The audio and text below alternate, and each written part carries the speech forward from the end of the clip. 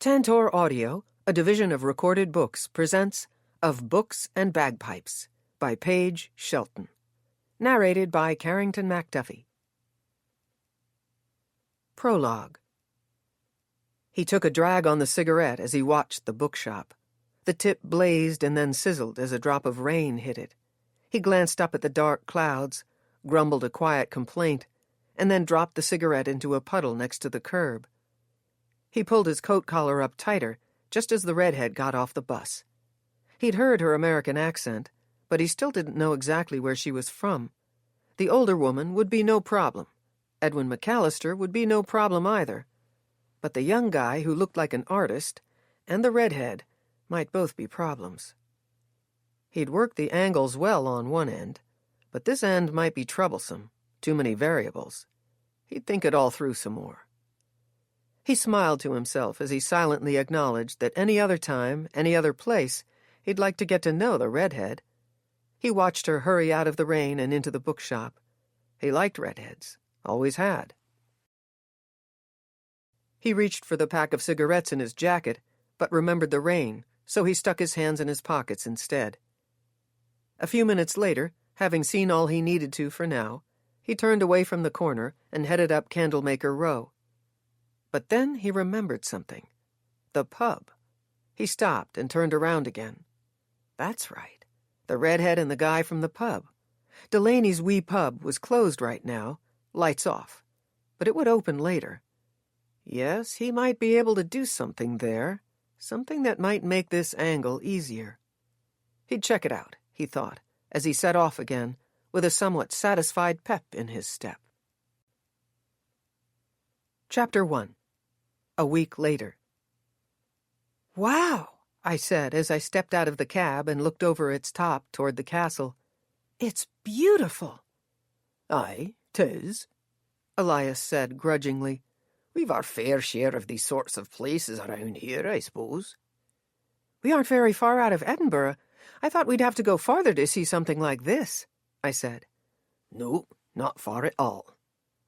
"The Edinburgh Castle is stunning, but this one's different. This one is much more primitive." I stepped around the cab and moved next to Elias. "Aye," he said after a brief pause. "What's wrong?" "Just wondering where everyone is. This is usually a popular place for the tourists. I've driven one or two out here myself.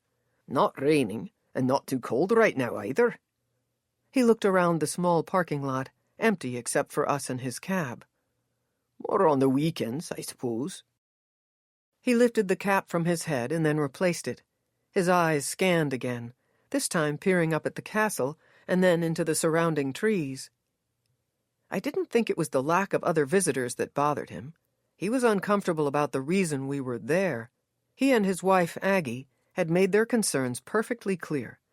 The empty parking lot and the lack of other visitors bothered him more today than they would have under different circumstances. "Well, it's not as cold as it has been, but it's still pretty cold, and it's bound to rain sometime soon," I said too cheerily as I looked up at the dark, cloudy sky and the old castle. Elias grumbled. Elias and Aggie had been the perfect landlords as well as a kind and loving surrogate family, but sometimes they were a wee bit overprotective. They hadn't had children of their own. They'd never gone through the process of watching a child grow and become independent. As a result, they sometimes forgot that I was an adult. In fact, I was close to 30, but to them, I was their Delaney, their lass from Kansas in America, who'd only come into their lives a few months earlier. Most of the time, this was ideal. I welcomed their care and concern, and though I'd made the move across the world to prove to myself that I could be brave and bold, I'd had a few moments when the comfort from parents, even surrogate ones, had been appreciated. But I still had a job to do.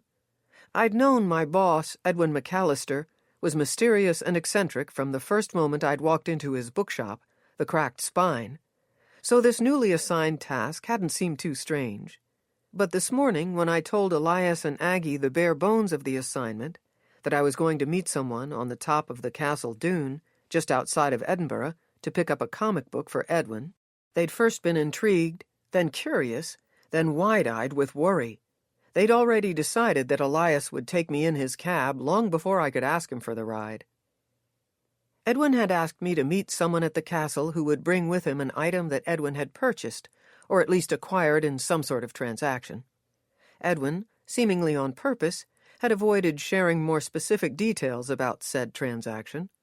However, I would know the person who was to hand over the item by their clothing. We would share some secret words to confirm that we'd been successful in finding each other, and the handoff would follow. It was all very cloak and dagger, but Edwin assured me I would be completely safe. I suspected he thought the whole notion of clandestine meetings was something I enjoyed. He was correct. I liked the secretive nature of his world. I liked that he'd been slowly letting me in on his many secrets. I thought that this assignment was doled out in the manner that was just his way. Elias and Aggie knew Edwin, but not as well as I did, so though I was working very hard to look unconcerned for Elias's sake, I did feel a tiny tug of a smile because Edwin would be pleased with the dark clouds adding to the atmosphere.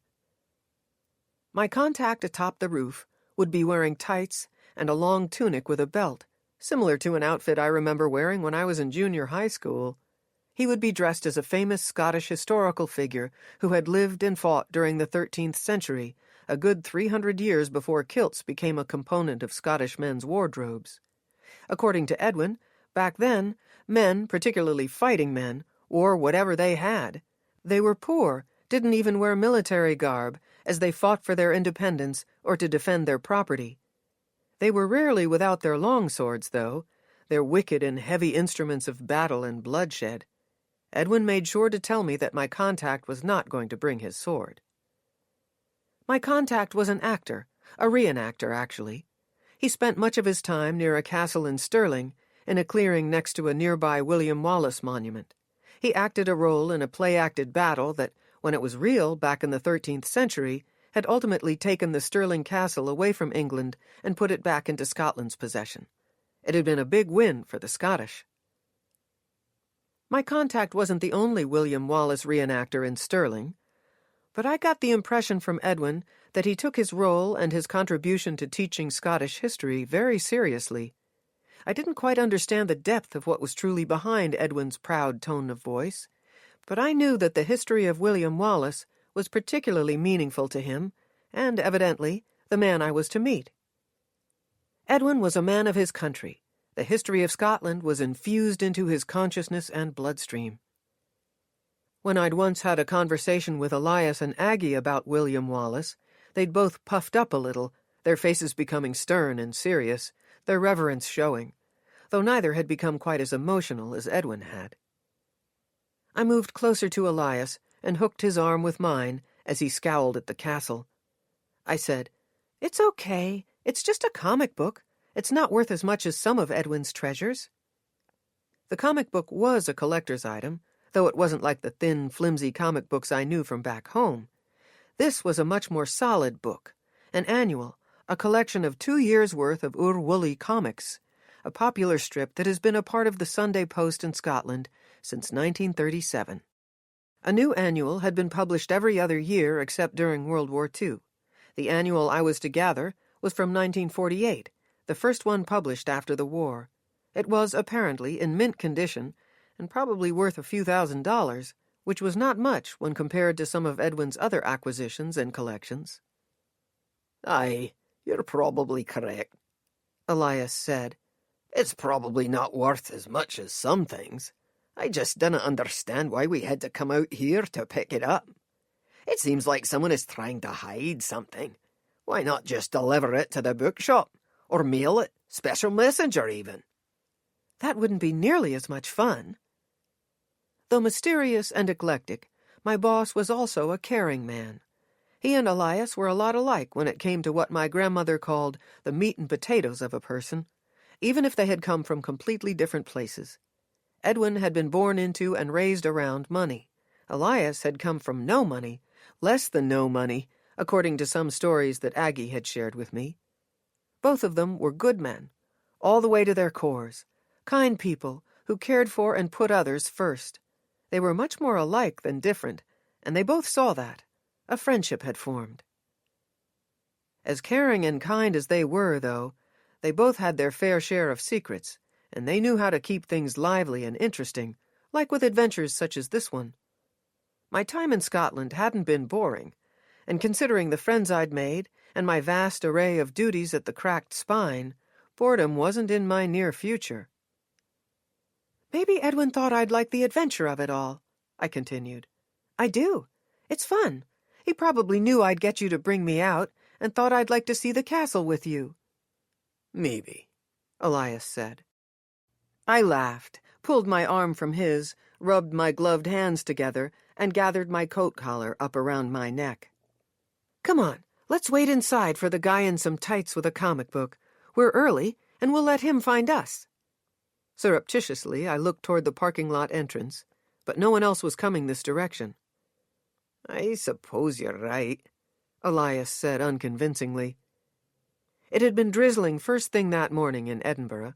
Clear blue skies had followed for about 10 minutes, and then the clouds had come back, darker and promising more than just a drizzle. Blue skies and shining suns were rare things in Scotland, even more so in late November. My parents had emailed me a picture of their farm's front yard after a recent winter storm. Mom's green sewing yardstick had been stuck into the snow just off the front porch, illustrating that there were already 12 inches of the white stuff over their patch of Kansas farmland. The Highlands of Scotland had snow, but those of us around Edinburgh hadn't seen any yet. I was told we might not, that it usually didn't snow much in that part of the country, maybe a couple of inches around December and January. If we didn't, it would be the first snow-free winter of my life, as well as the darkest one. The sun set around mid-afternoon this time of year in Scotland. For the most part, my internal clock had adjusted, but during the rare moments when I wasn't busy, afternoon naps had become more tempting than ever. Castle Down was located about an hour away from Edinburgh, off the Glasgow Road motorway, and at the end of a short trip down a curvy 2-lane road. From the parking lot and the walking path to the castle, it was impossible to know that we were close to a small town, Dunblane, Elias had said, and still close to the motorway. The traffic noise didn't reach us, and Dunblane was in the other direction, past some rolling hills. I'd never been on those roads before, and for the first time I had noticed that the road signs were in miles, not kilometers. Elias hadn't had a good explanation as to why. He'd shrugged and said that's just the way it was. As we walked up the path, we still didn't see or hear any other visitors. We were in a hidden pocket of the countryside, and I didn't want Elias to sense I was spooked at all, but I was glad he was with me. Castle Down wasn't like the Edinburgh Castle. There were no ticket booths outside, no tour guides or docents to move us from one spot to the next, no fancy decorations. It was simply what remained of an old stone castle. It was smaller than the castle in Edinburgh, but almost as well preserved. It was made with simple straight lines and corners, intimidating high walls with only a few spots cut for windows and arrow loops, slits that real arrows had been fired through back in the day. "'Tis a courtyard castle," Elias said. "Once we're through that doorway, you'll see the courtyard. Up there," he pointed to the roof, "we'll be able to see the countryside and the River Teith." "Are those the battlements?" I looked up at the ragged border along the top. Time had given the castle a worn charm and had taken away a few stones that made up the original and one-time straight and even roofline. "Aye." "That's where we're supposed to meet him." "Aye." "We'll be careful," I said with a reassuring smile. I cupped my hands around my mouth and yelled upward, "Hello? Anyone there?" No one answered. Elias grumbled again. As he had said it would, the doorway we went through led us directly into a courtyard, an open, square-shaped patch of land enclosed by more castle walls.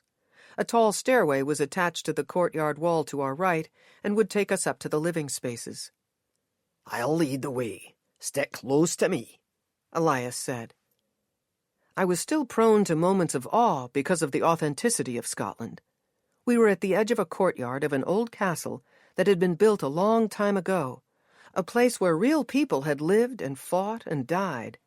It wasn't some ride at an amusement park or a place to stimulate a bygone experience. I'd spent many a moment in Scotland simply soaking in the atmosphere, letting my crazy imagination move back in time and run amok. "Lass," Elias said from the top of the stairway. "Close to me." "Oh, sorry." I hurried up the stairs and followed him inside the living quarters. "Shall we go directly up to the battlements?" he said.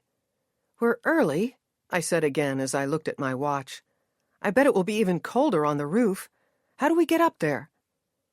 Elias pointed to a narrow opening where I spotted part of a circular stairway. The walls around the steps were tight and claustrophobic. We'd only want to go up once. "Give me a quick tour down here, and then we'll go," I said. We still hadn't come upon other visitors, but Elias wasn't in much of a mood to play tour guide. We moved very quickly, and I didn't ask the questions I wanted to ask about the great hall, the large kitchen, and the other rooms that made up the living spaces. I made mental notes for later. A long wooden table with thick round legs had been placed in the great hall, but there was no other furniture on the faded stone floors, no throw rugs, no tapestries on the walls. I sensed the history, and was strangely, briefly, and unreasonably saddened that it was no longer anyone's home. Living inside old castles wouldn't make much sense. Stone walls and floors, no insulation, no modern heating or cooling systems, no plumbing, at least in the sense we 21st century folks were accustomed to. They were not designed for modern comfort. Still, castles had once been homes, places that were fought fiercely for. I hadn't yet encountered my first Scottish ghost, at least one that I was sure of. I'd had my unusual moments that included breathy tickles on the back of my neck or a flash of something out of the corner of my eye. I'd had similar moments back in Kansas, but here, in Scotland, those moments had seemed somehow stretched longer, both more solid and more made of vapor, too. Real, but fleeting. As I stood still and let myself just be in the kitchen with its gaping wide stone fireplace, as tall as me and still darkened with soot, I wished for a spectral visit. Unfortunately, Elias wasn't on the same page. My moment of silence wasn't given a full moment. "Lass, are you all right?" He stepped next to me and looked at the fireplace like he was missing something. "Fine. I was hoping to sense a ghost." "Aye," he said, as he looked around with a one-eyed squint. "No doubt there are plenty close by, but they didn't accept invitations. They're on their own clocks. You need not work so hard to see one. They'll find you, when they want to. Some aren't all that friendly either. There's no rush."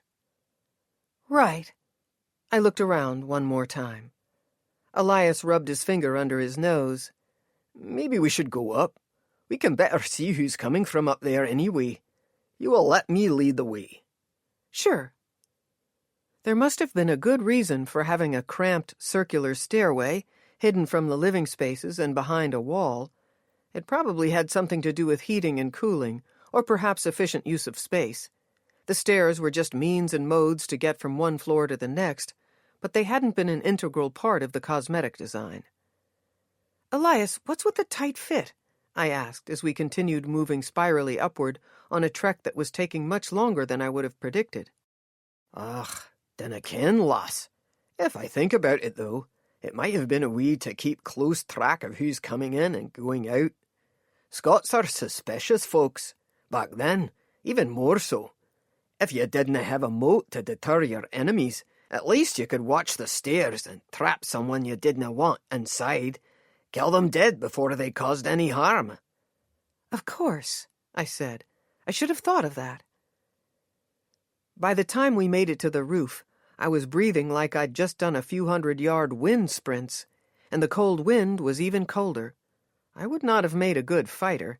Even the stairs would have made me want to surrender. "Oh, it is beautiful, though," I said as we stepped next to the edge.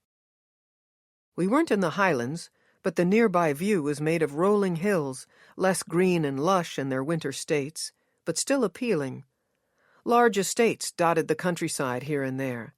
Edwin lived in a country estate, though it was more like a castle than an estate, and his was like these, fairly new, big, and built with modern amenities inside, old-world charm on the outside.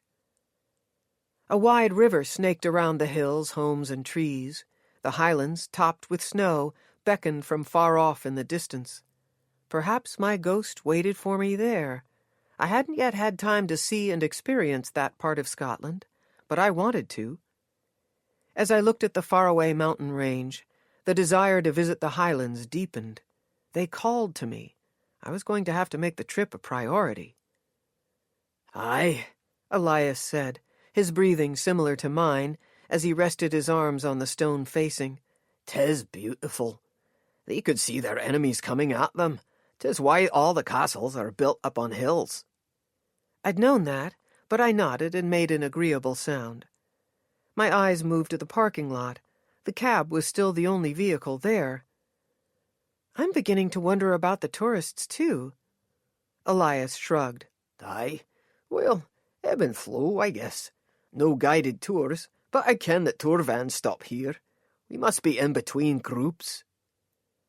I cleared my throat and stepped back from the ledge. I turned in a slow circle so I could take in the entire 360-degree view, but I only got about 100 degrees around. We were on one end of the roof, but it wasn't all flat. There was a bricked peak that ran down the middle of the space, followed by more open space.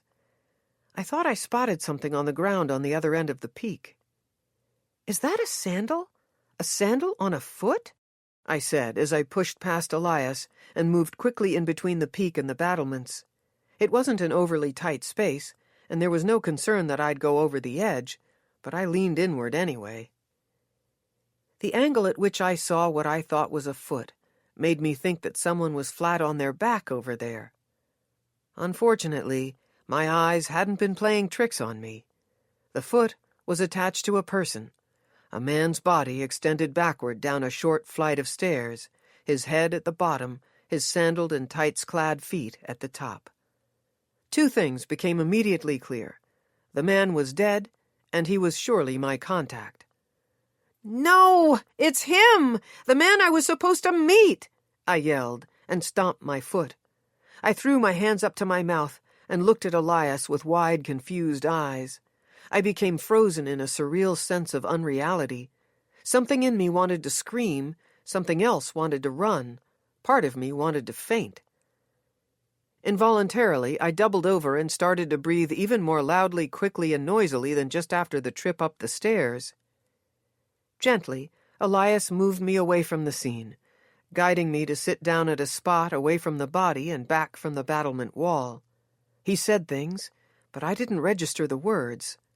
Oddly, the only things I could focus on were those faraway snow-capped mountains. I'd sensed that I needed to go to them. Now I wished I was already there. Chapter 2.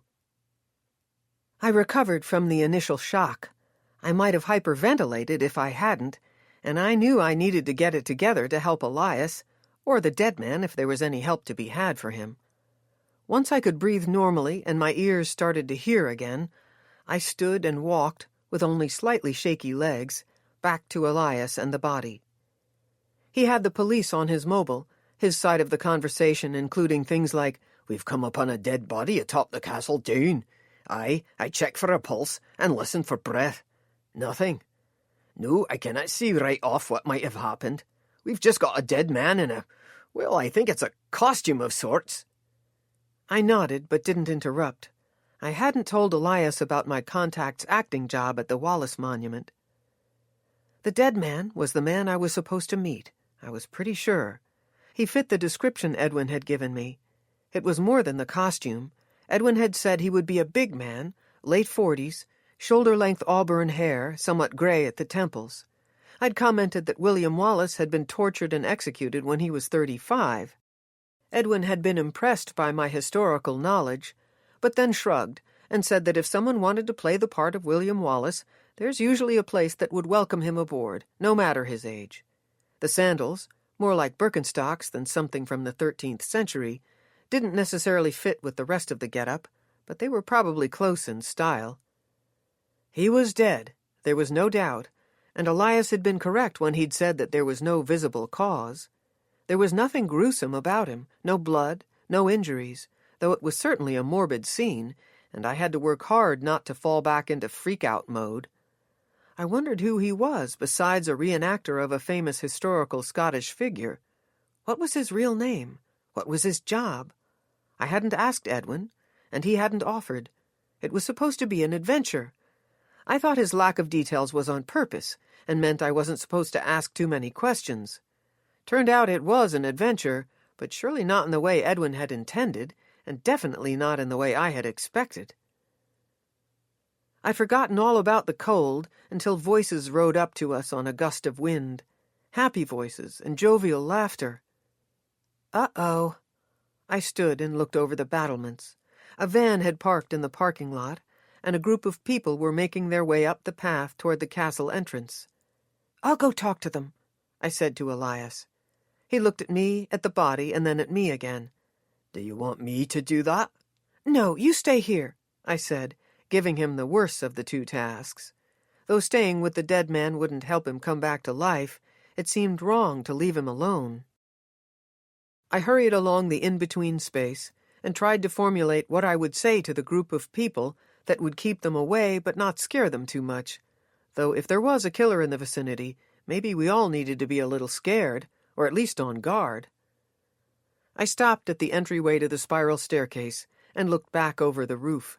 There were a couple of juts and corners that the killer could still be hiding behind, but it was unlikely that we wouldn't have noticed someone from the other end. "Be careful," I said back to Elias. "Aye, you too, lass." "I will be," I muttered quietly, hoping I didn't come upon a killer in the tight stairway. If I hadn't stopped and hesitated, I might have missed the flutter out of the corner of my eye. My heartbeat picked up again when I saw the movement. I focused my attention on the spot around the wall and on the other side of the staircase entrance. It was a piece of paper, perhaps stuck behind a decorative stone cube that jutted upward. As I moved toward the flutter, I'd all but forgotten about the Ur-Wully, but the memory came back full force when I saw that it was a book wedged into the space. I crouched, unwedged it, and inspected the cover closely. Edwin had told me the Ur-Wully cover would be an illustration of the lead character, Wully, with his short spiky hair and dungarees, in 16 different poses. The book I held matched the description. The book wasn't in mint condition, but the tears on the cover and the first few pages could have been from a recent wind-blown trip across the top of the castle. I couldn't see Elias or the body from where I crouched. I looked in that direction to confirm he couldn't see me. I shouldn't have picked up the book. It might have been evidence. Elias and I were going to have to explain to the police what we were doing atop the roof of Castle Doone. We'd have to tell them about our meeting, about the handoff that was supposed to have taken place. Maybe the comic book had something to do with the man dying or being killed. I should have left it where it was. But even though Edwin was a good man, kind and considerate, some of the secrets he'd been sharing with me sometimes skirted along the edge of legal. Sometimes they spilled over a tiny bit. I'd become fiercely loyal to him and my co-workers, Rosie and Hamlet. Of course, I didn't suspect that Edwin had played some part in the death of the man at the other end of the roof, but something was amiss. If there was a murder, how much did Edwin have to do with it, even peripherally? Ultimately, it was pure instinct. At least that was the excuse I would use later when I pondered exactly why I grabbed the comic book and put it under my jacket before going to talk to the approaching tourists. They didn't believe me at first.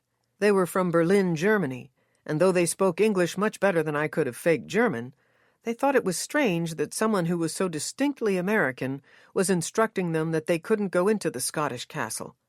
It was an awkward summit meeting that was ultimately successful because the police were quick to arrive.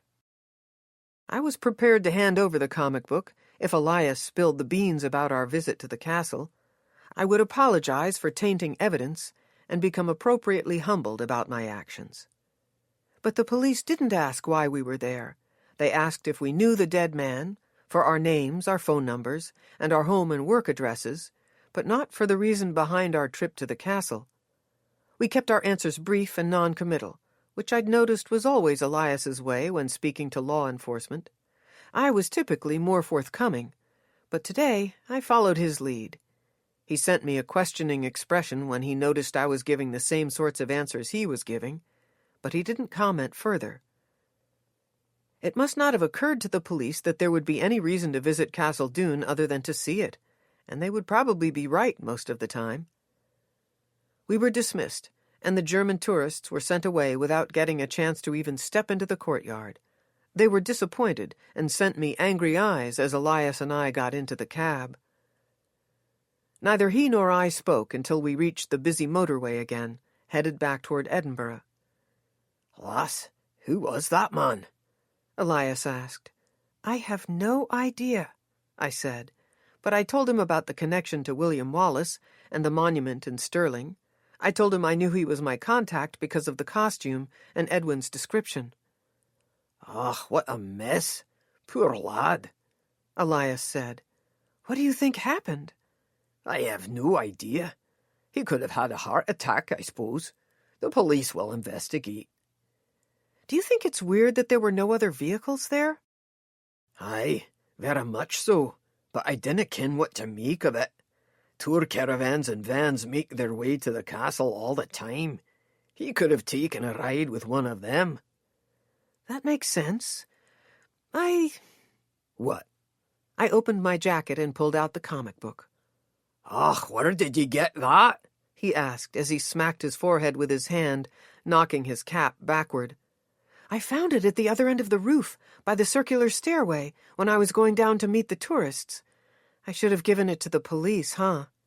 "Aye, you shouldn't have even so much as touched the wee thing." "I know. I really do know, but, well, here it is."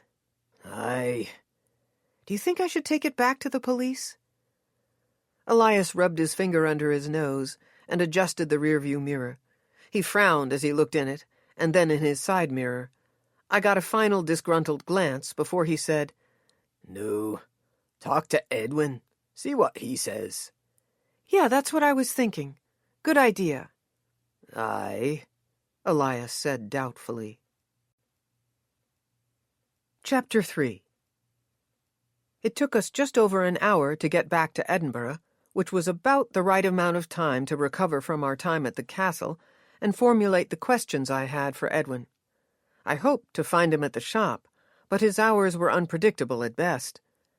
Once in front of the cracked spine, I sent Elias on his way, wondering how he would break the news of our travels to Aggie. I was sure we'd have to convene later to discuss the events. The bell above the door jingled as I went through. Everyone I worked with was there. Edwin, Hamlet, Rosie, and Hector, the tiny terrier with the long bangs. Today, a bright pink barrette held the bangs up in a miniature feathered fur fountain. And Rosie's boyfriend, Reg Brandon, who'd recently become a frequent fixture in the shop. They all looked over to greet me. Rosie had witnessed Reg get hit by a bus a couple of months ago, and their romance had sparked when she'd sought him out at the hospital. His bruises and injuries had healed, but he still walked with a slight limp. Since he was 70-something, he'd accepted that he might have the limp forever, and was grateful he wasn't in worse condition. He was an architect with an office not far from the bookshop, and his almost daily visits, usually with coffees in tow, were always welcomed. Hector sat up from his stretched position on the corner of the desk in the front of the shop and greeted me with a tail wag. His tail stopped being so happy when he must have sensed something wasn't quite right. He sat and watched me with the cutest questioning brown eyes you've ever seen. I took a deep breath and told my face to normalize. I also pushed away any bookish voices that might want to talk. I had to focus, and I really needed to have an uninterrupted conversation with Edwin. Though Rosie had her own office on the other side of the wall, the dark side, she usually sat at the front desk, either looking over her handwritten bookkeeping ledgers, helping customers, or visiting with Reg. Hector went home with Rosie every night, but we were all his people. He was well in tune with each of our moods and dispositions. Edwin stood on the rolling ladder attached to the side of the shop's ceiling-to-floor, jam-packed shelves. "How did it go, lass?" he asked with a smile that faded when he looked at me. "Delaney, you all right?" Rosie asked as she peered up over a steaming mug. "Hi, everybody. I'm fine, thanks." "You don't look so good. Pale even for you," Reg said. "I'm okay." I smiled. I liked Reg. He was the most direct person I'd ever known. Edwin stepped off the ladder. "Lass?" "Edwin, can we talk privately in the warehouse?" I said. "Of course," he said, as his eyebrows came together. Hamlet stood at the back of the shop, holding a broom and dustpan. Even with my hurried steps toward the stairs that would lead us up and over to the dark side, I glanced quickly at the ground next to his feet, noticing shards of glass. We gave each other curious, scrutinizing glances, both of us wondering what was going on with the other one. Our nods and blinks indicated that we'd discuss things later. Though we were a close-knit group, and I cared deeply for them all, my bond with Hamlet had been the most surprising and maybe the deepest. It was part friendly, part sibling-like, made up of fun times and laughter, but also of serious discussions about the world. 8 years my junior, his wisdom belied his youth, and our deep conversations were moments I looked forward to. I'd come to Scotland almost on a whim, a desire to be bold because I felt like I'd lived my life too safely. I hadn't thought I would ever give a second thought to my motivations to move to the other side of the world, but I had. Hamlet had been forced to live his life with no other choice but to be brave. In my moments of self-doubt, he had helped me realize that my impulsive decision had been a good one. After traveling down a small walkway at the top of the stairs, Edwin and I went through another door to a cooler, darker, and mustier space, lit with only an exposed bulb hanging from the ceiling, and whatever outside light could make it through the blacked-out and grungy front and back windows. The shop side had once been a bank. This side had sat empty and unused for years until Edwin acquired it to use for office and warehouse space. A small kitchen took up one corner, and the water closet another one. At the bottom of the stairs, we turned left toward the large, ornately carved red wooden door that kept Edwin's treasures hidden from the world. The warehouse used to also be Edwin's office, but now it was mine, with my work table and a desk that dated back to 17th century Scottish royalty. I'd only recently become accustomed to working at the priceless desk, but I still had to cover it with paper that I tore fresh from a roll every day. Edwin said the setup reminded him of a doctor's office, but I'd told him it was the only way I could keep working on the valuable piece of furniture. I pulled the large blue key from my pocket, looked all directions in the small hallway. This had become a habit after watching my coworkers do it. I didn't think any one of us had ever come upon an unwelcome visitor, but you could never be too careful when doors hid rooms full of treasures. I placed the key in the lock and turned it 3 times to the left, releasing the deadbolt with a metallic thud and echo, and pushed the heavy door open. Edwin followed me inside, and I closed and locked the door behind us. Other than one shelf full of old but not particularly valuable books, I hadn't had time to organize much of anything in the warehouse. The task was daunting, to say the least. It was a room with shelves packed with things, the widest variety anyone could imagine. Not only were there books, but I'd recently started cataloging genuine Egyptian artifacts and some wicked-looking items I'd first thought were turn-of-the-century medical instruments, but had now concluded were torture devices. Under one of the devices, I'd found a small burlap bag full of arrowheads, things any good Kansas girl would recognize. I didn't know where they were from, and neither did Edwin, but they were on my continually growing list of things to research, and I knew it was only the beginning of many discoveries to come. I flipped the switch for the overhead fluorescent lights, giving the room a dungeon-like glow, since the sky outside the small windows at the top of the back wall was thick with clouds. Edwin still liked to spend a lot of time in the warehouse, so I'd brought in another comfortable office chair. I rolled it from the corner of the room to the other side of my desk, and then moved to my chair. The warehouse smelled like the best sort of dungeon. Old books, ink, wood that had expanded and contracted more than a few times from moisture over the years, cold metal that had become grimy with time, congealed motor oil that had never been cleaned away. The surprisingly pleasant combination of the scents and the old stone building had more than once made me think I could travel through time when I was in the warehouse. I just hadn't figured out all the particulars yet. I unzipped my jacket and pulled out the copy of the Urwoli Annual, placing it on the desk in between us. "Ah, you retrieved it.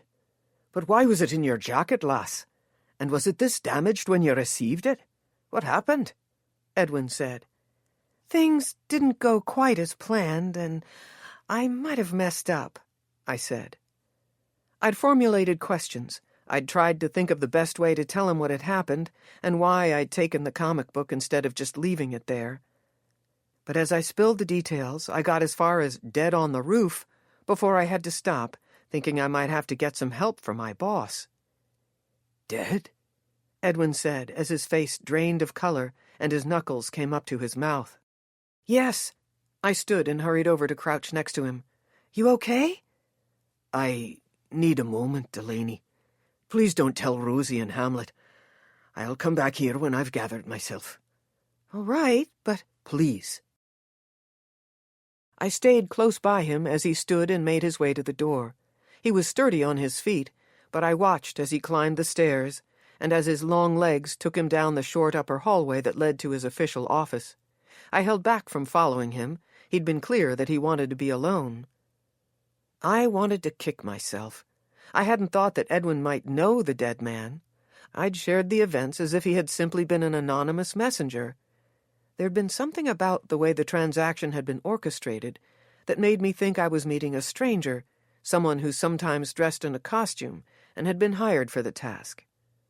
Stupid, stupid, stupid, I said to myself as I closed the big red door and leaned against it. A few moments later, I sighed and opened the door again. I couldn't just wait. I closed and relocked it, and then took the stairs to the upper offices 2 at a time. There were only 2 rooms and a supply closet on this floor, Rosie's sometimes used office, and Edwin's rarely used one. "Edwin," I announced from the end of the hallway when I noticed his door was open. "I couldn't just let you go." As I came to the opening, I saw him sitting behind his desk, slightly bent over to the side as if he was placing something on the floor.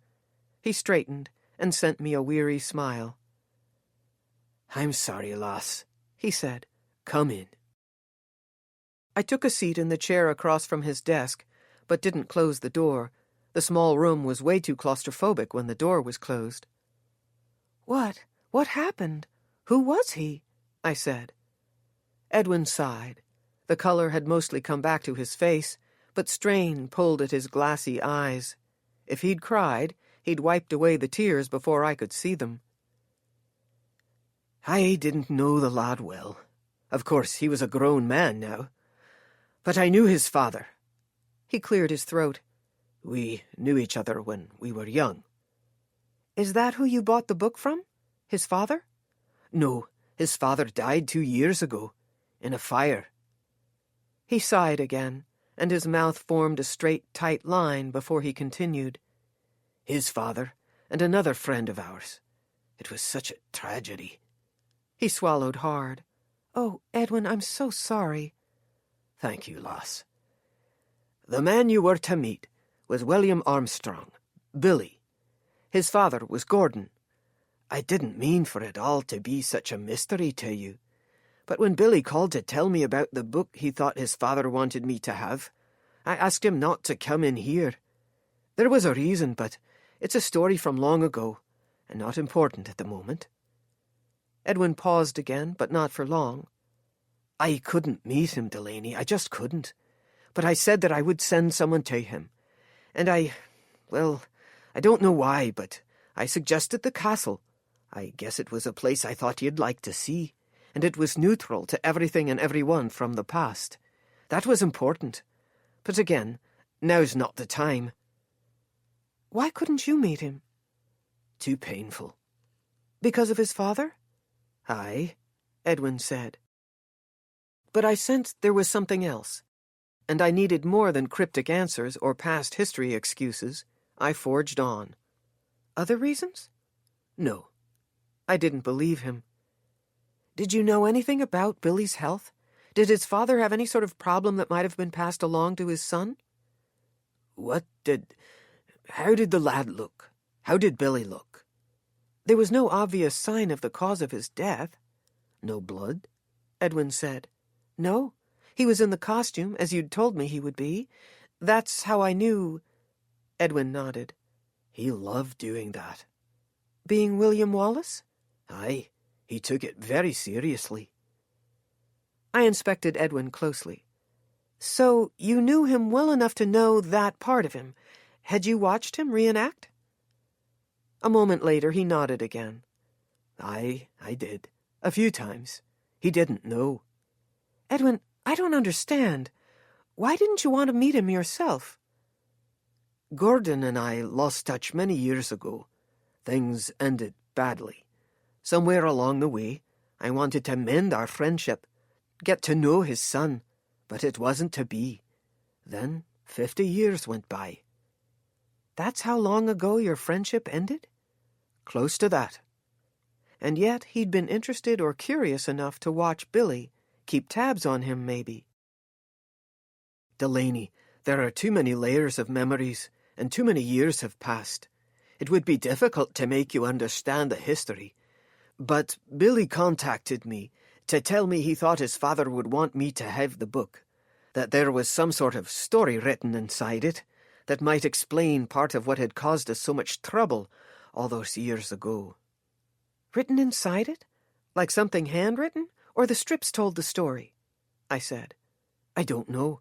I asked the same question, but Billy didn't give me an answer. I didn't see anything handwritten, but I'll look again, I said. Edwin nodded. Tell me what happened at the castle. All of it. I'm ready to listen. Edwin winced as I told him about Billy's body, but he didn't break down this time.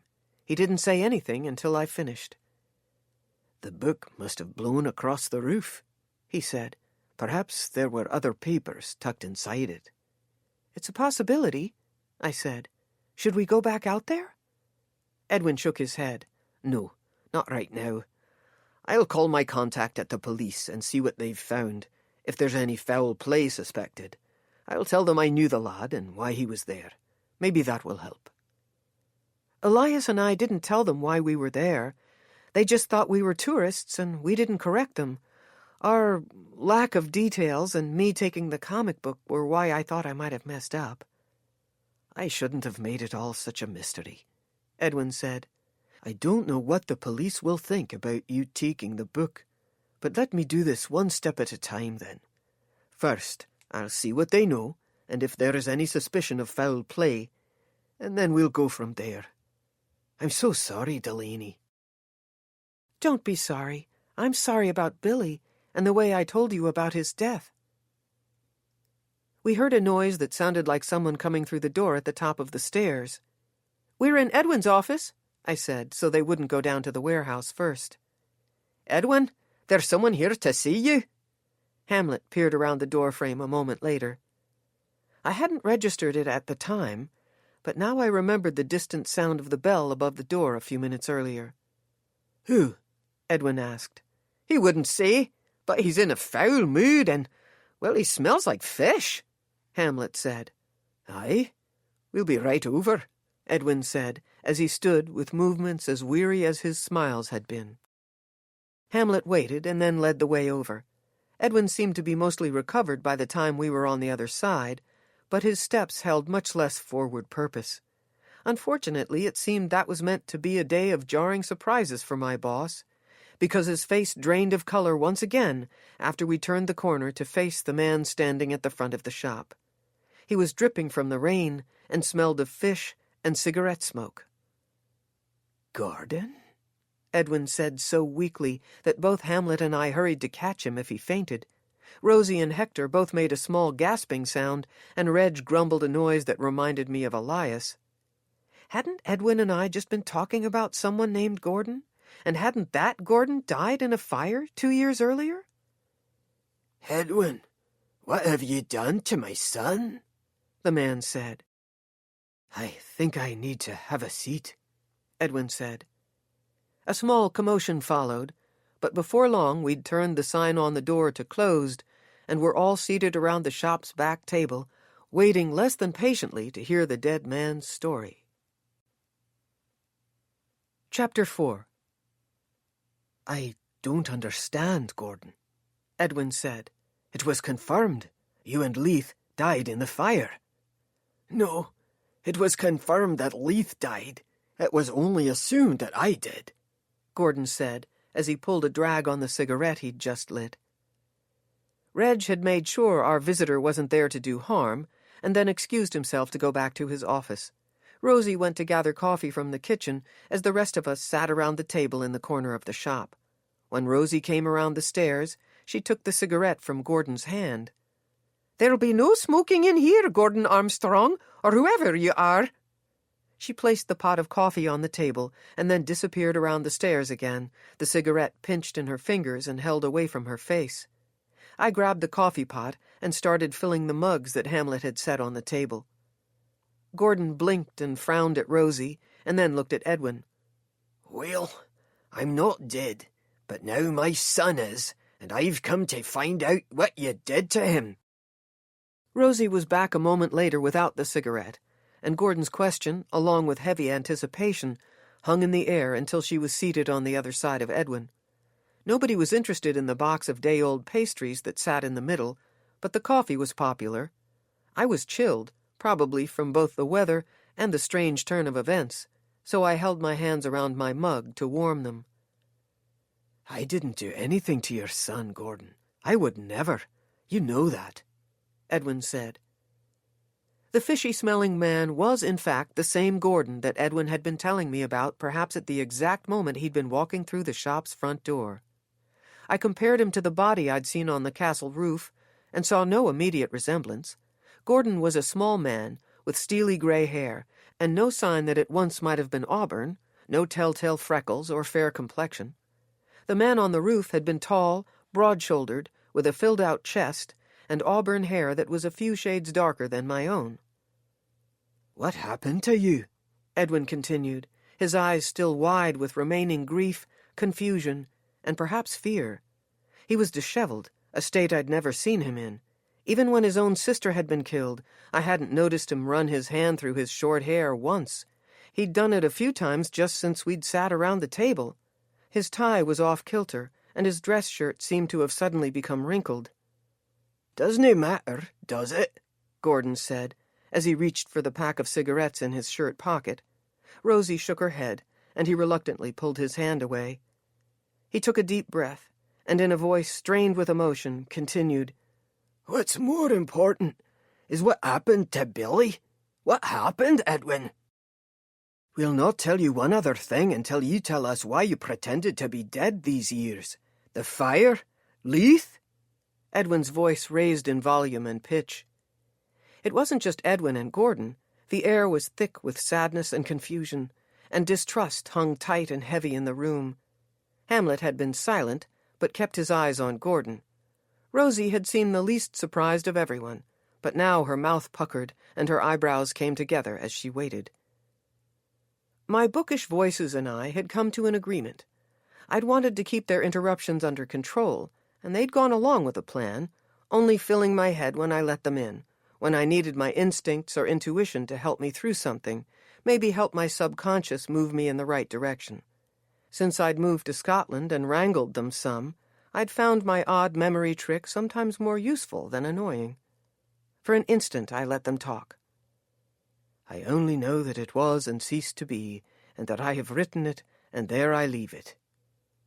David Copperfield from Dickens's book of the same name spoke the words, his voice rising above any others that might have contributed. I couldn't understand exactly how the words applied to the moment, except that perhaps what these two men had shared ended a long time ago, and there should be no reason to bring it up again.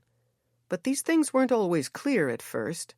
I'd keep the words in mind as I returned my full attention to Gordon. "All right, I'll tell you, but you will nae like it, and you may never forgive me, but you'll also see how I had no choice." The rest of us might have blinked in tandem as we still waited silently. "I thought I'd killed Leith, Edwin. I thought I'd murdered him. I had to fake my death, or I would have been arrested, or so I thought. It was an accident, but the law wouldn't have seen it that way. Gordon sighed and shrugged with one slow shoulder.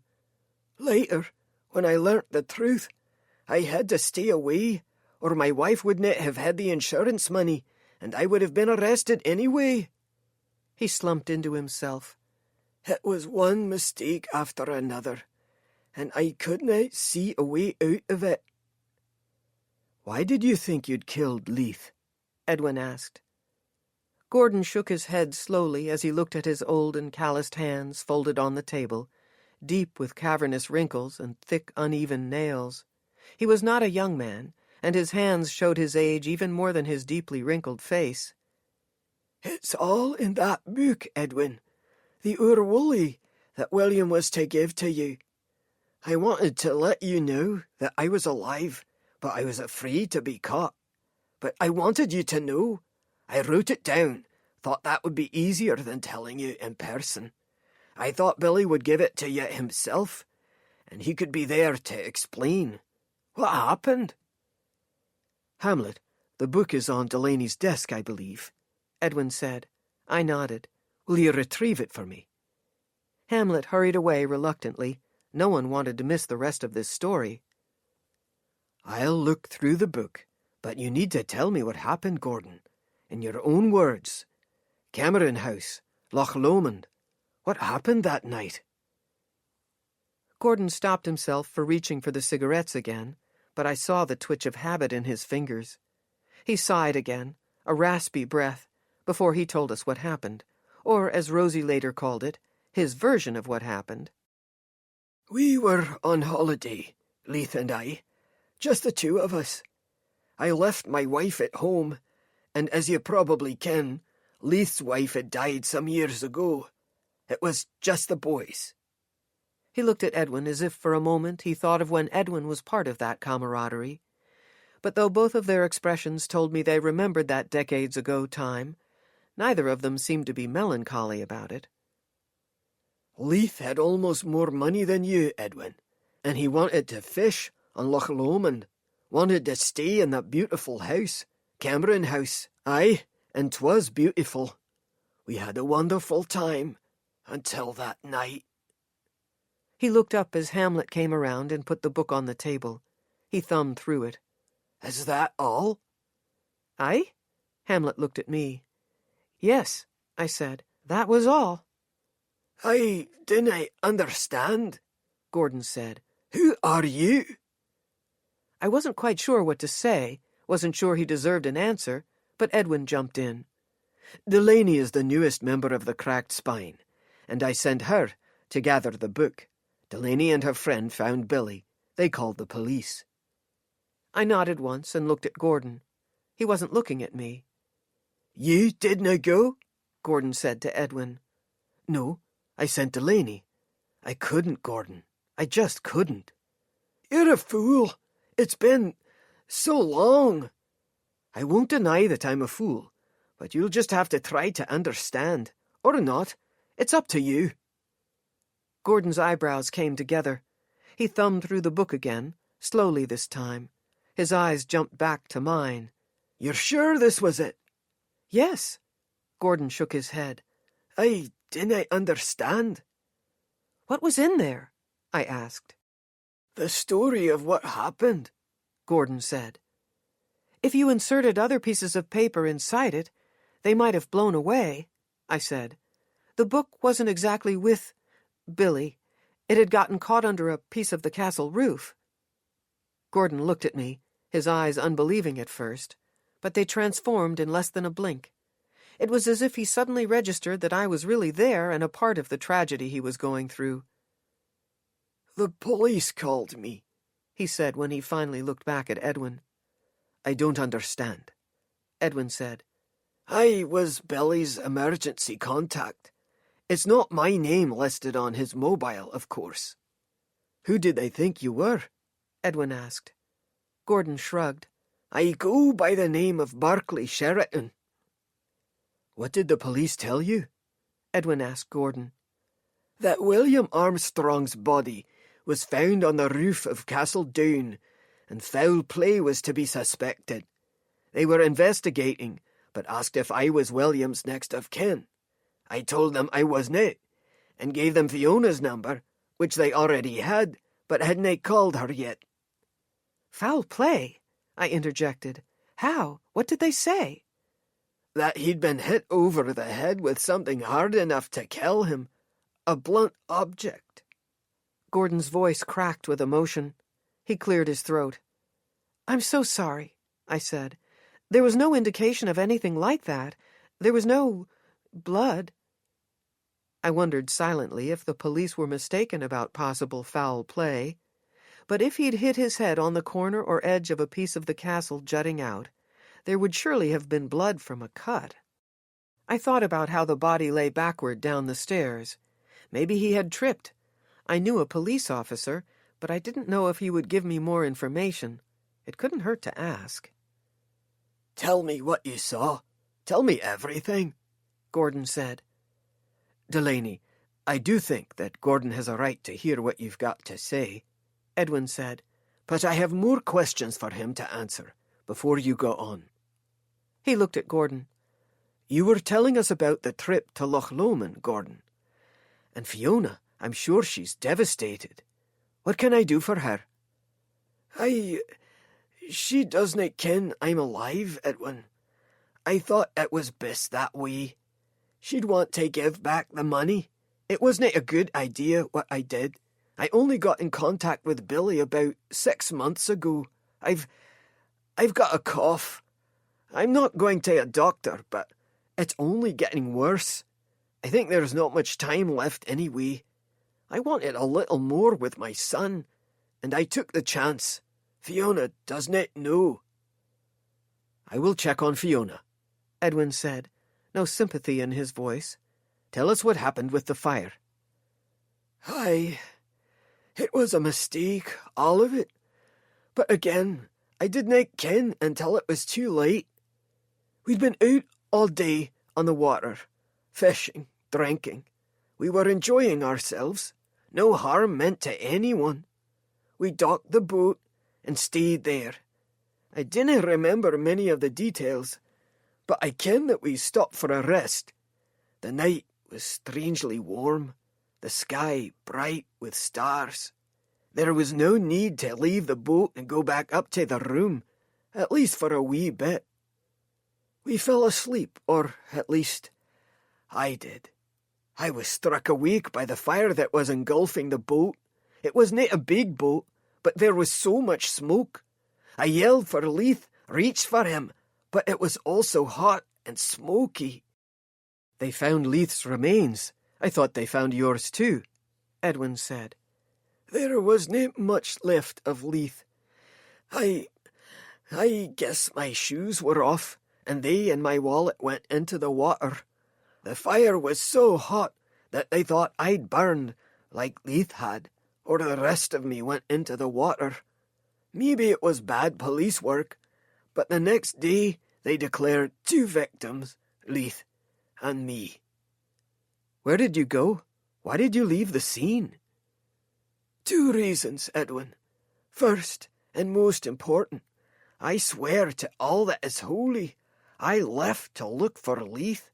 I hoped he'd gotten away, and I jumped out of the boat to search, but I couldn't find him. I went to his room and searched there too. I was never where the emergency people were. We kept missing, and then I hid. Why? I thought I'd caused the fire. At first they said it was suspicious. He patted the pocket with his cigarettes. The drink and the cigarettes, my lighter. Leith and I had had a lot to drink. He might have been passed out.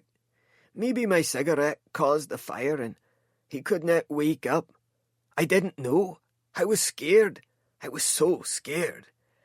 And heartbroken, of course. You were a coward, Edwin said. Aye, he conceded quickly. And then I knew Fiona and Billy could use the money. It was the insurance policy you bought for them, Edwin. In a strange way, I thought you'd be pleased." Rosie made a gurgled sound that punctuated the fact that Edwin would never be pleased about the circumstances. Hamlet sat back in his chair and crossed his arms in front of himself. I knew they hadn't met Gordon Armstrong before, but I wondered if they knew much about Edwin's past with him. I made a mental note to ask later. Edwin just shook his head and closed his eyes as he pinched the bridge of his nose. "I couldn't get myself out of the mess," Gordon said. "Not without getting in other trouble. Maybe not without getting Fiona in trouble. I weighed the options. All of them." "Where have you been?" "Here. Well, close to Edinburgh. I work at a fish market. I have a small room close to there. I work and go home. His voice cracked again. I was enjoying my time with my son." "Oh," Rosie said, as tears suddenly started to fall down her cheeks. "I didna ken your son, and you're an unlikable man, Gordon Armstrong, but I'm sad for your loss. So sad." Hamlet grabbed a box of tissues from a shelf and handed them to Rosie. Edwin swallowed hard and then continued, "I'll help Fiona get through this." "Thank you," Gordon said. "Who would have wanted Billy dead, Gordon? Who would have killed him?" "I dinna ken. He didna do much but play William Wallace and keep his mother company. There are others who play the Wallace character, and I wonder if he angered one of them. Recently, there was a lass." "Och, there's always a lass in the way," Rosie said. "Aye," Gordon said. "He said recently that he was going to break things off with her." "What's her name?" Edwin said. "He wouldn't tell me her name." "You need to tell the police about Billy's William Wallace friends and about the lass. Fiona might not know," Edwin continued. "Aye, I suppose I do." He didn't commit to sharing the information with the police, but sniffed and then looked at me. "Now, please, tell me the details of what you saw." I nodded, but before I spoke I looked at Orwully on the table. Edwin had glanced at it like it was much more than a book of 2 years' worth of comic strips. The fact that Gordon had used it as a means to communicate with Edwin must have meant something, too. I noticed Edwin's brief but real longing toward it, and filed that to the back of my mind, with all the other questions that were accumulating. There was nothing sentimental about the main character, Wooly. It seemed he always got the short end of the stick, but he was cute and lovable with a good attitude. Or that's what I thought. I'd only researched enough so I'd recognize the book when it was given to me. Curiosity is not a sin, but we should exercise caution with our curiosity, yes indeed. It was just yesterday that someone had come into the shop and dropped their worn copies of the Harry Potter series on the front desk. The young woman and her husband were moving to France and had to leave many things behind. Even though the cracked spine was packed with books that might be considered more difficult to find than the recent classics, Rosie had looked at the books, seen the wear along the dust jackets where hands had spent many loving hours, and agreed to give the woman a small amount for them. Though I'd adored the books, I hadn't thought much about the characters since they'd come into the shop with the recent acquisitions, and though I couldn't totally understand his cautionary warning, I would take Dumbledore's advice, guided by my intuition, seriously. I nodded again, this time toward the stack of books still on the front desk. I'd tell Gordon the story, and I'd eventually ask all the questions I wanted answers to, but I'd be careful with everything I shared and everything I asked. I was sure the old wizard nodded back his approval. Chapter 5. Tom blinked and placed the chip, which I'd call a French fry, back into the paper boat next to a large piece of fried fish. "You found a body?" "I did." I nodded and then put my piece of fish down. It seemed like the polite thing to do. "And his father was supposed to be dead but isn't? I don't understand, Delaney. Tell me again what happened, but from the beginning." Tom wiped his fingers on his napkin, pushed his food back on the narrow counter, and then turned a little on the stool to give me his full attention. His cobalt eyes reeled me right in. They always did. I'd tried desperately to think of them as normal eyes. We'd been together for a few months now, and it was high time to find his eyes much less fetching, maybe take them for granted a little, and not let them speed up my heart rate. But I hadn't gotten there yet. I still blushed when he looked at me the way he sometimes did. To his credit, he'd pretended not to notice, most of the time. Every now and then I caught an amused smile pull at his lips when I blushed, but he'd look away quickly. And don't get me started on his lips.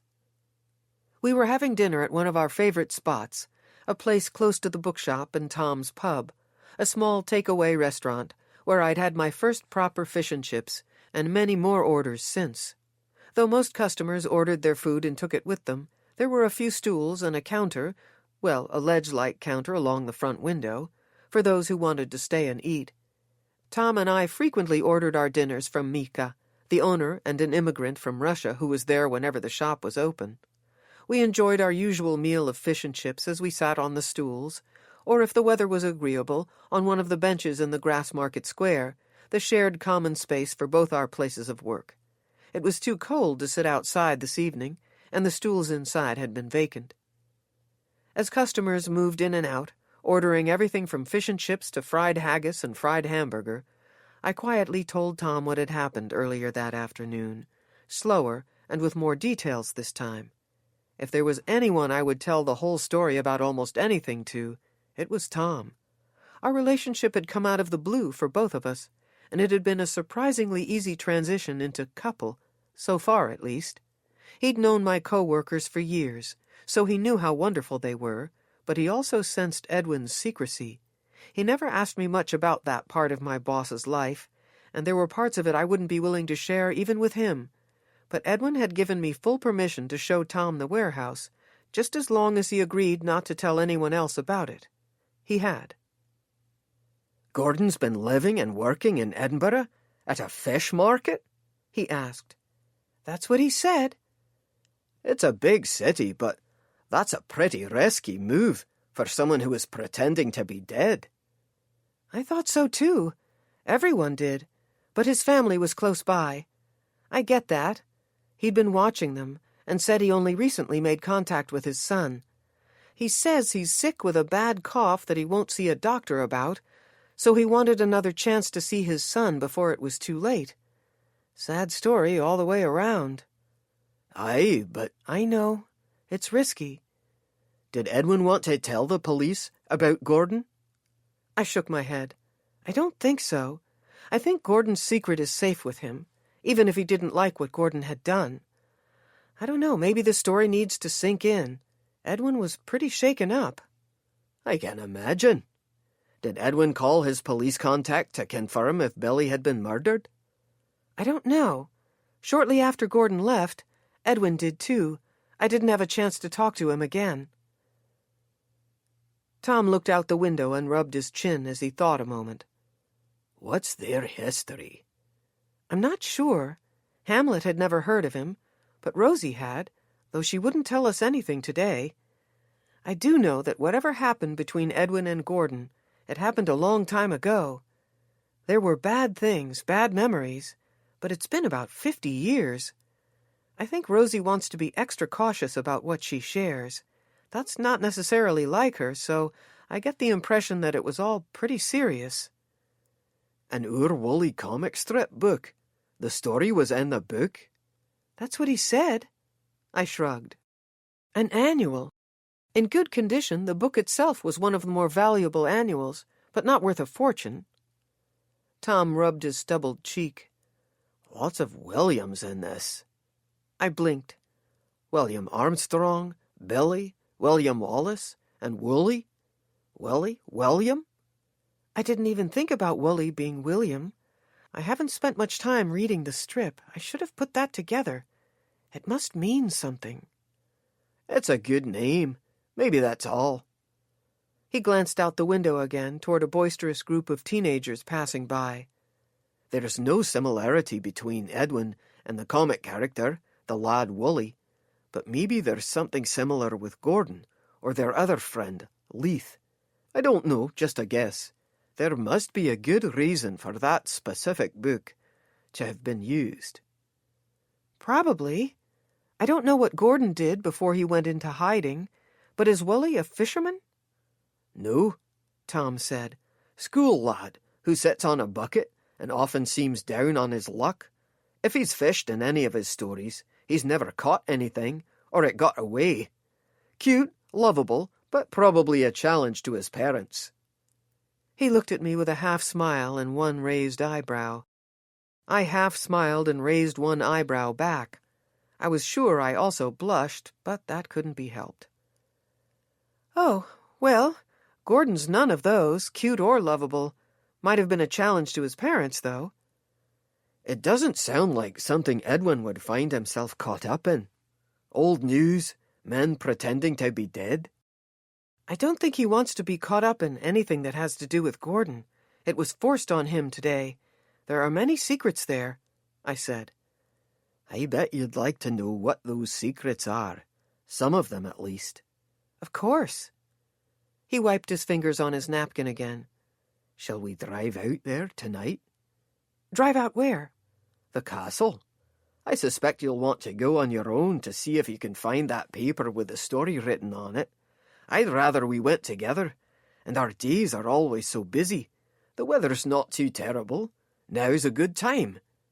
Tonight? It's so dark, I said. And a wee bit cold, but not too late. It's only 6. It'll be fun. It's not too far away. I'll keep you safe and warm, I promise. Maybe we'll find you a ghost. Well, the idea of a ghost is irresistible. I bet. And I'm sure I'll be pretty cold. You'll have to work hard to keep me warm. I'm counting on it. Let's go, I said.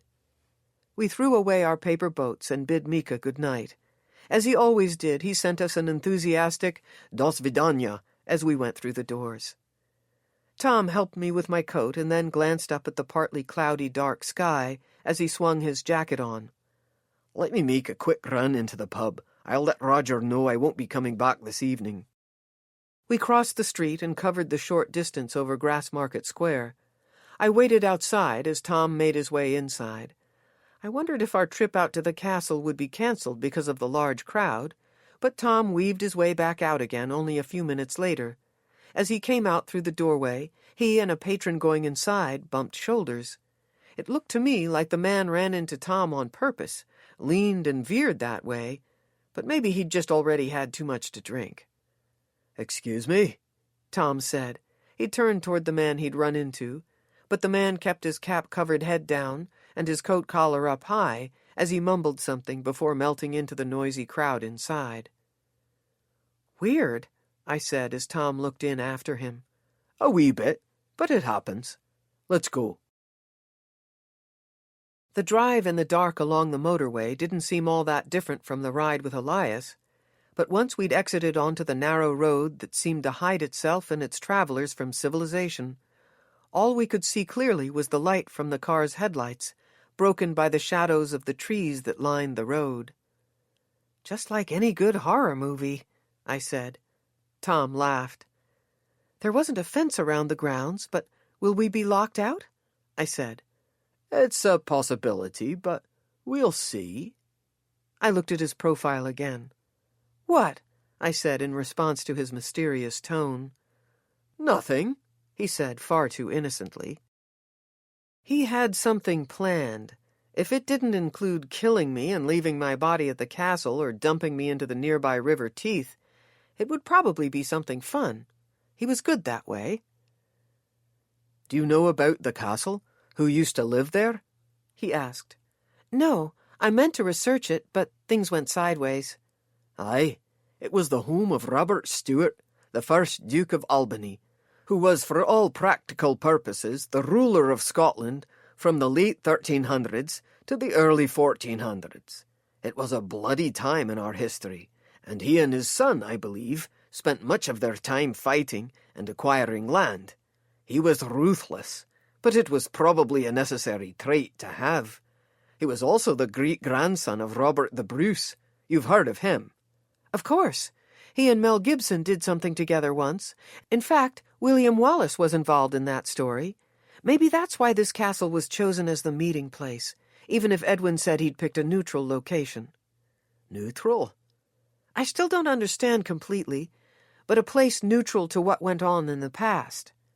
I see. Maybe, but Stirling is just about the same distance from Edinburgh. Edwin's historical knowledge would extend to Robert Stewart, but maybe he didn't think about it. Maybe it was just a place that popped into his head. Aye, we Scots love the films, but your Hollywood isn't much for the facts, Tom added. I know. I heard about the kilt issue. William Wallace would never have worn a kilt. Other things, too. Movies might be required to stretch the truth, but Mel Gibson, a fine actor, isn't a big man. William Wallace was huge, according to what we think we know, at least.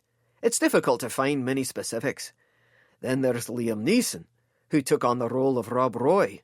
Roy was a smaller man of stature than Neeson, but thick and muscled. Also, there's little evidence that William Wallace was ever married. It's thought he became such a warrior because his father was killed, not his wife. That's a pretty big difference from the movie, I said. Aye, but it's still a great film. I agree. And I've just been given an item to research from Rob Roy's time. It's a letter he wrote. Well, allegedly. That's what I'm going to try to find out. Aye, that's fascinating. Want to see it? Definitely. Deal. It's in the warehouse. I'll show it to you tomorrow. I look forward to it. Tom slowed the car. What was Billy Armstrong's job? Other than reenactor, I don't know. That wouldn't have provided him with any income. I'll ask Edwin if he knows. As Tom steered the car around the curve next to the parking lot and at the bottom of the walkway that led up to the courtyard door, he said, There is some evidence that Castle Down might be built on the remains of another castle. Who did that castle belong to? It's a mystery, but here comes someone who's trying to solve it, or who is at least assisting those who are trying to solve it. Tom turned the key, making the night silent, extra dark, and the approaching disembodied flashlight's glow really eerie. Come on, let's get out, he said. I hesitated, but only briefly. I hadn't seen the other car just past the lot and next to the walkway, but I noticed a glimmer off its chrome as a voice that seemed to be with the flashlight spoke. Delaney, dear lass who has straightened out my boy for only the good. The flashlight moved closer. Arthur, I said. What a nice surprise. Well, how could I resist? He said. Tom calls me about a dead man on the top of the castle. I grabbed my torch and came right out. I don't understand, but I'm glad you're here. I hugged him. Arthur Fletcher, pronounced Arthur, Tom's father and a librarian at the University of Edinburgh, had been another welcome surprise in my Scotland adventure. I'd become so woozy with book love when Tom had taken me on campus to visit his father that I frequently teased that I continued to date the dashing Scot with the cobalt eyes, only for the fact that his red-headed father worked inside a library as magical as any I'd ever seen. The building stretched both long and tall, and was replete with packed but organized shelves, curved cornices, and domed ceilings. I could get lost inside, forget to eat or drink ever again, my body some day to be found under a stack of books. However, there would be a smile on my lifeless face. Dad is working with some of the researchers at the university regarding the remains of the earlier castle. They don't lock the castle up at night, but I thought he should let the appropriate people know about our visit. Technically, it's past closing. He wanted to come along. That's perfect. Thank you, Arthur, I said. Oh, 'tis a pleasure. Come along. It will be dark, but I've got the torch, Arthur said as he turned and started back up the walkway. Thank you, I said quietly to Tom. It's too dark to see your expression, but you sound like you're smiling. That's thanks enough, Tom said. Are you for real? I said. I keep telling you I am, he said. Come on. When Tom and I began dating, directly before our very first date, in fact, I'd been warned about his habit of short-lived relationships and his issues with commitment. As a result, for a while I'd spent precious time wondering if he was being sincere or playing some sort of game with my emotions. One day, not long into our quickly lit romance, I decided I'd have to take him at face value and quit worrying so much. If it worked out, great. If not, I'd be sad, devastated maybe, but going into any sort of relationship with an underlying thread of waiting for it to be over might end up being the reason it failed. If it was going to fail, I was pretty sure I wanted it to be his fault, not mine. We followed Arthur up the path as he walked with his ever-present quick steps. He and Tom looked nothing alike, Tom having gotten his dark looks from his mother, who died when he was a child. Arthur's short stature and wiry frame seemed healthy until you noticed that his clothes were all slightly too big. Tom told me that his father had always dressed that way, not baggy or slovenly, but with shoulder seams that fell slightly too far down his arms and belts that seemed to bunch about an inch of his pants' waistlines. He was just comfortable that way. Tom's taller and wider frame was always dressed with clothes that fit perfectly. He didn't wear much other than jeans and dress shirts and the occasional kilt, but I'd discovered that he was meticulous about keeping his clothes clean and pressed. He was much better about it than I was. Though continuing to date Tom was of course more about him than his father and that stunning library, Arthur and the giant building full of books were good perks. The kilts were nice, too. "Stick close to me," Arthur said at the doorway. We stepped into the courtyard. I kept close to Tom and felt his fingers entwine mine. To say the dark, torchlit courtyard was spooky was an understatement. I didn't see any ghosts, but there had to be some within the ancient stone walls, didn't there? I imagined them and their murky, milky glow. "All right, here we are," Arthur said as he scanned the space with the light. "You scared?" Tom asked me. "No, not really. It's just so dark," I said. "I understand," Arthur said. He cleared his throat less confidently than he probably hoped. "Nothing to fear, though. The ghosties are long unable to inflict the harm they did when they were living. Come along." Arthur took off for the stairs that led up to the great hall. I'd all but forgotten that it was cold outside, but a small wind nipped at my nose, and I shivered. "You sure you're okay?" Tom asked. "Fine, I promise." I squeezed his hand and then let go of it before I followed Arthur up the stairs. I made sure Tom was close behind. There was no handrail on the exposed side of the stairs, so I stayed extra close to the wall on the other side, my fingertips and shoulder tapping along until we reached the top of the steep climb. "A wee bit different under the moonlight," Arthur said. "I like it." Light from a half-moon shone through a window at just the right spot to illuminate most of the table in the grand hall. "Well," Arthur said, "the ghosts are kind tonight. Nice effect." "It's so real," I said. "I mean, it's like it must have been." "Aye, this is probably what it looked like here back in the days of Robert Stewart. People dinna live this primitively anymore, but we like to keep it authentic when we can," Arthur said. I took a cold breath and let out a foggy cloud. I can't believe I get to be here. "Aye, we're happy to have you," Arthur said. "Now, should we go on up to the battlements? That's where Tom said you found the body." "Sure," I said. If I'd thought the narrow enclosed circular stairway was endless, disturbing, and claustrophobic during the daytime, I experienced a few moments of real terror as we climbed it at night. I didn't even know I was that claustrophobic before that dark, winding, and impossibly long climb.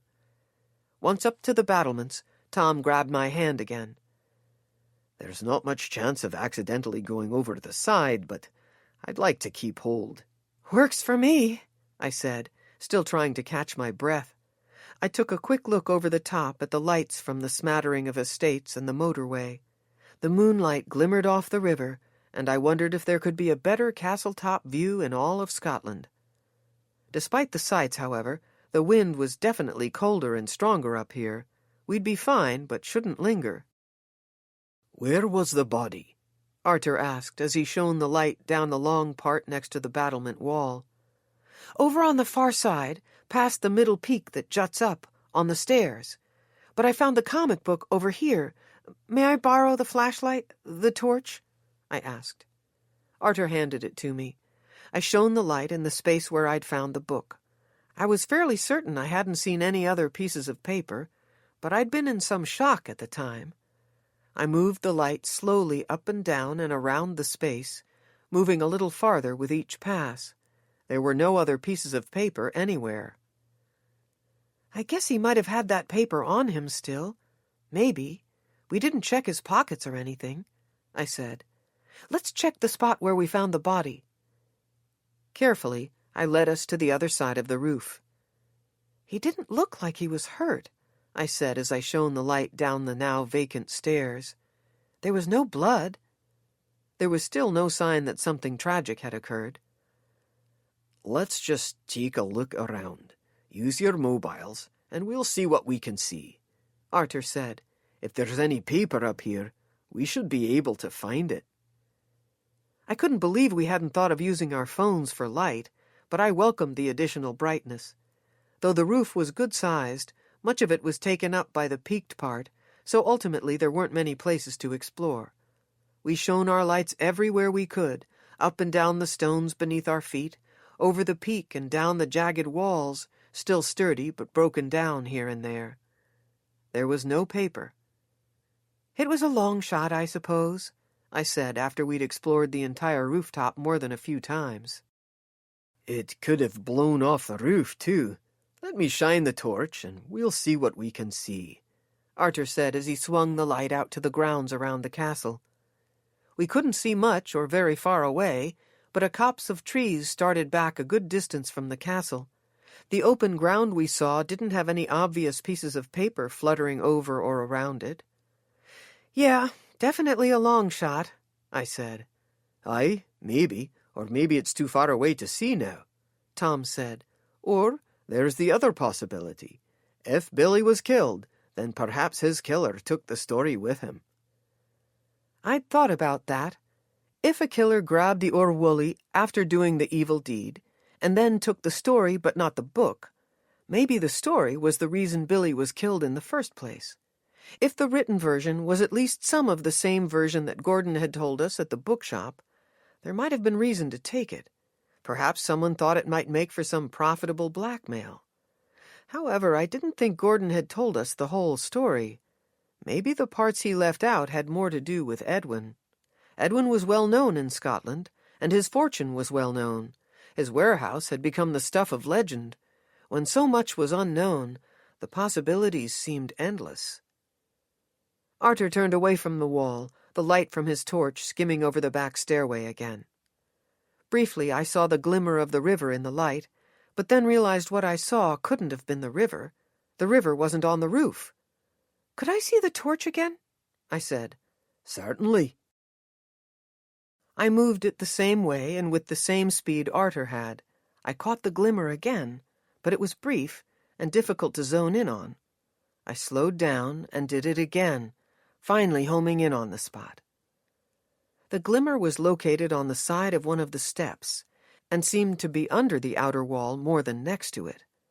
I hurried down the few steps and crouched, aiming the light into a small open space that had been worn away over the hundreds of years. "What do you see?" Tom said as he moved to the step behind me. I think... I reached my fingers underneath and carefully unwedged the item and extracted it from its close space. I found a knife. A dirk, I believe they're called. "'Tis a lovely one," Arthur said from the landing above us. I looked at it a long moment, and then up at Tom and Arthur. Do you suppose it has anything to do with Billy? Maybe I shouldn't have touched it. Maybe we should have called the police. "I dinna ken, lass," Arthur said. The dirk's dark wooden handle had been carved with overlapping shapes that I thought were Celtic, but I couldn't be sure, and one single symbol in the middle hilt that had either been painted or stained a lighter whitish color. It wasn't a small weapon, not the 5 or 6 inches I used to think dirks would be. My experience in Edwin's warehouse taught me that most dirks were closer to a foot long. This one looked old. There was no sign of blood or anything else gory for that matter on it. "Not certain how we could know," Tom said. "It could have been hidden under there for years, for whatever reason. Might be old and valuable, but maybe not." "Wouldn't a dirk be part of an old Scottish get-up?" I said. "Aye, possibly," Tom said. "But William Wallace used a longsword.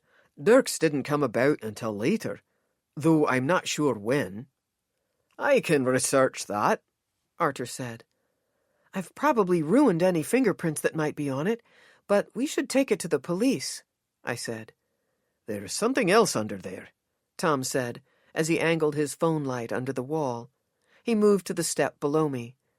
"It's a piece of paper, but it's not in the exact same spot as the dirk was. It's small." "Grab it, but try not to touch too much of it," I said. Using his fingers and the edge of his phone, he had the piece of paper out a few seconds later. "Is it the story, or part of it?" I asked. "No, it's a business card. Grizel Sheehy, Bagpipes, and then an address in Edinburgh," Tom recited. "That could have been dropped at any time. A coincidence," I said. Holding on to just the edges of the card, Tom turned it over. "There's something handwritten on the back. Armstrong." He looked up at me, a moon shadow over half his face. "Billy's last name, right?" "Yes," I said. "We'll take that, too." "Aye," Arthur said, his voice slightly shaky. Tom and I looked up at him. "There's not only a gill to the air up here, it's becoming blood-galing, with the wee dirk and the last breaths of the dead man. Perhaps we should take our leave," Arthur said. I had no idea what Arthur had said. I looked at Tom. "Da thinks there's a chill to the air up here, blood-chilling, spooky. You ready to go?" Tom said. "If there's nothing else under there," I said. "Nothing else," Tom confirmed with another inspection. Tom carried the dirk down the tight stairway and out to his car. He hadn't offered to carry it, but demanded it, in a sweet but insistent way. A part of me wanted to protest and tell him I could handle it, but a bigger part of me was okay with him carrying the weapon, particularly down that awful circular stairway. "Do you want to find some local police?" he asked after we were in the car and following Arthur onto the motorway. "No, actually, I'd like to take it to Inspector Winters," I said, "or at least an officer at that station tonight. I'll want to take pictures of the dirk and the business card before I turn them over, though." "Makes sense." "I have a feeling they're important to Billy's murder. Maybe very important." "I'll wager that you'll figure it out." "I hope so," I said. Chapter 6. "Delaney, we've just received a pouchy of books," Rosie said from behind the front desk. She placed her hand on a canvas bag, making me interpret pouchy to mean bag or perhaps pouch. Hector stood on all fours on the desk and panted excitedly in my direction. His love for books was almost equal to his love for the humans he hung out with, so I couldn't tell if his delight was because of me or what was in the pouchy. I looked over at Hamlet, who'd stuck his head out from behind the back corner wall to greet me. "A bundle?" he said. I nodded and smiled. "Am I late?" Rosie was usually the first one into the shop. Lately, and because of school obligations, Hamlet rarely arrived before I did, and on those infrequent occasions that he did, he never seemed to have already delved into a project, which looked to be the case today. "Not at all," Rosie said.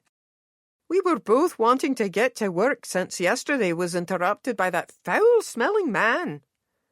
She shook off her irritation at Gordon. "Such a tragedy. That poor lad." She cleared her throat and sniffed once. "Yes, it was. You okay?" "Oh, I'm fine. Just back and forth, upset and angry all night long." I nodded and stepped to the desk, where I scratched behind Hector's ears. "You really had never met him before?" "Gordon Armstrong? No, never met him, but I've heard many a story. He, Edwin, and Leith were a trio of troublemakers, I believe, back at university. I can't imagine Edwin as a...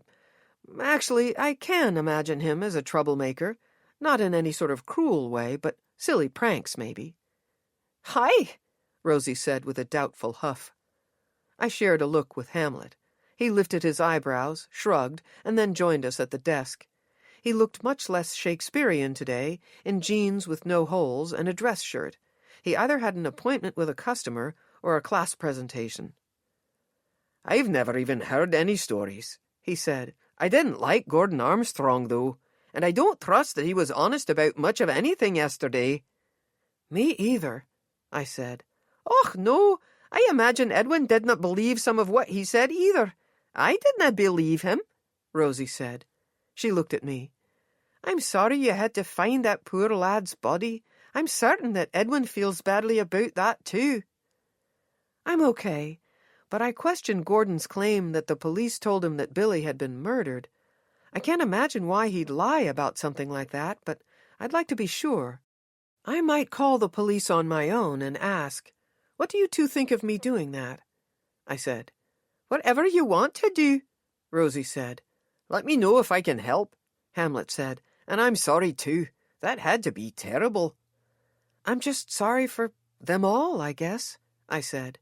"Aye," Rosie said. Actually, I'd already been in touch with the police. After we found the dirk and the business card, Tom drove me directly to the station at the bottom of the Royal Mile where Inspector Winters worked. We took a bunch of pictures of both the weapon and the card, though we tried to be careful about additional fingerprints, before we took them inside. The night officer on duty took a brief statement from us and said he would take care of the items. He said he'd call Inspector Winters and that someone would be in touch soon. I thought maybe I'd get a call last night, but I still hadn't heard from anyone. And I was okay, but I was becoming attached to Billy Armstrong, albeit in a weird posthumous way. Or, probably more appropriately, I was speculating things about him, which was giving me a sense of knowing him. "What books do we have?" I asked. "Och, they're delightsome, for certain. 2 different authors," Rosie said as she opened the bag and reached inside. She retrieved 2 hardback-bound green books that seemed identical until you read their titles. "Penny Weep and Sangshaw," I said. "Hugh McDermid." "MacDermid," Rosie corrected my pronunciation. "Of course, that's the Mac sound," I said. "Aye." "I've heard of him. Poetry. First editions?" I said. "Of great meaning in slight symbols," the heavily accented voice said in my head. I focused on it, hoping it would give me more, maybe where the words had come from, or when they'd been written, or what words followed. "Delaney?" Rosie said a moment later. She'd said other things too, but I'd missed them. I blinked. "A poem called Scotland. He wrote a poem about Scotland that included the line, 'of great meaning in slight symbols,' right?" I said. "I dinna ken," Rosie said. "I wouldna be surprised." "That's correct, Delaney," Hamlet said with a smile. "It's an extraordinary poem. He wrote a number of extraordinary poems. How did you know Scotland?" I shrugged. "Not sure. Must have read it somewhere along the way." "Lovely," Rosie said. Hector sat and looked up at me with suspicious eyes under today's blue-beretted fountain of bangs. I smiled at him and scratched his ears some more. The small dog seemed to question my bookish voice moments more than anyone else. "I don't know if that poem is in one of these books. I don't remember. We'll check. If not, I'll find the complete version. You'll love it," Hamlet said. "Aye, well, these are 2 first editions, and they'll be sought after the moment Hamlet lets the world know they exist. Mr. MacDermid was a much-loved Scottish writer," Rosie said. "They're in great shape," I said.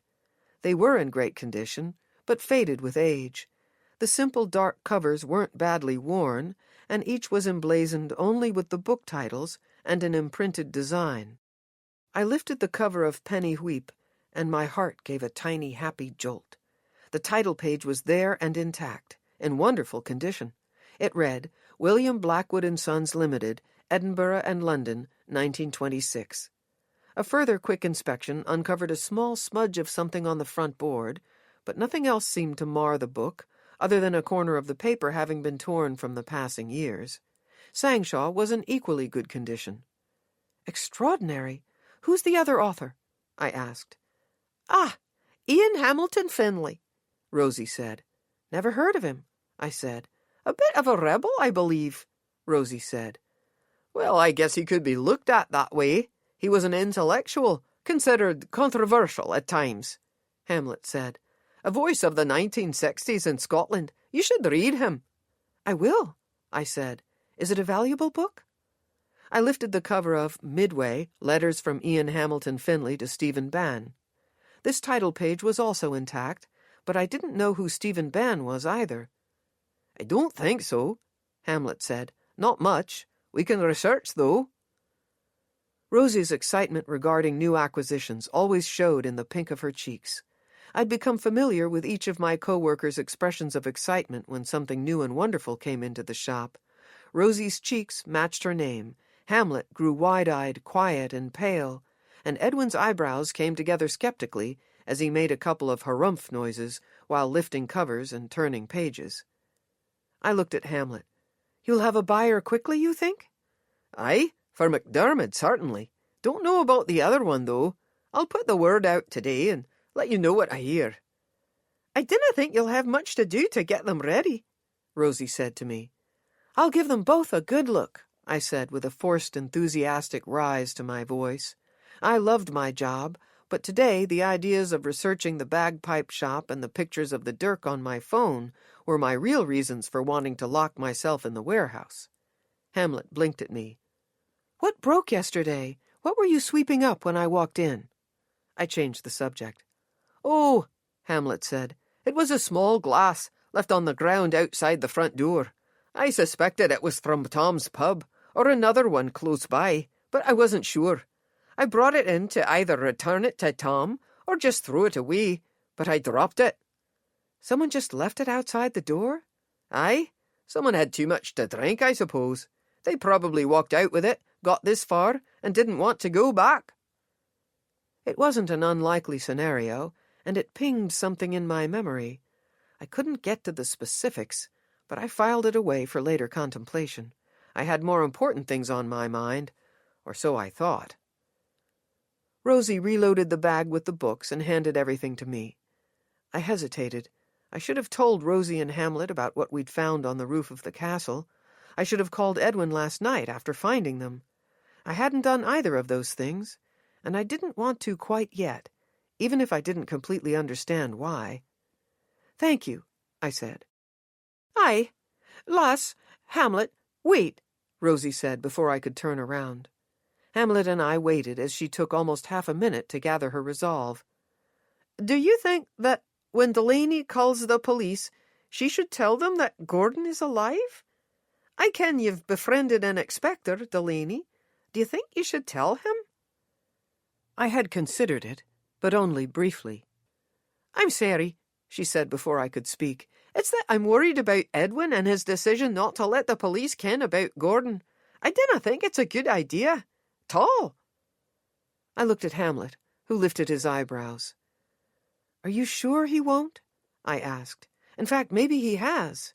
No, he will not, Rosie said. He'd never do anything to put Gordon Armstrong in jeopardy, because he'd never do something to jeopardize Gordon's wife, Fiona, I believe. It's just a guess, though. I didna ken Gordon or Fiona, but those stories... She shook her head.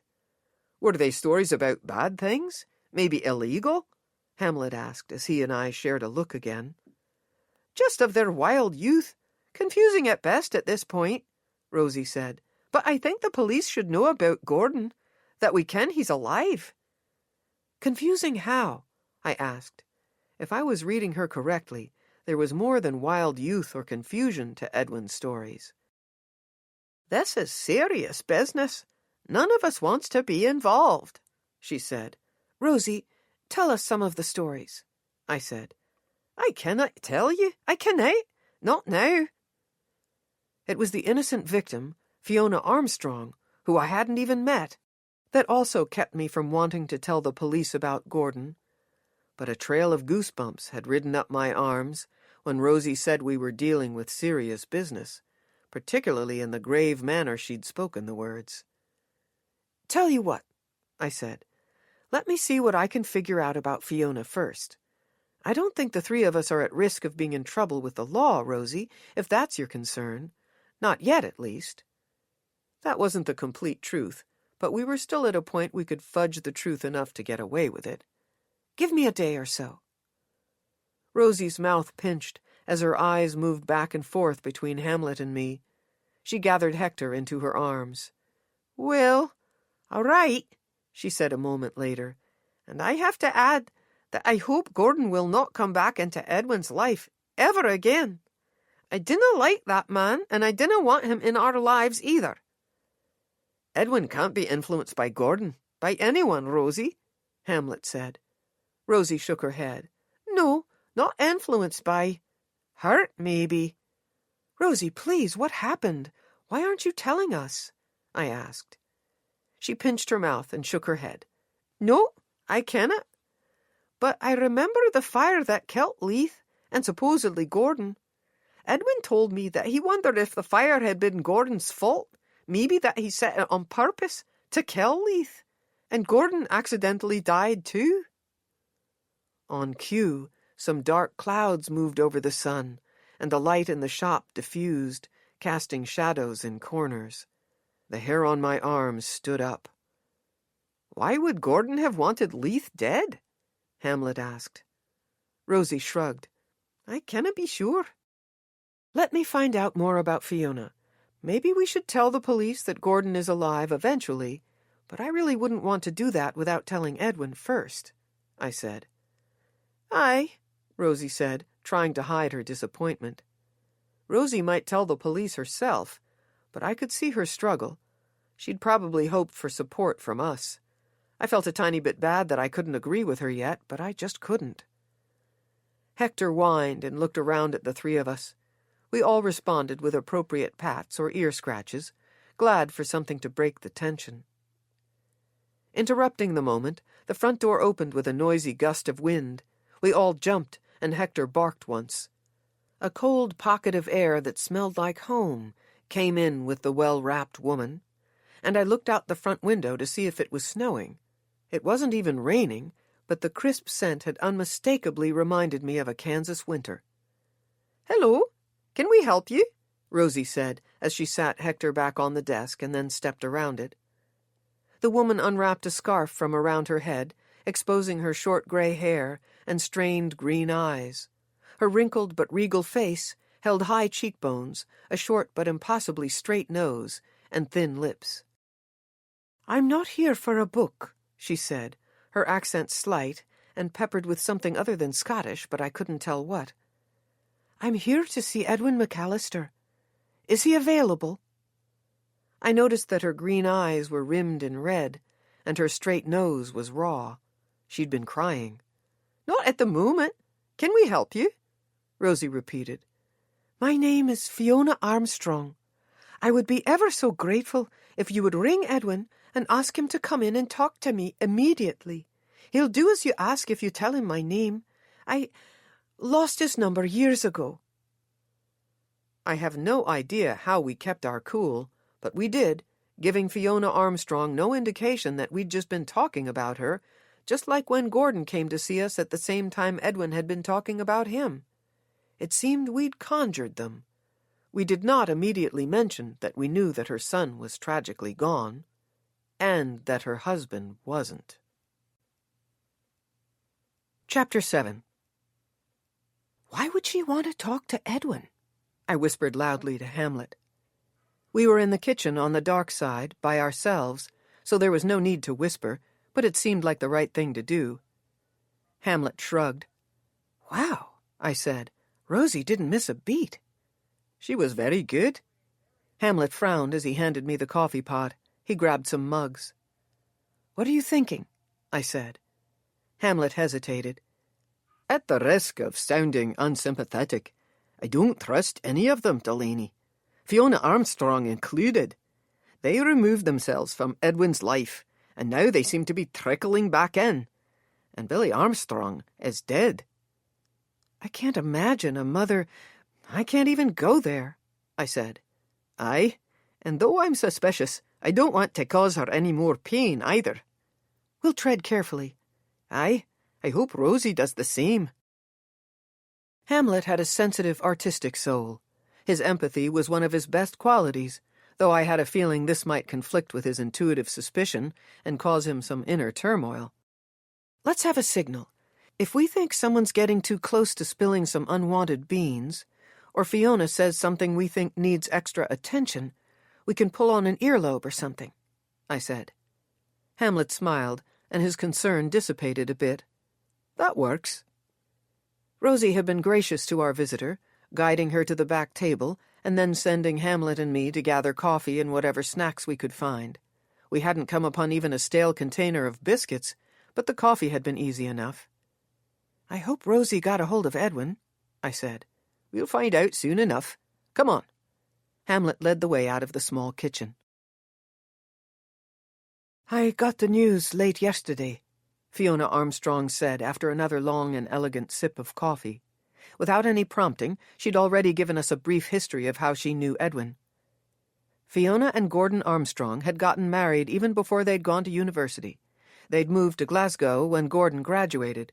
Fiona hadn't finished school, but had devoted herself to being a mother to Billy, who had been born that last year at university. At one time, during those younger years in particular, Gordon, Edwin, and Leith had been the closest of friends. Fiona and Gordon had moved back to Edinburgh about 10 years ago, but she said she hadn't seen Edwin since their college years, not even at Gordon's or Leith's funerals. I got the impression that she hadn't been as close to Edwin and Leith as Gordon had been, and from all indications, after graduation, the friendships between the three men lost steam. Obviously, something big had happened, but no matter how many times I interrupted and asked for further clarification, like Rosie, Fiona kept the secrets to herself. Hamlet pulled on his earlobe a couple of times when I asked the same question more than a few times in a row. I was sure he was as relieved as I was when Rosie didn't tell Fiona about Gordon. If she truly didn't know about her husband being alive, the ramifications of that reality were huge, and the delivery of the news would in itself be earth-shattering, and not something we were prepared to deal with. I wondered if Edwin would tell her. No matter how often I looked toward the door, Edwin didn't come through it.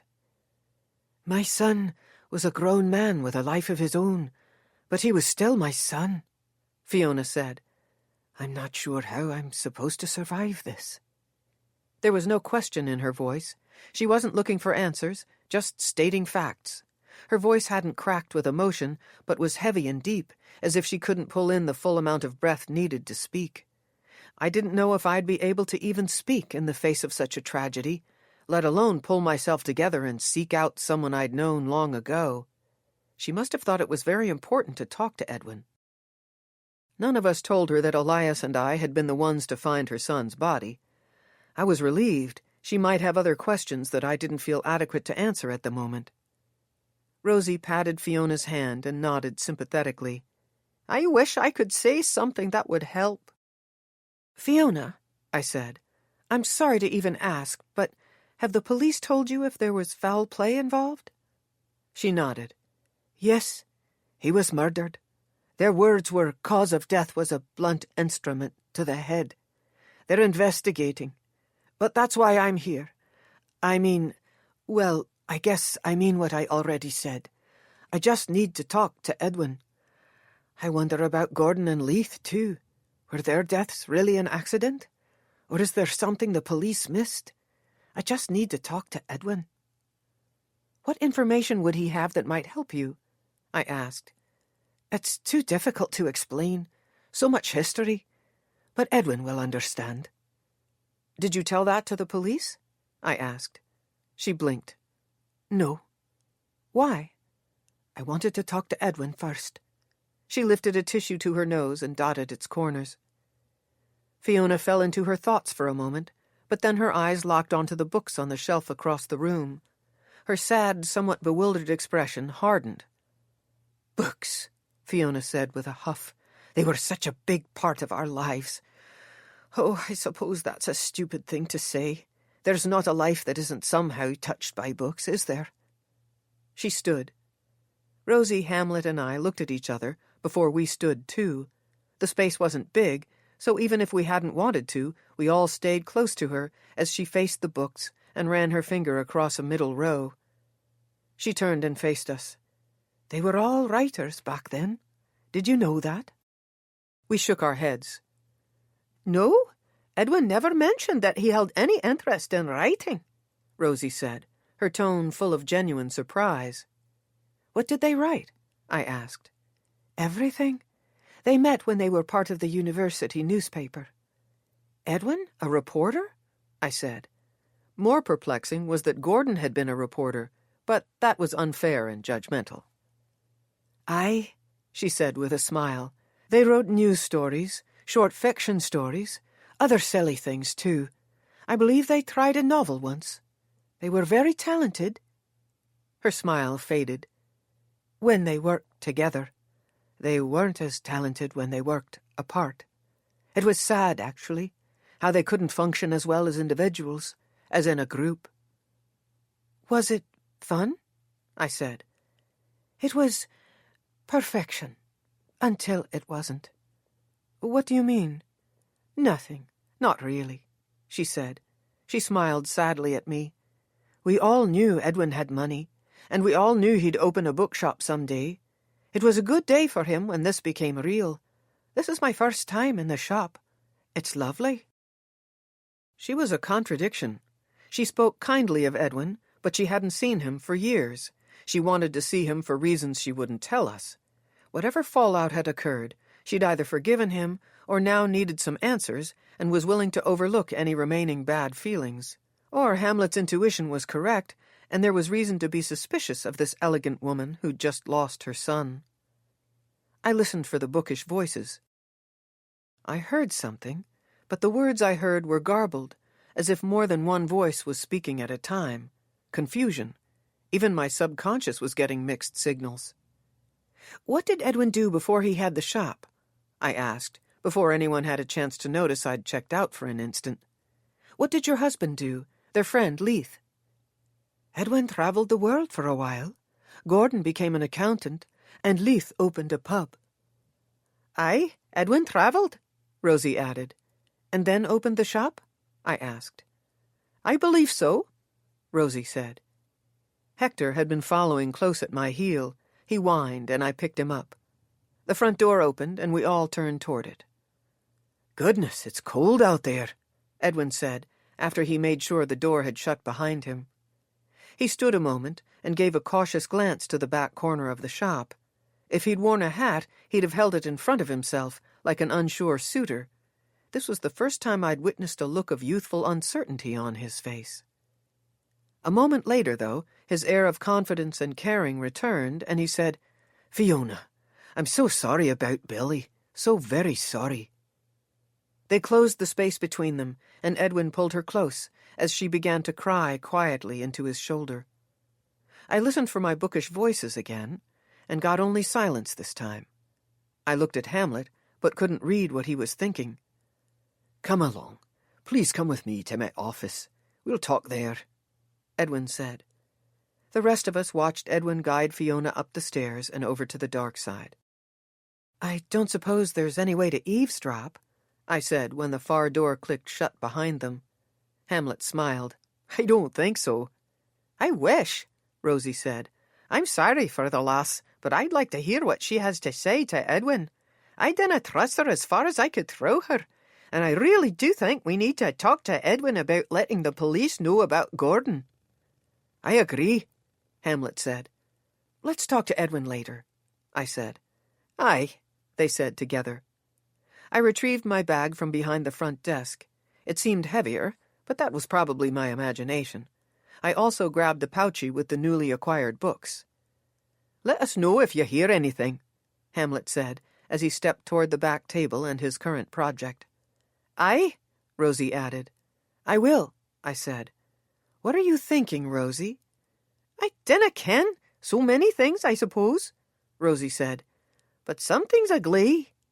Aye, Hamlet added the translation from the back corner. I nodded before I made my way up the stairs. After I went through the door, I stopped briefly on the landing to see if I could hear anything from Edwin's office. I didn't even hear muffled sounds. His door was shut tight. I knew I wouldn't hear anything from the warehouse as I went through its red door and locked it behind me, but I'd sure make an effort to listen extra hard. Chapter 8. Once I was locked behind my own red door and had confirmed that I wouldn't be able to hear anything from Edwin's office, I lost myself in my own world. It was easy to do, and the way I worked best. I knew I needed to give attention to real work tasks first, so I placed the books on the desk. It didn't take long to confirm they were all in extraordinary condition and unquestionably first editions. I also confirmed that they were all fairly valuable, but the McDermotts were the most valuable and would probably garner a few $1,000s each. I was curious about both of the authors, their lives and adventures, but I decided to research them at a later time. Before I told Hamlet to spread the word that they were available, I would check with Edwin about whether he wanted to put them for sale in the shop, sell them in a flesh market batch auction, or perhaps donate them to a library. He donated more books than he sold, but that was one of the secrets he'd asked me to keep. One of the good secrets. The flesh market auctions were gatherings with a secret group that Edwin had been part of for years, and the items put up for auction were usually extremely valuable. Some books were bought and sold by the group, but I doubted the ones currently on my desk would go that way. They weren't worth quite enough. Edwin had told me I could make the decisions as to whether to donate or sell, but I still wanted to consult with him first, particularly if he was in the shop. After I made sure the books were safely stored in a bottom drawer of the desk, I pulled out my phone, scrolled to the pictures of the dirk, woke up my computer, and Googled. Dirks became the weapon of choice for Scottish Highlanders sometime in the 1600s. William Wallace had definitely used a broadsword, but I couldn't let go of the idea that the dirk had something to do with Billy Armstrong. Dirks wouldn't have been used in Wallace's time in the late 13th and early 14th centuries, and Billy's clothes, the leggings and the tunic-like shirt, were authentic representations of the time period, at least from what I knew and what Edwin had told me. Billy wouldn't have been allowed to carry a broadsword to Castle Doune. Had he thought he needed a weapon? Something less conspicuous? He might have dropped the dirk before he could use it, or the killer had snuck up on him. I knew of tests that could be done on both the wooden handle and the metal blade to determine its age, but I didn't have the equipment. I didn't know what the police could do to determine its history, but I had taken many close-up pictures of the handle and the blade. Maybe there was another way. Another few keystrokes later, I found the National Museum of Scotland. It wasn't far from Grassmarket, and I'd already made a friend there who worked Saturdays. I clicked through to confirm the museum hours and made a plan for tomorrow. I didn't work Saturdays unless I wanted to. I usually wanted to, but maybe it would be okay to take at least part of this Saturday off. Maybe Elias's cab would be available. I remembered that he was dropping by late this afternoon, and I promised I'd have a book ready for him to give to Aggie for her birthday. I wondered briefly if he'd be available today, too, as I returned to Google. I started with Fiona Armstrong, Scotland. I found two immediately, one a teacher in a local primary school academy, the other a member of a punk rock band that had a gig tonight in Glasgow. I found a few others as I went through the first available pages, but I didn't find anyone matching the Fiona Armstrong I'd met earlier today. Per the business card that we'd found with the dirk, I then searched for Griselle Sheehy, Bagpipes, Scotland, and got a hit immediately. A link to her shop came up first thing, and I clicked through. A picture of the front of the small shop, with Griselle next to the window, filled the home page. Probably in her late 30s, she wore her hair big and bleached, and her lipstick bright red. Not the look I think of when bagpipes come to mind, I said to myself, but Griselle does it well. As I read quickly through the site, I learned that bagpipes had been a part of Griselle's family's life for a long time.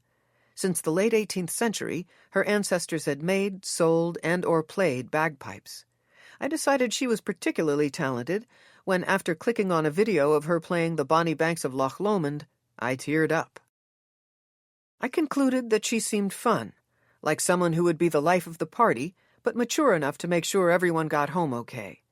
If he had the time, I was sure Elias would drive me by the shop. I glanced at my watch. It was already after 4. As usual, while inside the warehouse, I'd lost track of the passing hours. I powered down the computer and gave the big room my habitual all-over inspection as I stood at the door.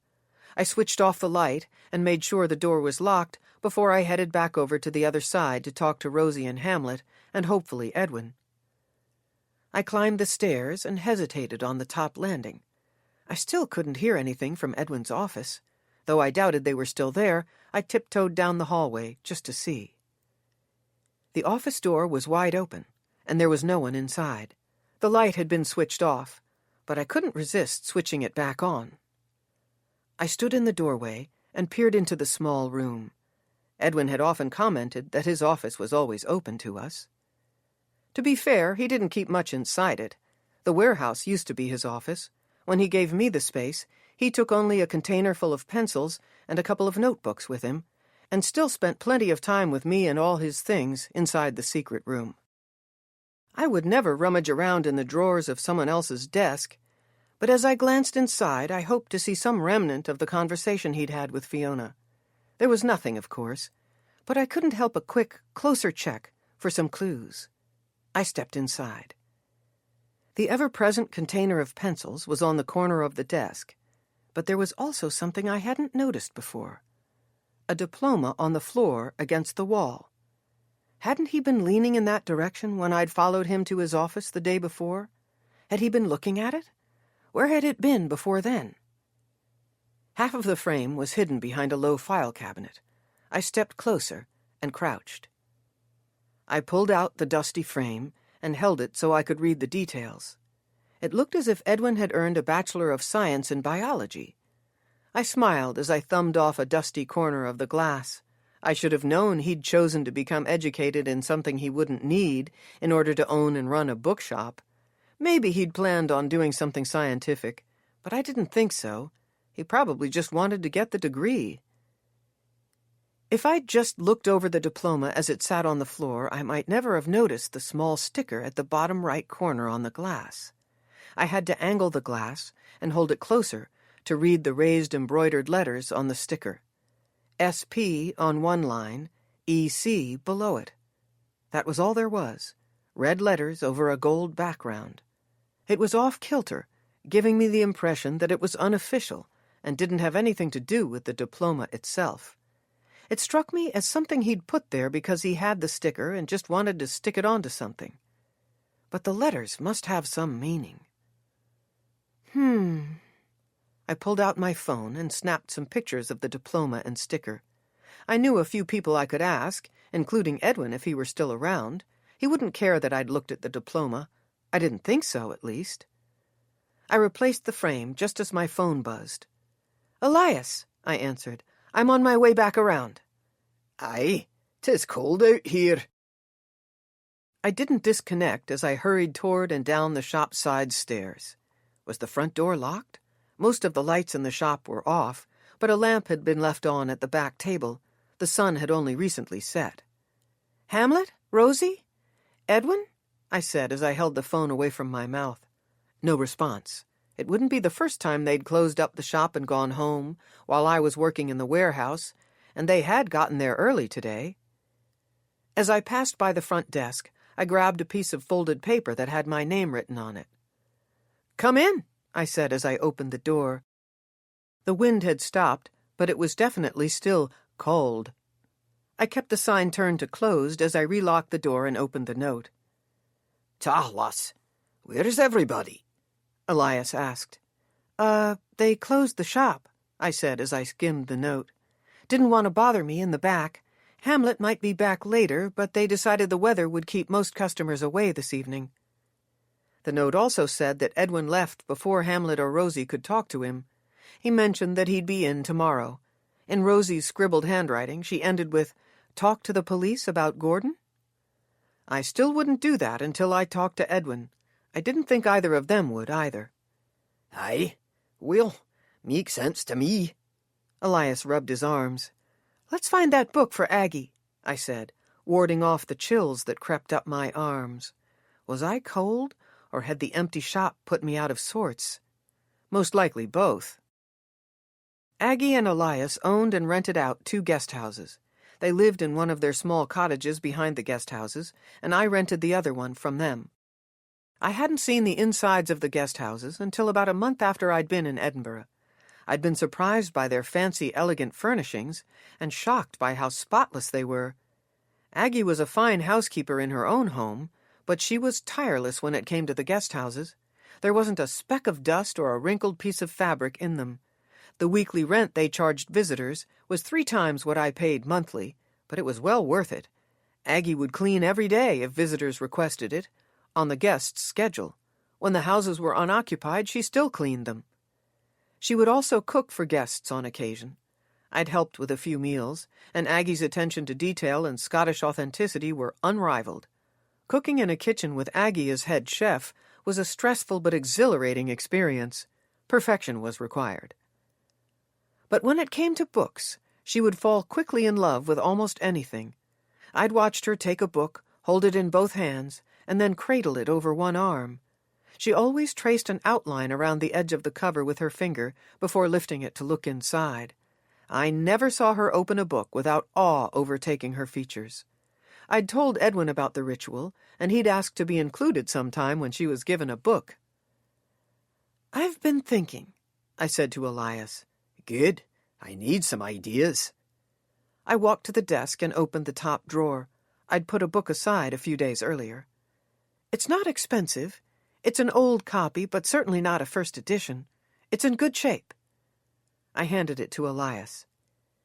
Edwin had told me to give the book to Elias if he wanted it, but I knew there would have to be some money exchanged for Elias to feel like it was a proper birthday gift for his wife. Elias grabbed a pair of reading glasses from the inside pocket of his jacket. The History of David Grieve, by Mrs. Humphrey Ward, he read aloud. Mrs., with her husband's name? I know. It might set Aggie off a bit, but she loves seeing progression and where things once were. Mrs. Ward is Mary Ward, and I think Aggie would find the novel interesting. Well, in a dated way, of course, but I think it would introduce her to an author she might not have read yet. I'm pretty sure this would be new to her. Mary Ward? Yes, she was a British writer who died around 1920. She was born in Tasmania to a literary family, her father a professor, her uncle a poet, and her husband Humphrey was also a professor, I believe. Her father became part of the Catholic Church when she was 5, which caused some trouble. The family had to leave Tasmania for Ireland. She was educated throughout Britain and wrote a number of books and articles. Despite the use of her husband's name, I think she was a strong woman. Aye. The novel is about... a bookseller who ends up falling in love in Paris, though it's not necessarily a happily ever after book. There's some struggle regarding both marriage and religion, which probably very well reflected the time and almost certainly the author's family's situation. I'd prepared the quick synopsis. Elias gave the book some good long chin-rubbing contemplation, but I knew he'd be happy with the choice. Sounds perfect, lass. Thank you, he said a moment later. How much? I quoted a price I thought would be acceptable to everyone. In the end, we both felt good about the transaction, and Edwin would be thrilled too. After we finished, I debated taking Elias over to Edwin's office to show him the sticker, but that didn't seem like the right way to handle it. I pulled out my phone. Elias, do you know what this is? I scrolled to a picture of the diploma and held it toward him. Looks like part of a diploma, or a government document, maybe. It's a diploma, but I mean this little part here. Do you know what the sticker is? It's on the glass. SPEC? No, I have no idea. Maybe Aggie will. Good point. I'll ask her. I put the phone back into my pocket. Anything more about the lad we found on the roof? He asked. Oh, yes, lots more. Let's go, though. I'll tell you on the way. All right. Dinna tell Aggie about the book, lass. It's to be a surprise. Dinna tell her about the party either. She might not like being surprised, but she'll be happy when she sees who's there to celebrate with her. Mum's the word, I said. Elias had told me every day since he'd been thinking about the party to keep quiet about it. It wasn't until next Friday evening, but I didn't mind a week's more of reminders. And your co-workers will be there too? I think so. Who knew what the passing of another week might bring, though? Good. Hey, any chance your cab is available for a few extra minutes right now and then tomorrow morning? Aye, you've got some investigating to do. I smiled. I guess I do. Are we meeting anyone atop a castle? Not this time. Feet flat on the ground. Just a little research. I can take the bus tomorrow, but it's more fun in the cab. And with you. He smiled. Aye. Well, the cab and I are both at your service, lass. I'm glad to help, and glad to watch your back. Thank you. I hurried over to the warehouse for my bag, and then turned off all the lights and locked the doors again. I sent Tom's pub a farewell glance before I jumped into the cab. Friday was one of his busier nights, even with bad weather. I wouldn't get a chance to see him until Saturday afternoon, or maybe even Sunday, and I suddenly missed him. The pang of longing I felt didn't pass unnoticed. It was unsettling, this romantic stuff, particularly when more than just a wee bit of emotion got attached to it. Or to him, as the case may be. Ugh, I thought to myself. Ugh. Chapter 9. The bagpipe shop sat on a corner, toward the bottom of and around another corner from the Royal Mile. The simple sign above the front window, Bagpipes, said it all. Elias parked the cab across the street from the shop, and he and I got out. What now? He asked as we stood on the busy sidewalk. I don't know. It looks like the shop is still open. I lifted myself up to my toes. I can see Grizel inside. She's talking to someone, but I can't see them. Let's just go in. We can pretend to be in the market for some bagpipes, he said as we moved out of the way of a passing couple. Can you play? I asked. No, but Aggie can. It was cold, and we were in the way of too much pedestrian traffic. Okay, let's go in, I said. We crossed the street, dodging traffic there, too, and then stepped outside the front window. I've never seen so many bagpipes and so much plaid in one place in my entire life, I said as we looked in. I need to take you to a parade one of these days, Elias said. I smiled, and then watched Grizel. She spoke, using her hands a lot, to a man whose back I could barely see. She doesn't look happy, Elias said. She looked adamant, forceful, maybe a little angry. I'd like to just ask her some questions about if she knew Billy, I said. But I might lie first and tell her we're there to look at some bagpipes for Aggie. How does that sound? I'll play along with whatever you say. Elias shrugged. I had told Elias that we'd confirmed that Billy had been murdered.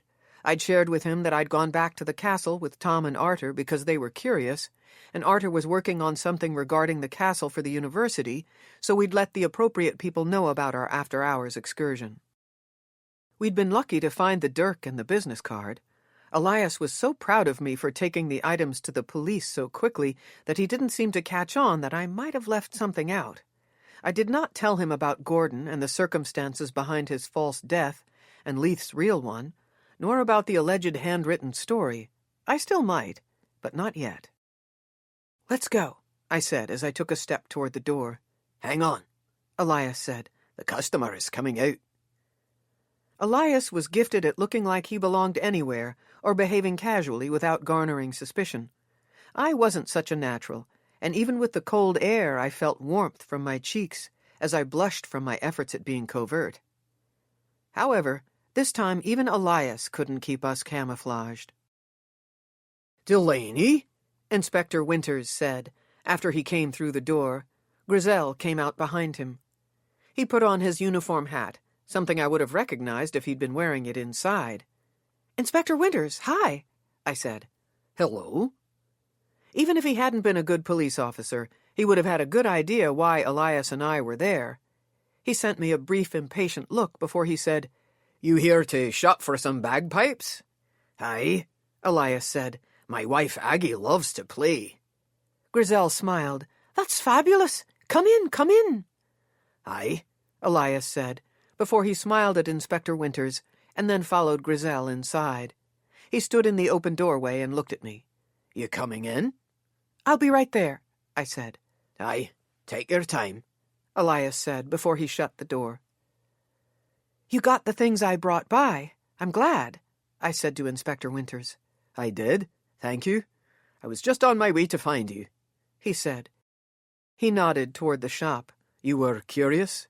Yes, very, I said. What did she say? Did she know Billy Armstrong?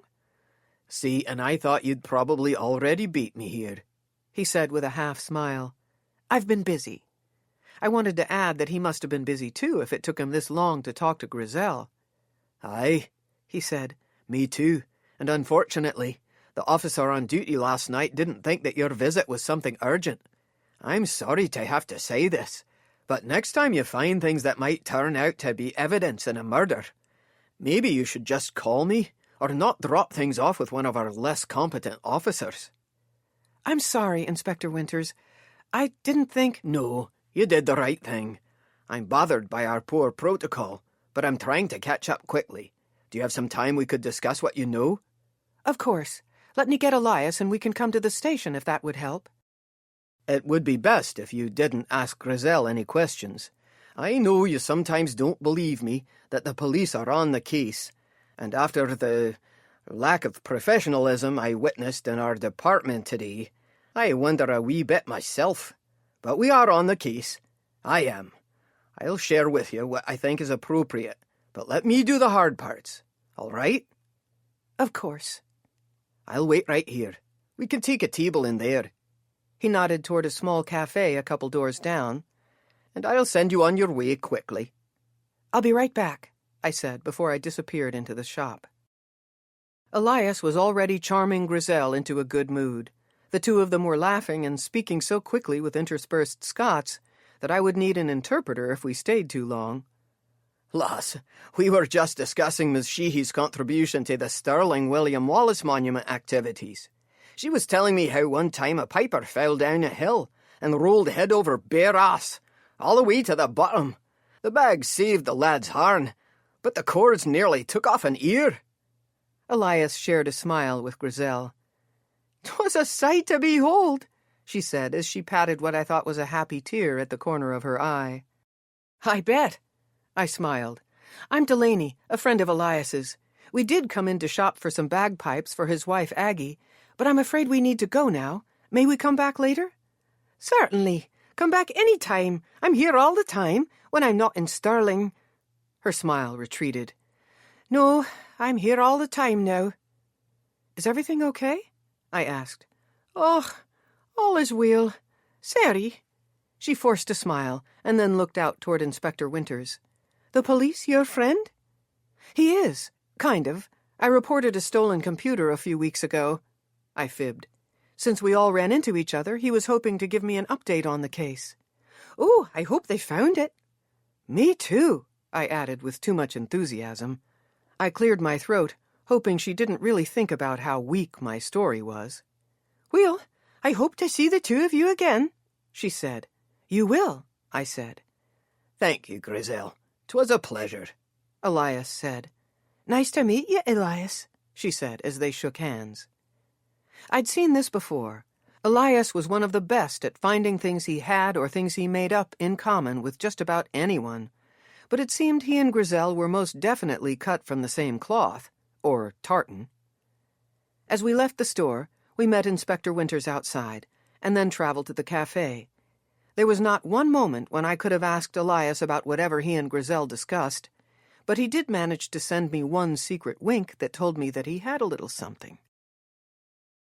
After we were seated in a corner and coffees and biscuits had been ordered, Inspector Winters began the conversation that felt much more official than it probably was. I didn't think he knew how to ask questions without trying to get you to confess to something. "You and Elias found the body?" he began. We nodded. "Tell me the details. Why were you two at the castle?" He was the first one to ask why, but I still didn't give him the real reason. "I had some time off. Elias had told me about the castle, and he was available." I shrugged. Elias nodded. "And there was no sign of violence? No blood? Inspector Winters said. None? I said. No, Elias said. It was horrible, but my first thought wasn't murder. Was he murdered? I said.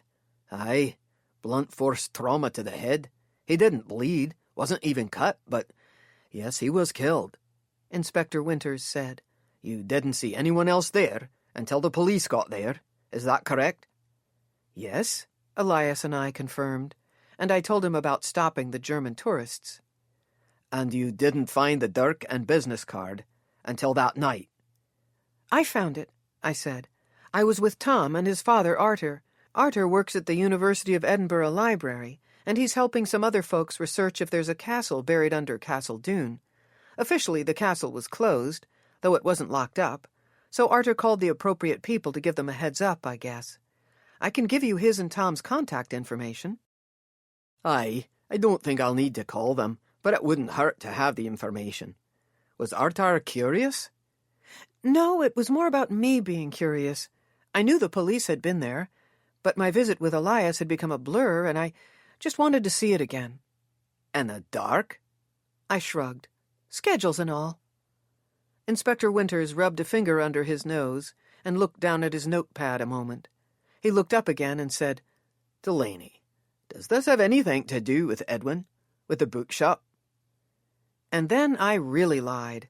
I didn't like lying, and lying to a police officer was not only illegal, but pretty stupid, too.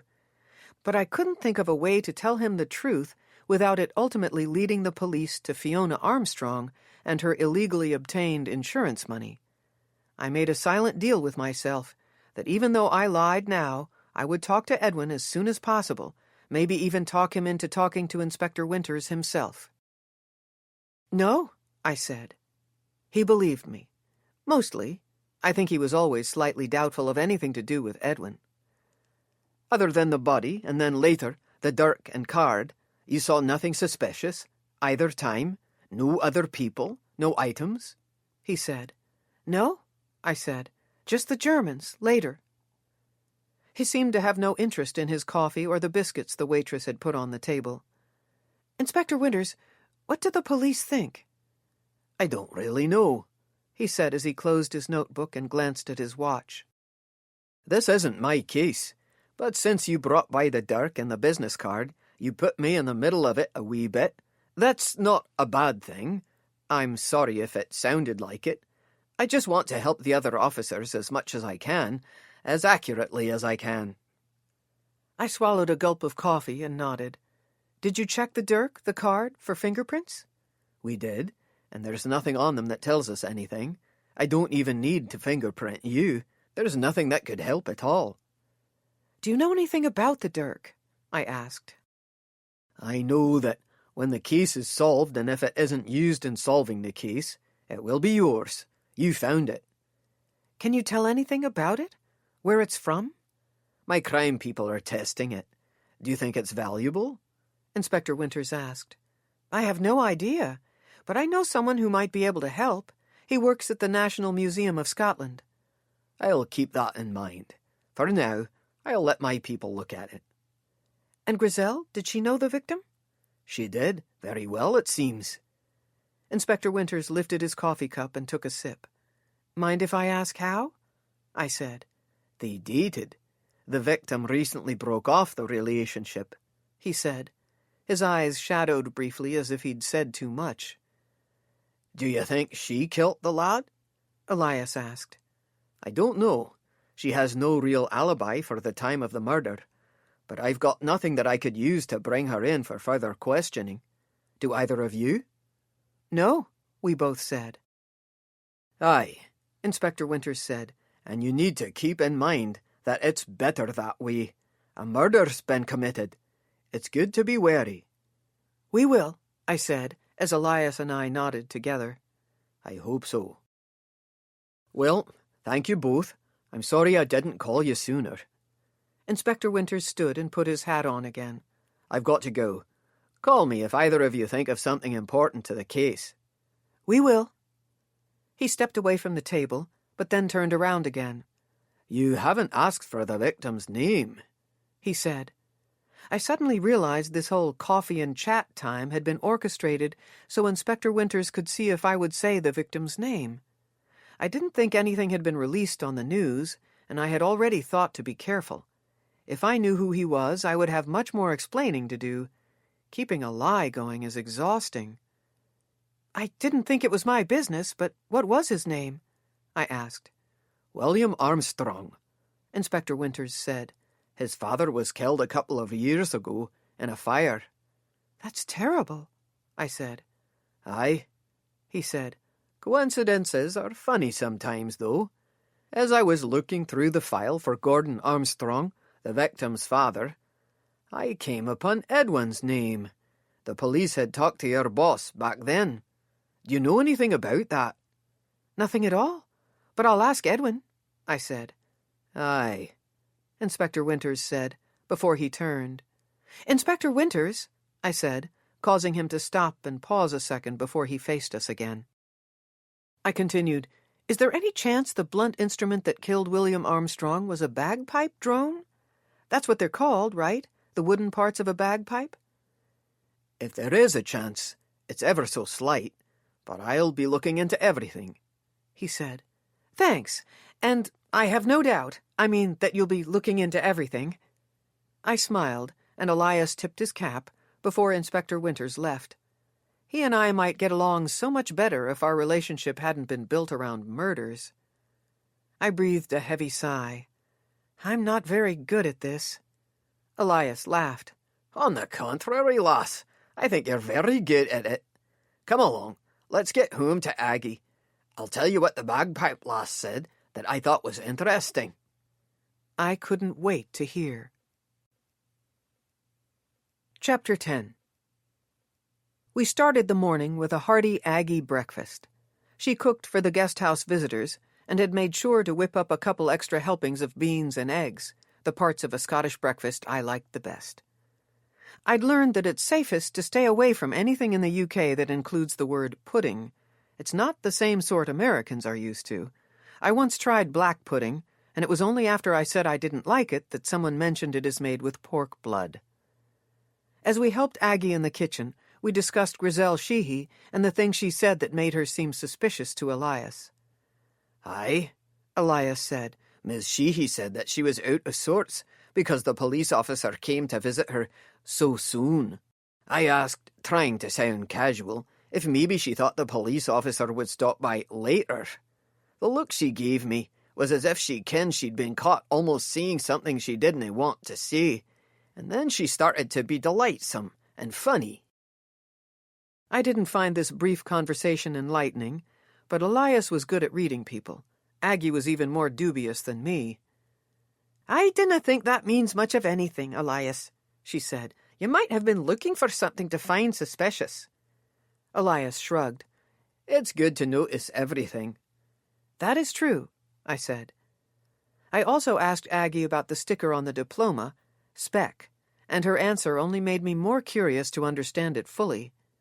I canna be sure, lass, but you ken what a secret society is. Yes. Well, they're never something I've studied or been a part of, but yes, I've heard of them, particularly in a university setting. Aye, Spec sounds like something I remember from a long time ago, something about a university secret society. I cannot remember the details, but if I remember it at all, there must have been some news about it at one time. I'll try to think on it. I'll try to do more research too, I said. The weather had surprised us all. It was still cold, but the sky was surprisingly clear, bright blue with no sign of rain. I was sure it was in the forecast, though. It was always in the forecast. The National Museum of Scotland wasn't far from the Cracked Spine. Less than a mile, on Chambers Street right off Candlemaker Row. I'd walked to it a number of times from the bookshop. The museum was actually two museums. The older part was built back in the 1800s, and a newer part had been completed in 1998. The older part was a half-block-long wide brownstone building with a wide and inviting stairway to the front doors and 2 rows of arched windows. The newer part was made of lighter brown stones, as well as a few pastel-toned additions. The two sections somehow worked well together. It was my opinion that everything worked well together in Scotland. Modern sat comfortably beside old and weathered. I was one of the few people who even liked the Parliament building. This was not a popular Scottish opinion. I kept those thoughts to myself most of the time. Both of the buildings were modern on the inside, vast and full of thousands of items that would take me years to discover. I'd learned that it was best to visit these sorts of places on my own when I was planning to see the exhibits. Not everyone liked to linger as long as I did. It was on one of my first visits that I met Joshua, a young university student from Paris who was intelligent beyond his years. He couldn't have been more than 18, but he was well on his way to his Ph.D. He'd seen me peering at some old railroad pictures and had spotted a soulmate of sorts. He was a lingerer, too. "This is a team adventure," Elias said as he pulled the cab to a stop in front of the museum. He'd managed to snag an available parking space, which I took as a sign that our parking karma was already working hard this morning. "Not one for museums?" I asked. Elias scratched under his nose. "Well, you like them." I laughed. "I've been in this one a number of times," he said, "probably more than I ever thought I would." "Aggie likes them?" "Aye." "We're just going to talk to a friend, but he has a secret office." "Ah, that sounds good." Joshua's office was away from the other administrative offices in the museum, hidden by the secret door. He'd explained that it was all that was available when he started working there. At first, he was bothered to be separated from everyone else, but now he enjoyed the privacy and the oasis he'd created inside what used to be a storage closet. He was afraid of being discovered by visitors who seemed to immediately tune into the fact that he could answer almost any questions they might have. Thus, he required a secret 3-knock code to enter. I led Elias through the first floor, and then looked around furtively before I knocked 3 times on the camouflaged door. Elias took the hint, turned, and made himself a little wider as he sniffed once authoritatively and then kept an eye on our 6s. The door cracked open a few seconds later.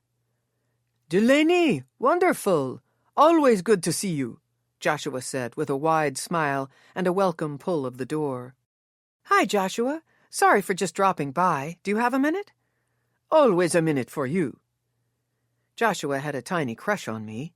He didn't hide the fact, and I'd already made it clear that I was too old for him, even if he and I could probably fill every moment together with long museum visits that would never bore either of us. He'd taken it well. "Thank you. This is Elias," I said. "Any friend of Delaney's? Come in."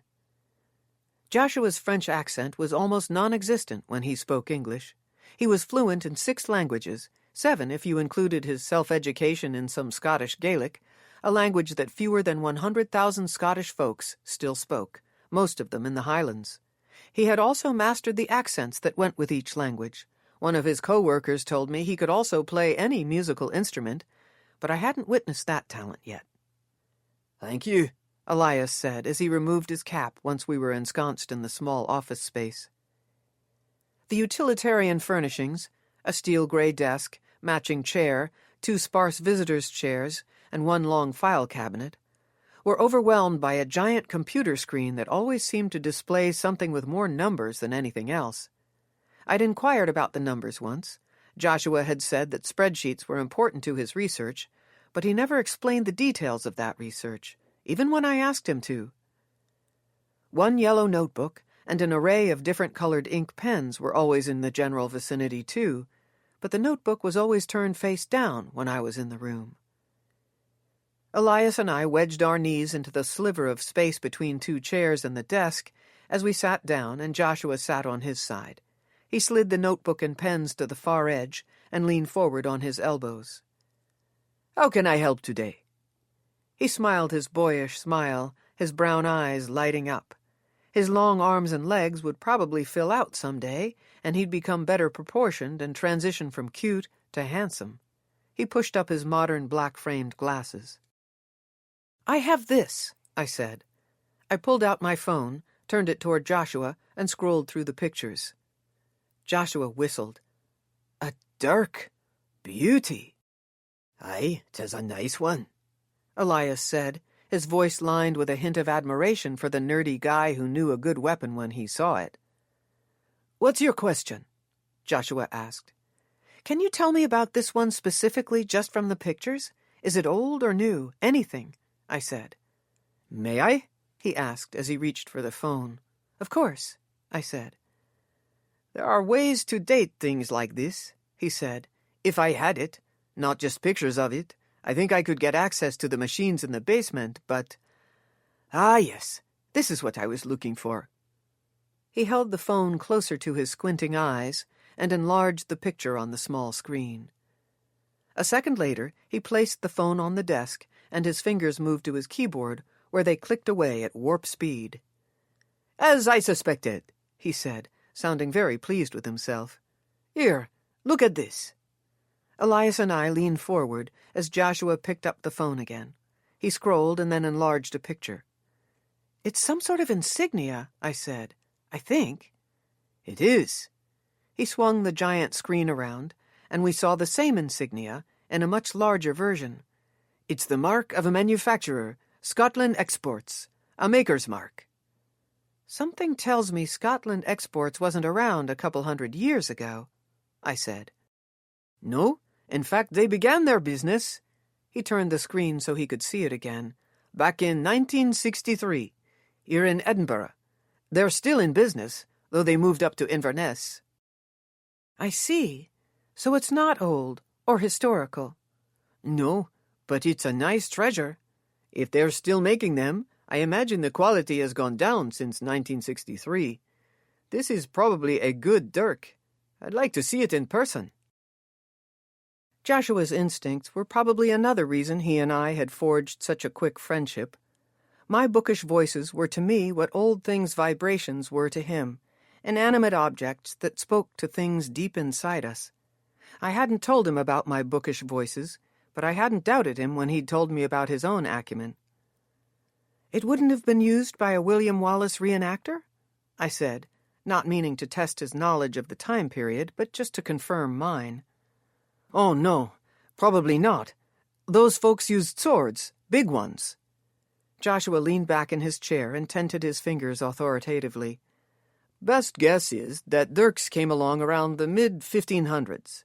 A couple of its precursors were swords, of course, daggers, and things called bollocks.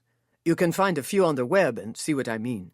Nevertheless, there was a time when Highlanders were always prepared for a fight, either with England or with other Scots who wanted to take their land.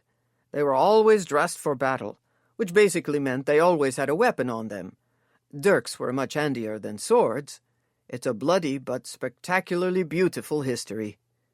"Aye," Elias said. "Where is this one? How did you get access to it?" Joshua asked me.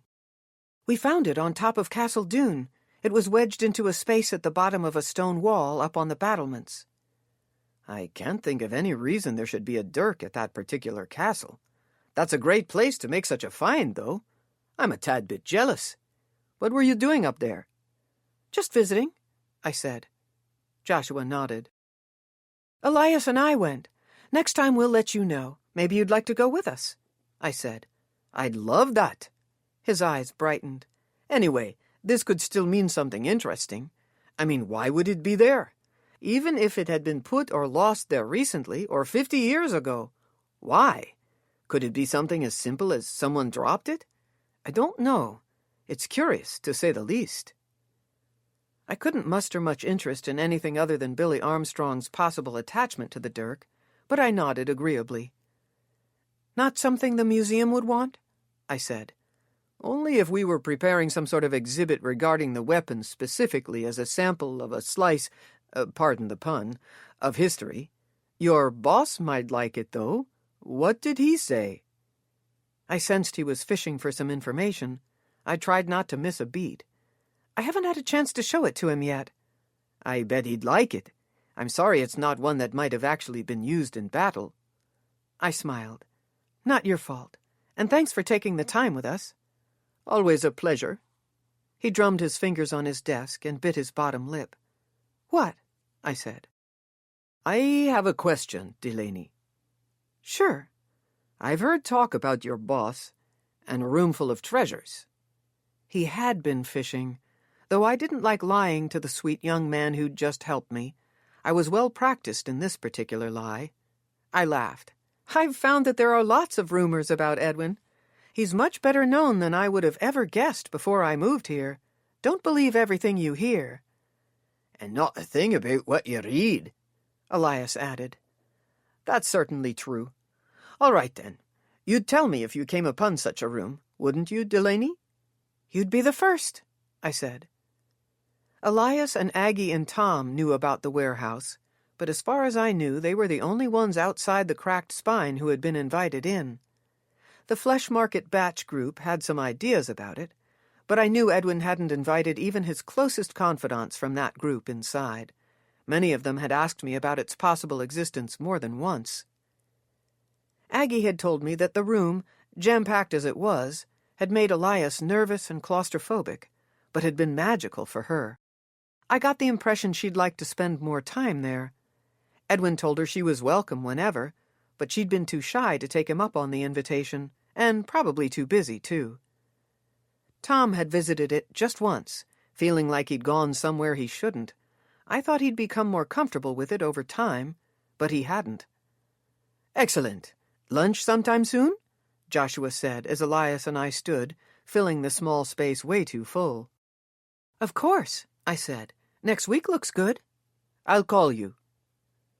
As Elias and I descended the outside stairs, and were far out of Joshua's range of hearing, Elias said, He kens you have a lad in your life.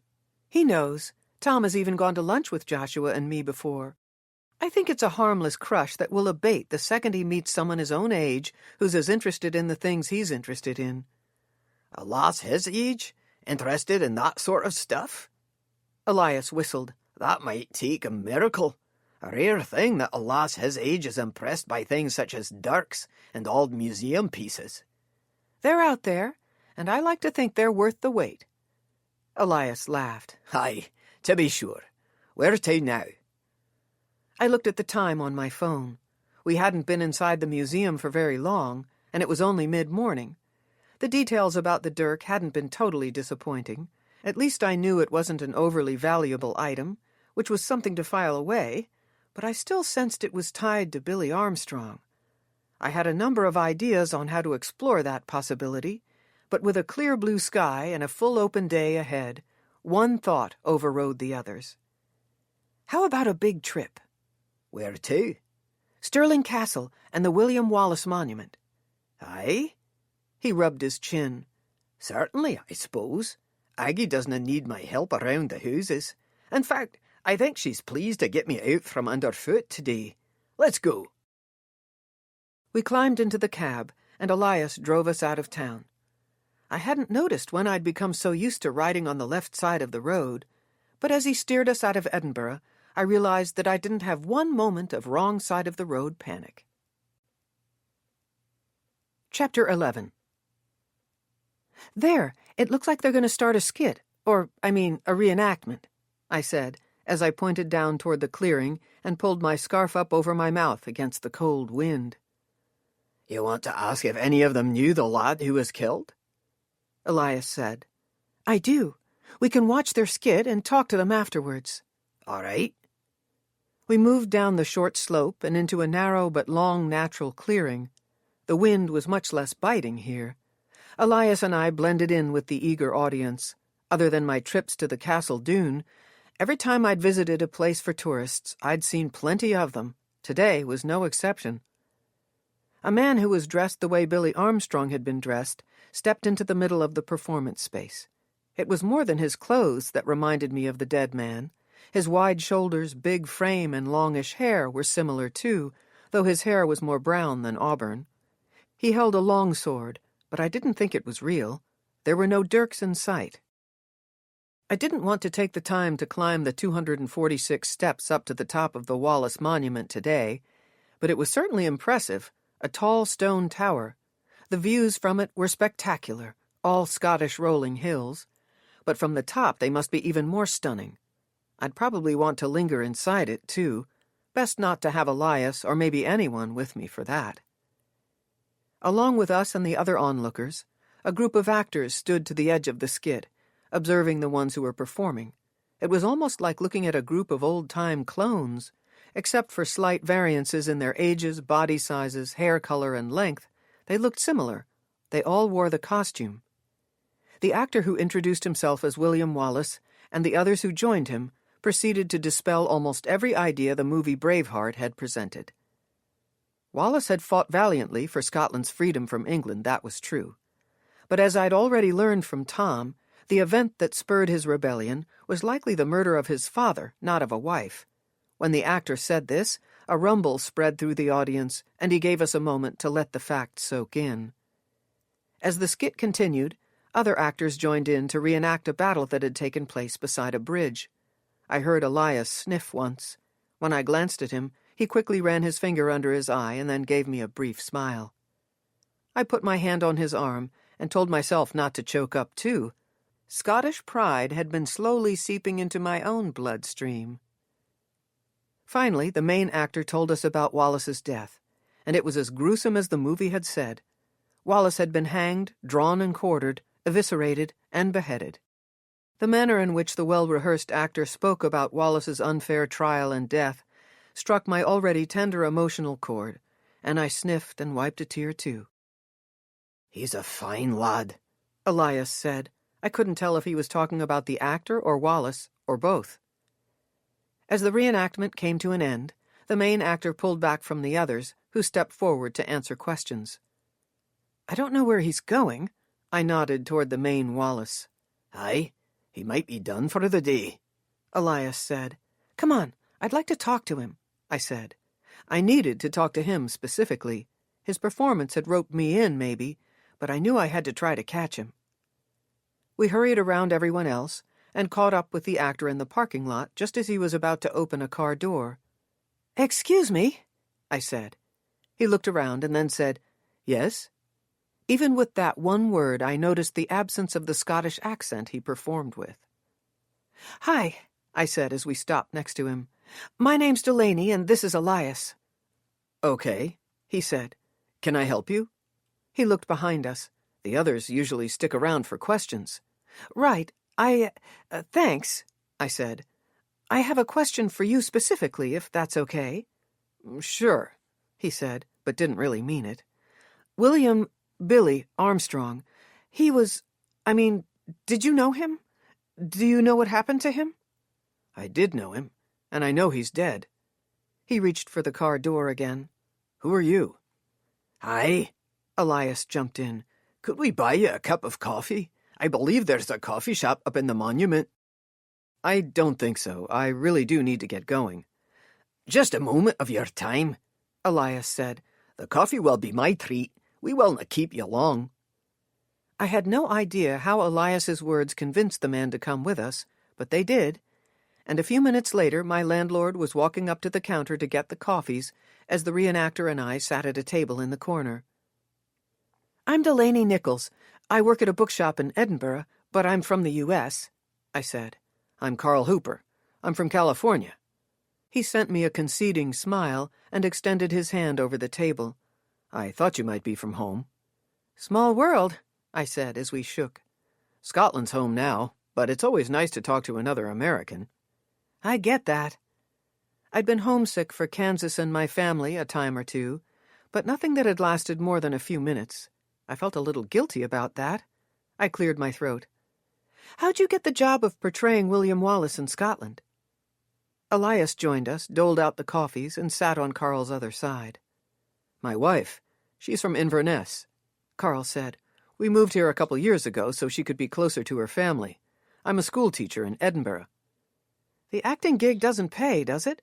I interrupted. "No, it's volunteer, not a full-time thing. Well, we get lunch and coffee and a drink or two sometimes, but that's it. We don't really know what Wallace looked like, except that we're pretty sure he was big and powerful. I love history. I found this group, or really, this group found me. One of the old guys that runs it, Oliver, approached me one night at a restaurant, said I was the right size, and asked if I would be interested. It's been fun." He shrugged. "Normally, I'm only out here a couple evenings a week, but after Billy's death, may he rest in peace, I was called in to cover this performance and a few others. He's He was the main one, the main Wallace. He loved it. Carl cleared his throat, but I wasn't sure if it was because of emotion or for a pause of respect. We have others to cover, but most of the others you saw today are just here to answer questions. The old guys are scrambling for actors. You knew him, Billy? Do you know what happened to him? We didn't know him.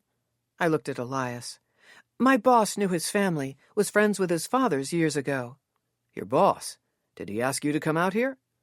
Kind of, I said, before taking a gulp of the coffee. Carl, do you guys ever have any occasion to use dirks? The weapons? No, not at all. We have some dulled long swords, just props that we use, but nothing smaller than that. Why? Just curious, I said. We heard that Billy was probably murdered. Was he stabbed? Carl said. No, I said. I did hear he was murdered, but not stabbed. The question about the dirk was just my curiosity. I feel terrible for his family, Carl said. His father didn't seem all that friendly, but I'm sure he's devastated. I thought his father died a couple of years ago, I said. Oh. Carl's eyebrows came together. I might have the wrong person, maybe, or maybe I'm confused. As a group, the actors get together socially sometimes, and I thought that his father was there one night a few months ago. Maybe not. Billy didn't want him to stick around. I remember Billy asking him to leave. I must be mistaken, though, if his father died a while ago. Carl scratched the side of his head and then took a sip of coffee. What did the older man look like? Where? What pub? I asked. Carl shrugged. I don't remember the pub exactly, somewhere in Old Town, but the guy I thought was Billy's dad just looked like an old weathered guy, wrinkled face, gray-white hair. Small, yeah, I remember thinking that Billy didn't get his size from his dad. I don't remember much more than that. Billy wanted him to leave? I said. Yeah, it was weird. He was embarrassed, maybe, or I don't know. Billy seemed to not want anyone to notice him. Maybe that was it. I didn't ask him about it. He was bothered enough. Did you know any more about Billy, like what he did with his free time? I said. He must have had a job somewhere. I thought he must have had one, too, or enough money that he didn't need one, but I never learned what he did. I think I asked a couple of times, but he never answered. We weren't close, though. Did Billy get along with everyone around here? Elias interrupted. I don't know. He was the king of the reenactors. There are a couple of other really good ones, but he was by far the best. There's no real jealousy, though, because it's all for fun. Did he have any issues with anyone? Elias asked. Carl took a sip of his coffee. Yeah, well, there was an issue recently. What happened? I said. I told Oliver what I saw, and he called me last night to tell me I'd be able to talk to the police this evening at a meeting we're having. I don't feel like I should say too much until after that. I had a feeling it had been murder, with the police and everything. Elias and I shared a look. We're not the police, Carl, but it wouldn't hurt to tell us what you observed. We're here for a friend, someone who cares very much about Billy's family. It must not be a huge deal, or you would have called them instead of waiting until tonight. You can trust us. What happened? I said. Elias and I were quiet and still as Carl thought a moment. I think it's a stretch to think that she had anything to do with murder, but there was that bagpipe lady that he dated. She had an odd name. That's right, Griselle. He broke off the relationship, I guess. It's hard to know what really happened because, like I said, I didn't know Billy well. But last week, he and Griselle, she has a bagpipe shop in Edinburgh. Anyway, they were arguing. All I heard was her saying something like he didn't deserve her anyway. It was uncomfortable, and I tried to mind my own business, but, oh man, this is tough to say now, but she was hysterical, and Billy slapped her. It wasn't a hard slap, but that doesn't matter. She ran off, and I don't know what happened after that, but I told Oliver when I saw him about an hour later, and he seemed pretty upset. I see, I said. Do you suppose Oliver was going to ask Billy not to be a part of the reenactments anymore? I do. Oliver didn't tell me that, but Billy's behavior wouldn't be something the old guys would tolerate. When did this happen? I asked. Tuesday. And Billy hadn't been back since? No. This happened here? Elias said, and Carl nodded. Why was the lass here? For a few weeks we had a bunch of bagpipes adding to the atmosphere. It was amazing, truly. She was in charge of the bagpipers, I guess. I don't know if she and Billy met here, but I'm assuming so. They were together in a bunch when she was around and he wasn't acting. She'd watch his performances. Actually, it was kind of cute. Until it wasn't. You didn't talk to Billy afterwards? No, and Griselle packed up her bagpipes, told the pipers to go home, and then left. Like I said, it was uncomfortable. Is Oliver here? I asked. I didn't see him today. Can I get his number? Carl thought and scratched the side of his head again. I don't think so. That feels weird. He paused. We do have meetings every couple of weeks, and they're always held in a pub. That's what I was talking about earlier. There's a meeting tonight. It's a public place, I suppose, and apparently the police are going to be there. Where? Tonight it's King's Walk. The meeting starts at 8. Carl glanced at his watch. I really do need to go. Sure, I said. Thanks for your time. Thanks for the coffee. You're welcome, Elias said as we all stood. And lad, it might not hurt to give the police a call about what you saw. They might need the information before tonight, even. Right. You're right. I should have done that. I will do that today, Carl said. Elias and I nodded. As Carl turned to go, a pack of cigarettes fell from what must have been a hidden pocket under his belt. He picked them up and quickly hid them with his hand. Talk about bad behavior. The old guys know I smoke, but I'm not supposed to let anyone see me with these. Bad for tourists to think William Wallace had such a vile habit. Sorry about that. Your secret's safe with us, I said. He moved quickly now, as if the cigarette patrol were close on his heels, but when he reached the door, he paused, turned around, and came back again. This just came to me. Billy had a tattoo on the inside of his wrist. Carl looked at Elias. Speck, is that a Scottish thing? I wondered. Not that I'm aware of, Elias said. All capital letters? I asked. Yeah, my wife didn't know what it was either. When I asked Billy about it, he turned his hand over quickly and wouldn't say a word. In fact, he wouldn't even tell me that it was none of my business or anything. He just went silent. I gave Carl my mobile number. I didn't think he wanted to give me his, but he did anyway. I promised I wouldn't bother him. He said it was good to meet us both, and that he'd enjoyed talking to someone from America before he left for good this time. I watched him through the window as the wind lightly blew his long tunic. I thought about bagpipe sellers, dirks, and tattoos, and how, if any way at all, they were connected. Every man dies, but not every man really lives, William Wallace said in my mind. I didn't know if I'd read the words in a book, heard them in a movie, or perhaps seen them here at the monument sometime today. They might have been written on something in the coffee shop. I smiled at the voice that had sounded nothing like Carl's. Perhaps I was really hearing the man himself. No better place to find my ghost, I thought. Delaney, Elias said. Yeah? You're getting better at this. Asking questions, getting answers. That was the American connection. Maybe, Elias said. Why did you need to talk to him specifically, not one of the others? He was the main guy today. I figured the main guy knew the most, I guess. Just a feeling I had. What did you think of what he said? I'm not certain. Do you think the last Griselle had anything to do with Billy's murder? I have no idea. Did you notice any dirks, souvenir or otherwise, in her shop? No, and I looked. Want to see if Aggie wants to go out to a pub tonight? We'll ask her. Come along. The clouds are finally coming over. I think the rain's on its way.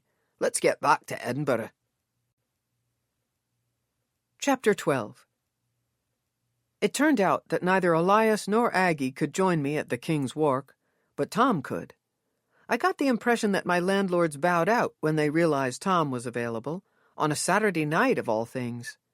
They frequently extricated themselves from the room when Tom showed up at my house. We were used to their less than subtle ways of encouraging our relationship. Tom and I could see right through them, but we agreed that it was all working out just fine. However, we had run into a few moments of discomfort of another sort, for Tom, not for me, over the last few months, and those moments had nothing to do with Elias or Aggie. Edinburgh was a large city, but not quite large enough to keep all of Tom's previous dates and girlfriends hidden from us. When I first mentioned the King's Walk as a place I'd like to go and why, he quickly tried to hide a cringe. "What?" I'd said. "Well, it will be fine, but I'd rather we went almost anywhere but there." "A girl?" He nodded. "Aye, more long-term than anyone but you." I'd asked for honesty. He'd been good about it. I smiled. "I'm the longest term?" "Aye, you and I have been together longer than I've been with any other woman. That's a ridiculous thing to discuss, but there it is, and I have no plans to put the record to the test." "Not ridiculous at all. So what's keeping us together, I wonder?" I said. "Your smile, among other things," he said seriously, not playing into the banter I thought we might be about to engage in. I nodded and smiled, staying silent so I wouldn't risk ruining the moment. Now, though, as we made our way through the pub, I began to wonder if this might be more than just slightly uncomfortable for Tom. I watched a really pretty woman behind the bar give us the stink eye. "I'm sorry, Tom, we don't have to do this," I said. "It's okay, lass." He winked at me and led us to a small table on the perimeter of what I'd thought looked like the group of William Wallaces. There must not be many secrets in the group if they were so willing to meet in such a public place as a pub, or maybe their meetings were strictly social. I didn't spot Carl or any police officers, but the group that had taken over the few tables and the rest of the space in the corner was made up of broad-shouldered men, most of them with longish hair. They didn't look so much like clones in their street clothes, but there were more of them in the pub than had been at the monument, and the sight of them together was still unusual. The other pub customers sent curious glances over in their direction. Tom and I sat at a table close to the group, with the hope of blending into the beautifully carved woodwork and the river view out the pub's front windows. We thought our hope was thwarted when the woman who'd been behind the bar approached the table, a fiery march in her steps. "Tom?" the woman said, much more quietly than the melodrama in her expression would dictate. "Kate, hello," Tom said. "I know this is a bit unorthodox, but my friend heard about your pub and really wanted to see the inside of it. She's from America, and I wanted to be the one to show it to her." Kate blinked at him and then at me. Her long, straight, almost black hair was pulled back into a neat ponytail. The lack of frizz, even with the rainy weather, made me want to smooth my own hair, but I resisted. Her blue eyes almost matched Tom's. Given a few moments, she finally seemed more perplexed than angry. "I see. I'm Kate." She extended her hand. "Delaney. Hi? Like the name of his pub?" "Yes." She smirked. "Well, welcome to Scotland. It's been some time since I've seen Tom. Forgive my surprise." She paused, took a deep breath. "I'll warn you now, though. He's not one for settling down. Be prepared to have your heart broken if you've any idea for something long-term." I nodded. She held up her left hand. "I married a few months ago." "Congratulations," I said. "Congratulations," Tom said. I thought he might add something like lucky guy, but he knew better. The trait about Tom that I'd come to cherish the most was his sincerity. He didn't say things he didn't mean 100%. He wasn't sarcastic. He might have dated more than his fair share of women, but he'd never lied to them, according to the information I'd been given. His honesty was sometimes too brutal, I guess, but never left anyone in the dark as to where they stood in his life. I realized it was a trait I cherished because it hadn't been used against me yet. If that day came, I might rethink how much I admired it. "Aye, he's a wonderful man." She blinked at Tom again. "Can I get you both some whiskey?" "Delaney?" Tom said. I'll just have a pint, I said. I'll have the same, Tom said. Aye, it will be right over. I willna be your waitress, so I'll bid you a good evening, I suppose. Thank you, Tom and I said together. After she made it back to her spot behind the bar, and my tensed shoulders relaxed, I said, That wasn't terrible. I knew she'd gotten married, or I'm not sure I could have come in tonight. It was an ugly break-up. I'm sorry to rehash it, even in that wee way, in front of you. That wasn't much rehashing. I can't decide if I want to know about all your breakups, or if it's just better to stay in the dark about them. Tom smiled and then looked down at the tabletop a moment, before he looked back up at me, his eyes prompting the butterflies in my stomach to flap their wings. They're not all as bad as that, Delaney. I have dated a few women. I can only wish I would have met you sooner. Then the list wouldn't be quite so long. I smiled and blushed. Now, he said as he nodded toward the group of big men that seemed to have convened their meeting, let's see what we can hear. One of the older gentlemen in a thick white sweater began. We have serious matters to discuss this evening, lads, and I'm pleased with the turnout. Thank you all. He glanced at the men, at Tom and me, and then out to the rest of the pub before angling his body as if to cut off everyone but the reenactors from hearing what he had to say next. This was the best we could do for privacy, considering the request from the police came just yesterday. Some officers will be here soon, and there are rooms in the back that can accommodate private interviews. I'm sorry, but it was either this or the police station, and we chose this. Tom leaned over and said quietly to me, They must all know about Billy, huh? Carl knew he was dead, but he wasn't sure it was murder. This is much less intimidating than a police station. It makes me think the police might not be truly suspicious of anyone here, though. You never know, Tom said. The younger men, all, I counted in my head quickly, 23 of them, listened intently. I spotted Carl. He caught my eye and nodded before he turned his attention back to the gentleman at the front. Another older man, this one in a plaid shirt, stepped up and continued. As you all probably know now, Billy Armstrong was killed. We haven't shared the other part because the police asked us not to until this evening. We were told that he was hit over the head with a blunt instrument. Murdered. That's all we know. We are sorry for his loved ones. The men's faces showed their disbelief and confusion, but unless one of them stood up and confessed, there would have been no way to pinpoint any of them as suspicious. The man in plaid continued, You don't have to talk to the police if you don't want to. None of you are under arrest, which is a part of why we're here, not the police station, tonight. They asked us to do this, but we didn't make any promises on any of your behalves. Neither did we vouch for any of you. It's your choice. None of them stood up to leave. We're getting company, Tom mumbled as the man in the white sweater approached us. Hello, he said as he pulled out a chair and sat. Name's Dodger.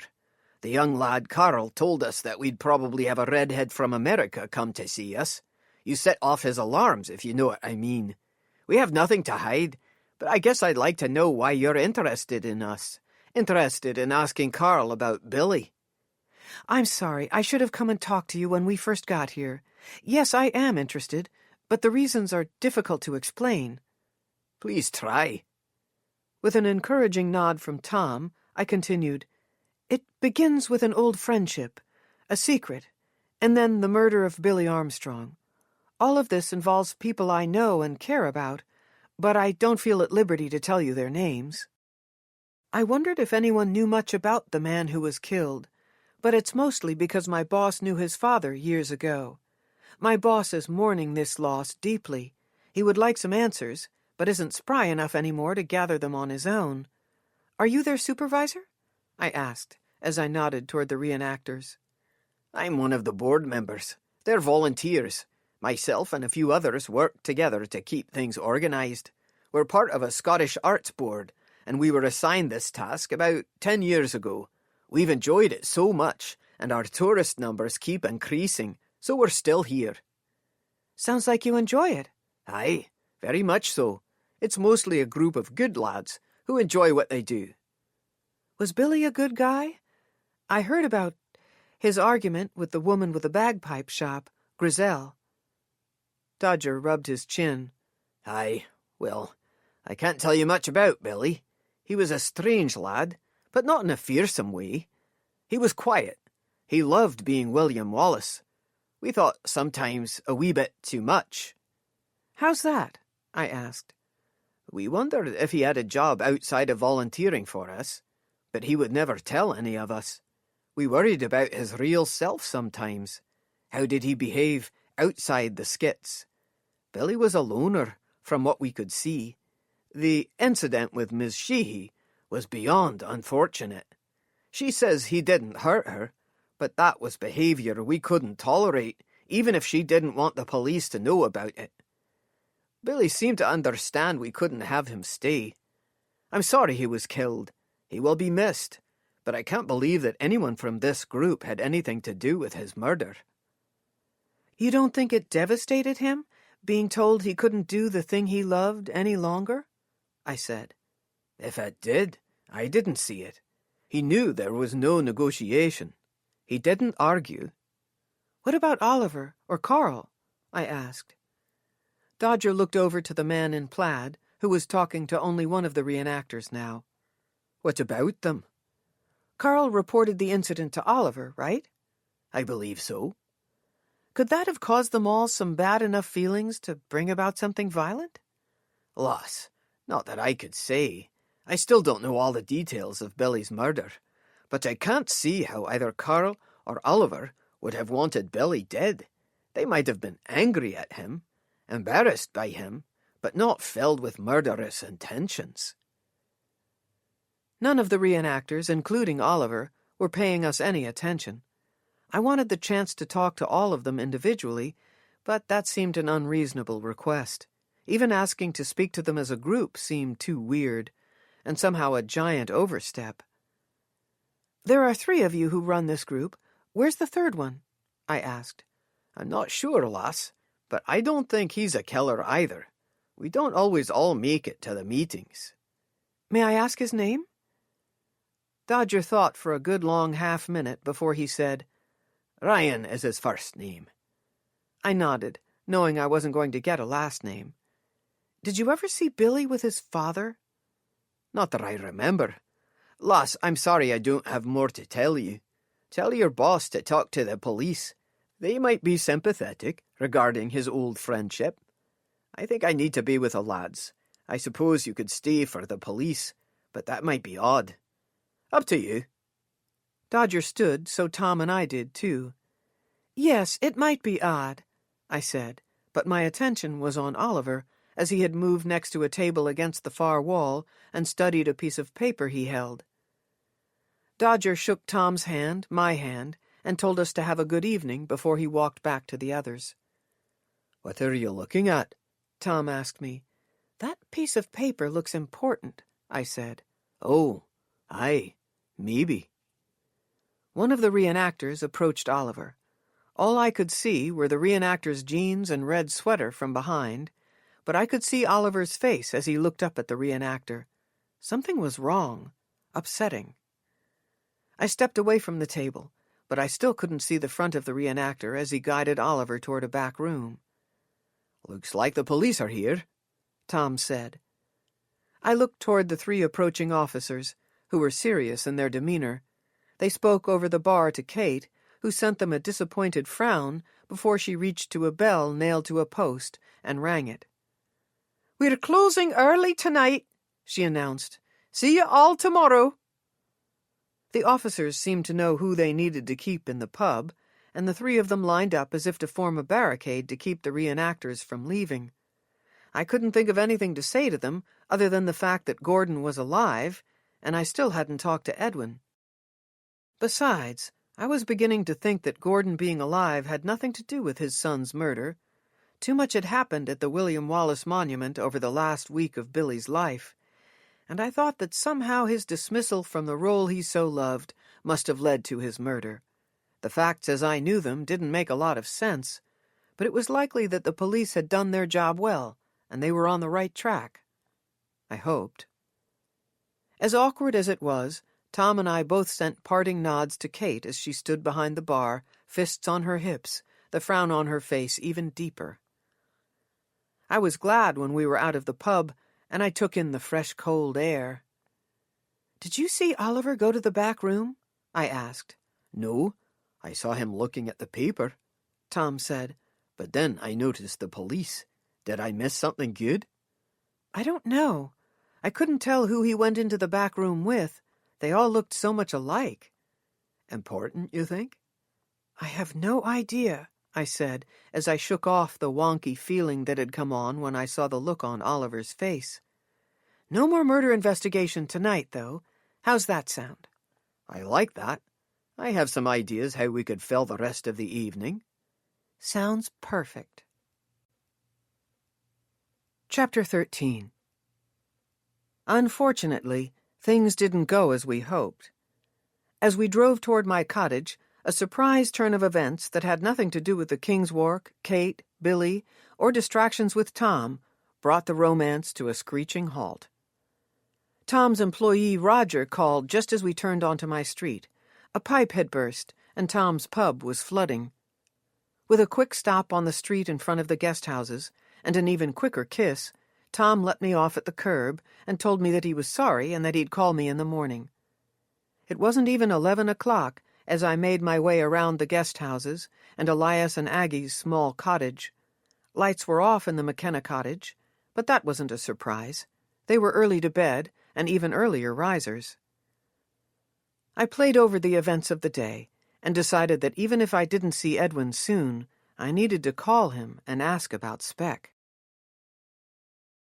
The bookshop's Sunday hours were listed on the door sign as, "Sunday, sometimes we're here, sometimes not, but give us a ring if it's something urgent."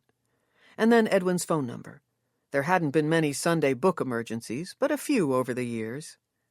I'd go in tomorrow anyway and get some work done, with the hope that Edwin would be there and I wouldn't have to call him. He sometimes liked to hang out in the warehouse with me on Sundays and share stories. My thoughts had moved so far away from the present moment that it took me a long minute to notice the things on the top of the small coffee table only a couple yards inside the cottage's front door. In fact, I smelled them before I saw them. A bouquet of roses. "Oh," I said quietly. By nature, Tom wasn't the most romantic guy, but he liked to give me flowers. I liked that, too. I didn't have to read the card to know the roses were in celebration of the anniversary of our first date, though I had to count back to realize that we'd now been a couple for 5 months. I'd received the same bouquet every month. My mobile buzzed. The text said, "This evening didn't go quite the way I'd planned. We'll have a do-over." I typed back, "The flowers are perfect. Happy 5 months. Hope the pipe gets fixed. We'll talk tomorrow." Practical romance. It worked just fine. I was one tired bookshop employee murder investigator, though I'm sure I was still smiling as I drifted off to sleep. Once I started looking, I was surprised by how many dirks I found on the warehouse shelves. I speculated, backed up with quick internet searches of their maker's marks or handle designs, that at least one of them was likely much more valuable than the one I'd found on top of Castle Dune. I discovered one tucked behind a torture device known as a heretic's fork, a wicked-looking thing that was made to force confessions through sleep deprivation. I got sidetracked and spent too much time looking up the heretic fork's history, but got back on task soon enough. I'd once asked Edwin why he'd chosen the torture devices as one of his collections, but he'd never given me a clear answer. I found 2 dirks behind a stack of old, but not very old or valuable paperback books. And then I found one more under a wooden mug that might have been drunk from by a Scottish noble. I replaced the mug carefully on a separate shelf. My list of warehouse tasks only grew each time I explored. My desire to search the warehouse for dirks had surprised me.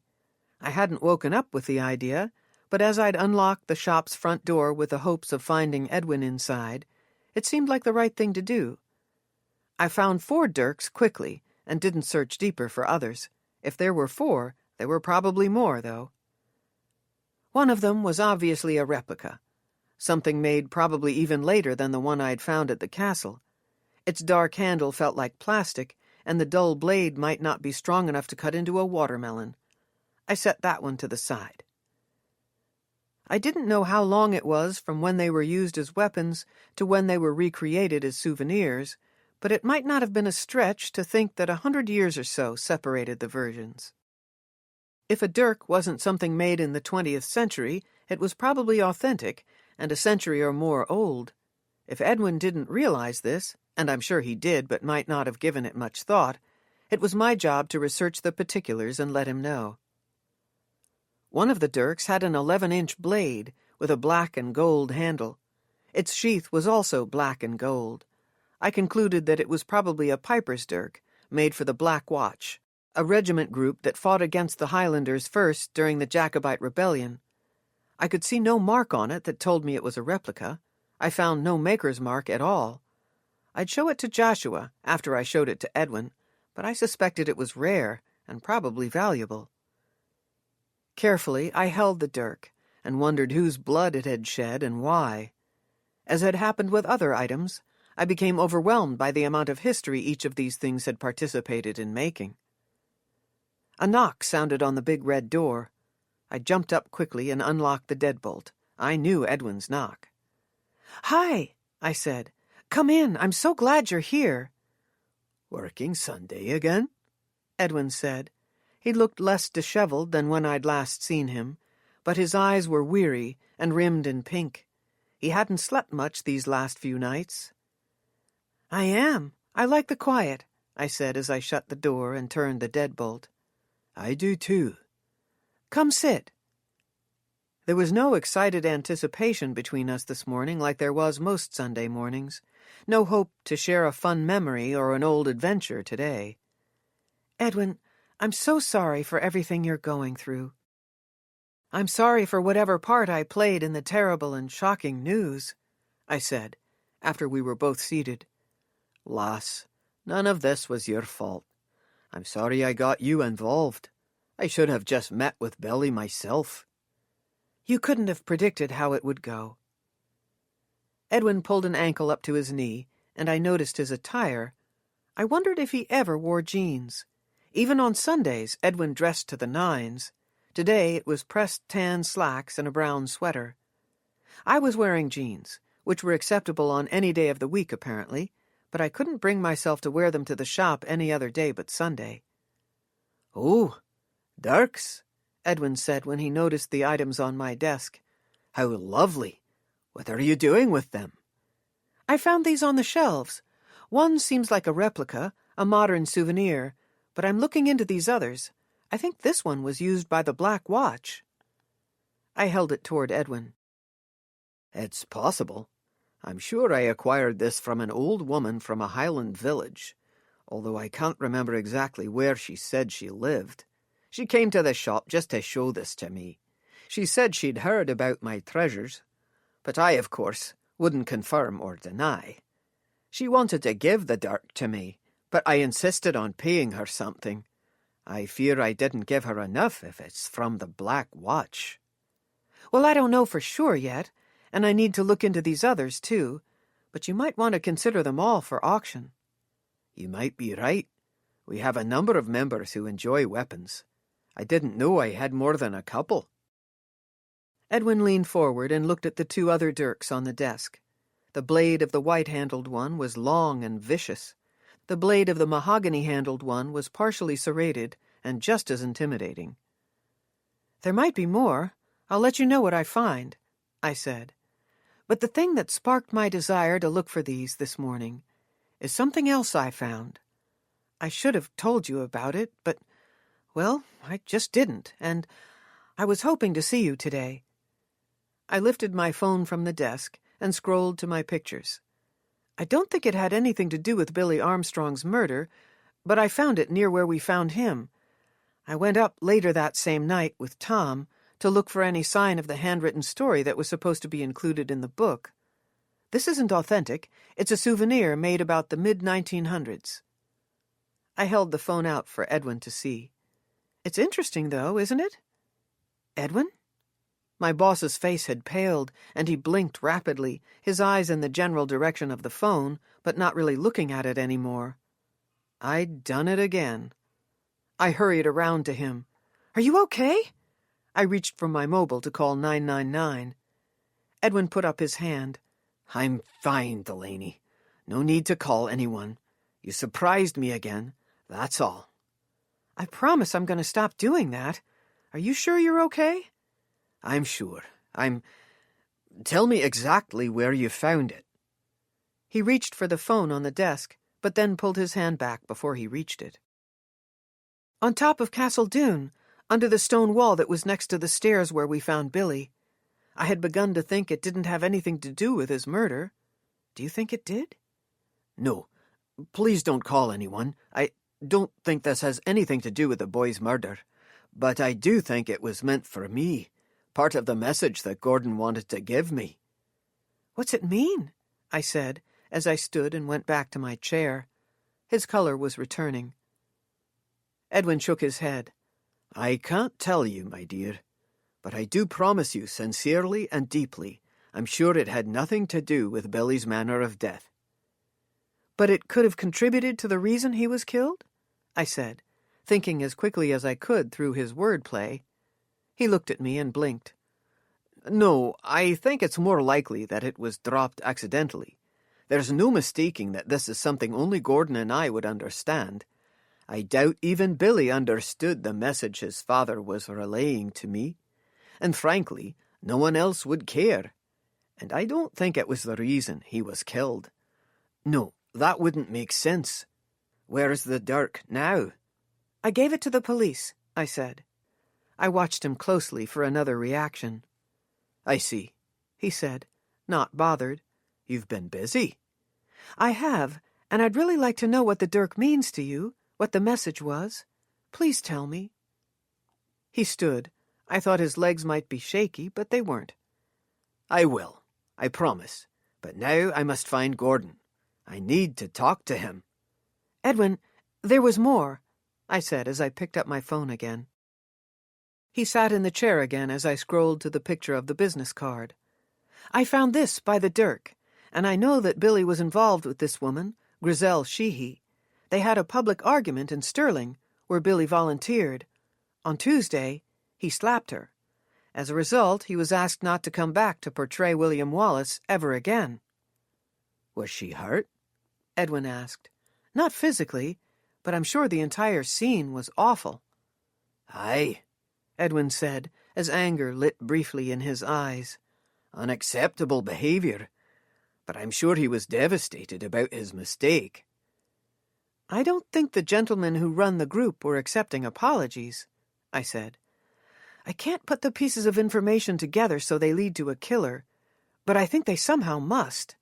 The police seem to be on the same trail, but they don't know about Gordon. I think you should tell them he's alive, even if that fact has nothing to do with his son's murder. I can't do that, Delaney. The news would devastate Fiona, emotionally and financially. You could help her out financially if you wanted to, and she'd eventually recover emotionally, I said. It's the only right thing to do. Even if Gordon is dying? I swallowed hard. Yes.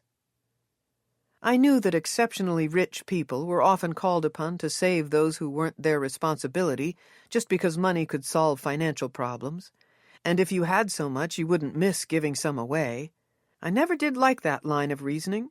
If I didn't think that in some old friendship way Edwin was responsible for Fiona at least slightly, I would not have suggested he help her. I'm not prepared to tell the police that, he said. I will talk to Gordon first, and then maybe. Do you think the story Gordon was talking about was written on a piece of paper, or was the dirk the story? Edwin cocked his head and looked at me. Slowly, a sad smile overtook his features. Excellent, Delaney. I think you might be onto something. It hadn't occurred to me, but now I don't think there ever was a written story. The dirk says it all. Gordon would never have admitted that in front of everyone here, and I was so angry with him and so devastated by Billy's death. No, there was no story, I'm sure. The annual and the dirk tell the story he wanted me to know. Edwin stood again and moved toward the door. I scurried out of my chair. May I come with you to talk to him? No, not today. Edwin? I'm sorry, lass. Forgive me, but there are some things that each of us must attend to alone. It's just the way it is. I nodded.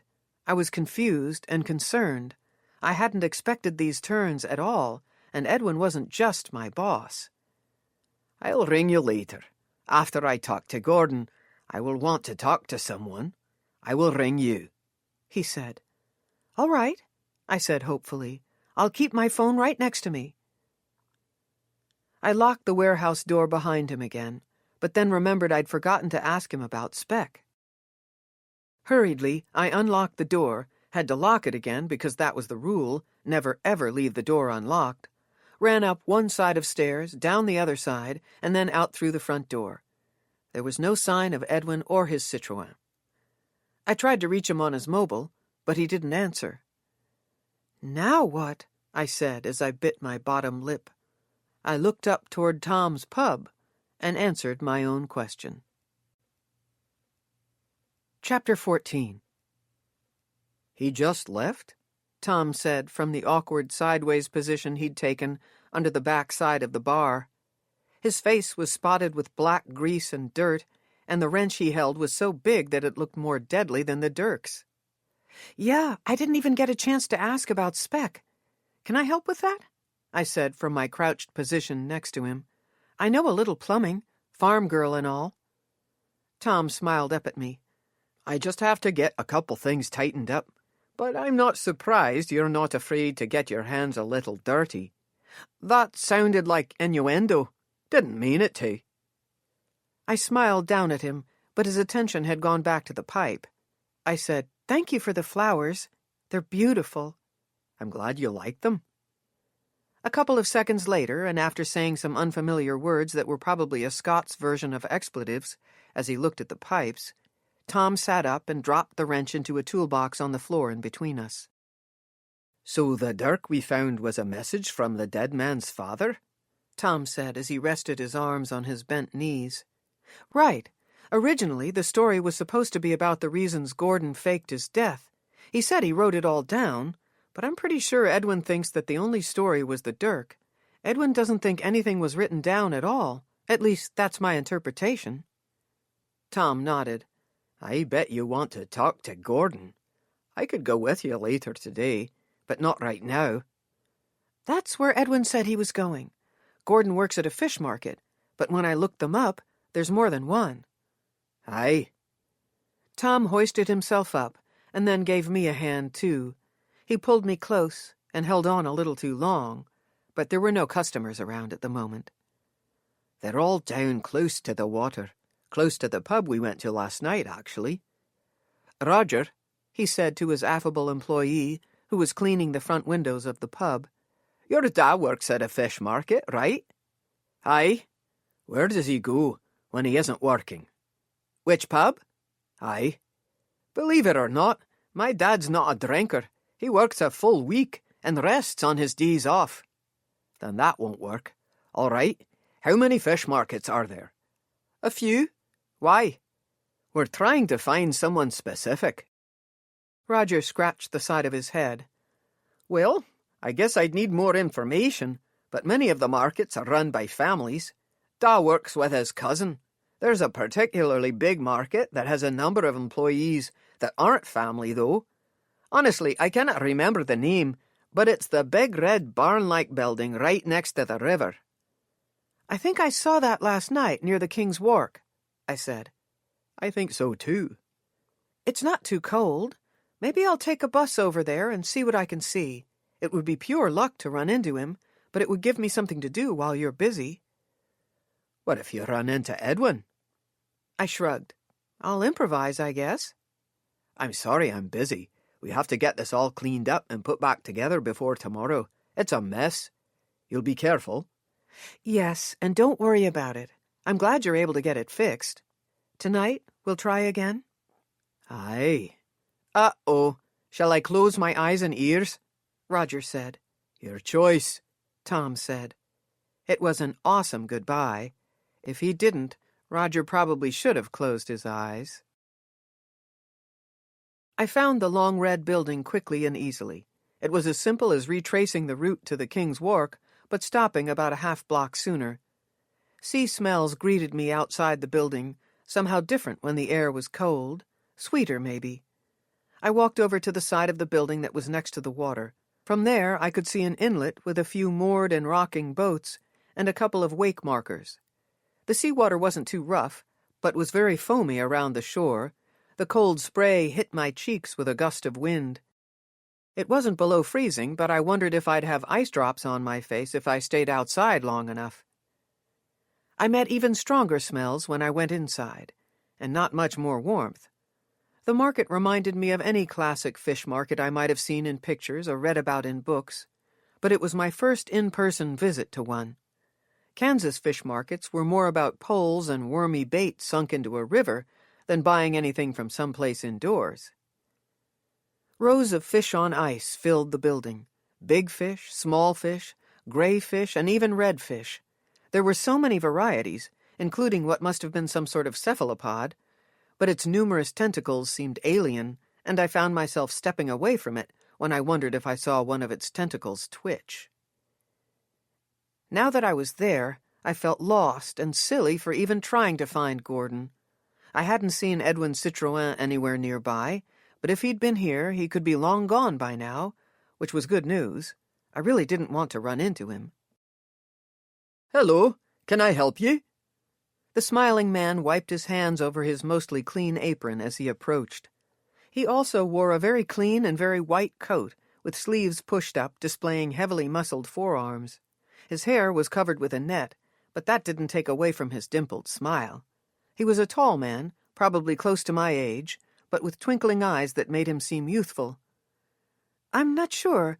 I'm just looking around a little bit," I said, noting to myself that there were only 2 other customers in the large building and at least 5 other men in white coats and hairnets, though none of them immediately reminded me of Gordon. Certainly. I'm happy to answer any questions or make recommendations. Thank you. He smiled and stared at me a beat too long. Do I ken you? He asked. I don't think so. You're so familiar. I feel like I ken you. I'm not from around here. Aye, I see that. Or I hear that, I suppose. He wiped his hands again and extended the right one my direction and said, I'm Liam. I'm Delaney.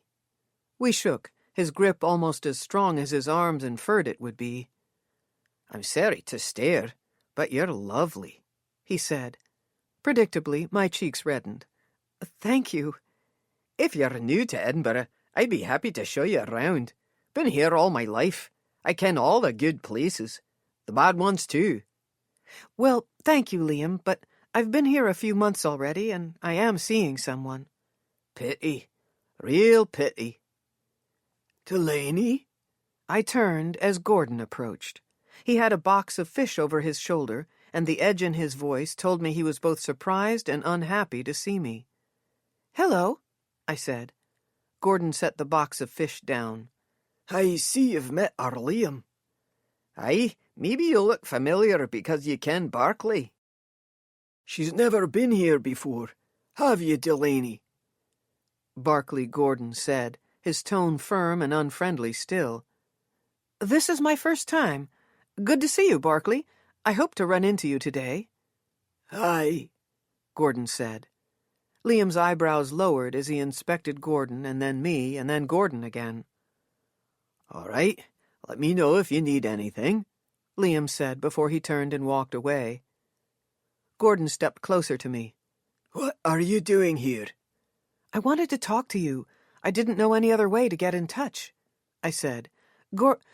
Barclay, no one knows me. I have nothing to do with your past. No one will make any connection to Gordon, I said quietly. It's risky, Delaney, But you're here now, and it would look more suspicious if I threw you out. They frown on us doing such a thing to customers. I'll talk to you. I looked around. Can you take a break? Or is there someplace we could go that's more private? Gordon gave me the most impatient look I'd ever been sent. I realized quickly that he was correct in thinking I shouldn't have come to see him. Nevertheless, I tried not to let him see my wavering confidence. Give me a minute, he said. He lifted up the box of fish again and carried it to a bed of ice in the next row. With fast, sure movements, he placed long gray fish, one at a time, onto the ice, making an appealing stack despite their glassy eyes and open mouths. He grabbed the empty box and walked past me toward what looked like an office space in the middle of the market. "Follow me," he mumbled as he went by. I did as he said, but not without noticing Liam watching our every move. He wasn't attempting to be subtle, and he made me feel much more exposed than I liked. I kept my steps sure. "In here," Gordon said as he pushed open a door. The space was the smallest office I'd ever seen, even smaller than Joshua's converted supply closet. A messy desk and 2 chairs were crammed in the windowless room, and I had no desire to be packed in there with Gordon, but I'd come this far. Once I'd sat in one chair with my knees rammed up against the desk, Gordon shut the door and wedged himself around the desk to the other chair. He took a deep breath as he sat. "All right, Delaney. What could you possibly want? You didn't even ken me?" I have some questions. He blinked. "What kind of questions?" About your past? About your son? "Why?" Because no one, including the police, can know you're alive, apparently. I think your son's killer needs to be brought to justice." "You're going to the police?" I might. Gordon squinted hard. But I won't tell them about you, I don't think. I don't want to do that to your wife. But no promises. "You ken Fiona?" I nodded. She came into the bookshop. She's heartbroken. Your son's killer needs to be found, for her if not for anyone else, I said. Didn't you see Edwin earlier today? "No. Why?" I blinked. I wondered why Edwin hadn't done what he'd said he was going to do. "Delaney." I jumped. The police need to find your son's killer, Gordon. I would think that would be your wish as well, I said. "The police will find the killer. I had nothing to do with my son's death." His jaw tightened for a brief moment, as if he had to work hard to contain his emotions. "I'm not important to that equation." I'm sorry, but I'm not so sure. I reached into my bag and pulled out my phone, once again finding one of the pictures of the Dirk. Does this have anything to do with you? Any other time, place, or person facing him, maybe Gordon would have been able to hide his surprise. But I was a stranger, and I'd come to the place he'd been hiding. I'd caught him off guard, and I'd already caused him some grief. "Where?" He reached for the phone, but then sat back again, seemingly suddenly tired to the bone. "Where did you get this?" I found it close to where I found your son's body. I'm sorry to keep pressing the matter, but I have to know, do you think this Dirk has anything to do with Billy's death? Gordon shook his head slowly and said, "Not unless Edwin McAllister is his killer." It was my turn to be surprised, but I cleared my throat and continued on, past the sense of the walls closing in. What do you mean? "I canna tell you more than that. I didn't understand why this was on top of the castle with my son, but Edwin must have been the one to put it there. Billy brought it with him, if Edwin didn't, I suppose, but I didn't ken Billy knew about it." Gordon's shoulders sank, and he blinked at me 2 hard times. "It all makes more sense now." What does? "Why he wanted Edwin to know that I was alive." Please explain, Gordon. Help me understand. I know my boss didn't kill your son. He couldn't, and you probably know that too, but what's this all about? "I cannot tell you, Delaney. It would be breaking a promise I swore I wouldn't break. I'm not much any more. A liar, certainly, but I cannot betray. Who? I cannot. But what if you telling me the answer finds the killer? It will not, unless it was Edwin, he said, a long, thoughtful moment later. He sat forward and touched the phone with a fingertip. I didna ken that Billy knew about the dirk. You didn't ask him to give the dirk to Edwin? I never would have. So you really wrote down the story of your fake demise on a piece of paper you put in an Urwully book? Aye. And the Urwully comic was important to you all? Aye. At one time, many years ago, it was important to us all. Could you explain that, please? If I hadn't already shown him something that seemed to have drained him of all his energy, he might have told me. Not today, he said. Would you write down the story for me? Why? I told you the story in person. There's nothing left to tell. I was a drunken fool, and I made a mistake in thinking I was to blame for Leith. I wasna. I wasna to blame for Billy either. Heavy tears welled in his eyes. I reached for the phone. Gordon made a brief motion toward it, but then sat back again. Why did seeing this dirk bother Edwin so much? He saw it? Yes. Then maybe he's not guilty. He'll get over it, Gordon said with a small smile. I put the phone back into my bag and said, Gordon, does SPEC mean anything to you? His smile widened for an instant, but his now dry eyes remained sad as they locked on to mine. You are interesting, Delaney from America, but that's another secret I'll not tell. He stood, making him seem gigantic in the small space. I have to get back to work now. Did you know it was tattooed on the inside of Billy's wrist? Of course I did. He lifted his sleeve and showed me his identical tattoo. A secret society from the university? I said. I have to get back to work. He pulled down the sleeve. A noise sounded outside the door. It was as if someone slipped on the floor and caught themselves with a stomp of their foot.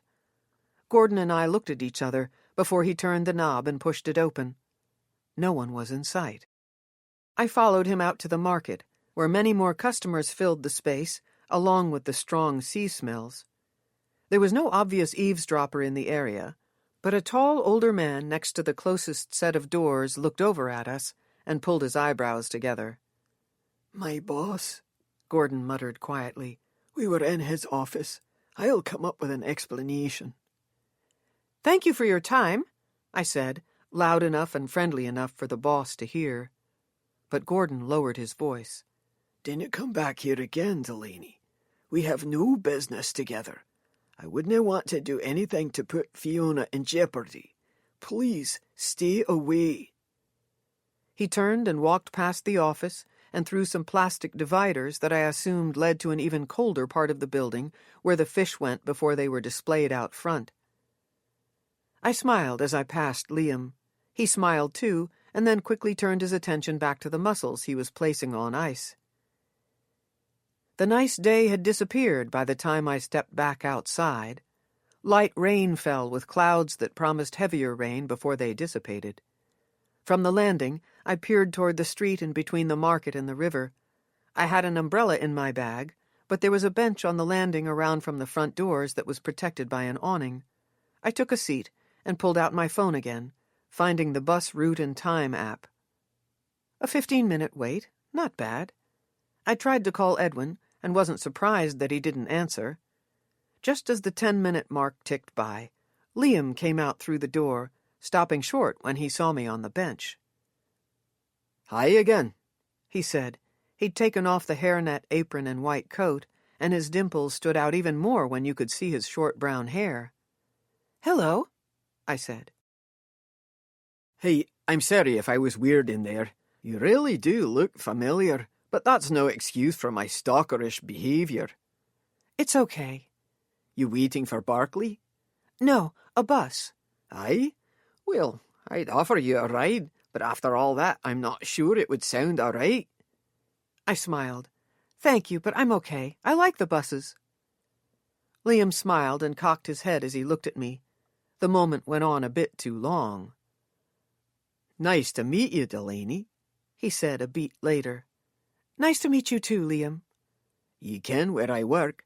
Stop by sometime if your personal circumstances change.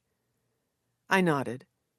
He started to walk away, but turned again to face me. How do you ken Barclay? A friend of a friend. I shrugged. When I didn't offer anything else, he tipped an invisible hat and said, Well then, I'll be off. He glanced up at the door to the market, so I did too. The tall older man I'd seen, Gordon's boss, stood there. He sent Liam a distinct look of displeasure. He sent one my direction too before he went back inside. Maybe he always looked like that. Liam turned and was gone in a flash, moving down a street I couldn't quite see from my vantage point. The bus stopped on the corner a few seconds later. Even with the umbrella, my legs got drenched as I hurried across to catch it. Once seated, I looked toward the spot where Liam had last been, but didn't see any sign of him still there. As I looked one more time at the doorway to the fish market, I noticed what I first thought was a misplaced, steady snake upward of steam, but I realized I was seeing a discarded but still burning cigarette on the landing right outside the door. The bus took a route that reminded me about someone else who might be able to answer some of my questions, or at least help me come up with better questions. I disembarked earlier than I originally planned. Chapter 15. Though all libraries, even the smallest, least stocked branches, are treasures, the library at the University of Edinburgh is a masterpiece of treasures. The building's outside is made with modern, squared-off lines and concrete balconies, but the inside is an arched cove of nothing but architectural smarts and historical beauty. Tables, chairs, reference desks, and computers populate the main floor, and shelves upon shelves of books right up the sides, filling in the spaces between the windows and the arches and pillars. The stairways throughout are dark carved wood, and I often wondered if they were magical and moved of their own accord when the lights were out at night and no one was around. I knew that Tom's father, Arthur, had been recently spending most of his time in the art book room, cataloging the lifespan of a specific design of ceramic bowl. It was such a micro-research project that even I, someone who was made to research, felt anxious thinking about the tediousness that must be involved. I made my way toward Arthur, keeping my footfalls as quiet as possible. As I passed by them, I enjoyed glancing at the busts of past notable university professors that lined the main room. I always wondered what they'd taught so well that they got to be honored in such a cool way. I usually pushed my bookish voices away when I was inside the library. If I was overwhelmed and in awe, they'd probably be that way too. Today, though, I opened my mind and let them in. Maybe they could tell me what spec meant. It didn't work that way, but it was worth a shot. We are what we pretend to be, so we must be careful what we pretend to be. If I wasn't mistaken, that wasn't a quote from a book, but a quote from an author. I'd gone through a Kurt Vonnegut phase one semester in high school, but I didn't remember where I'd read the quote or why I was so certain the voice in my head was his. Mr. Vonnegut was talking about Gordon, I was sure. The idea of him playing dead and hiding in plain sight couldn't continue forever, but he'd managed it so far. I was disappointed in my bookish voices for giving me something so obvious, and I was at the doorway to the art book room before I could see if they had anything more to say.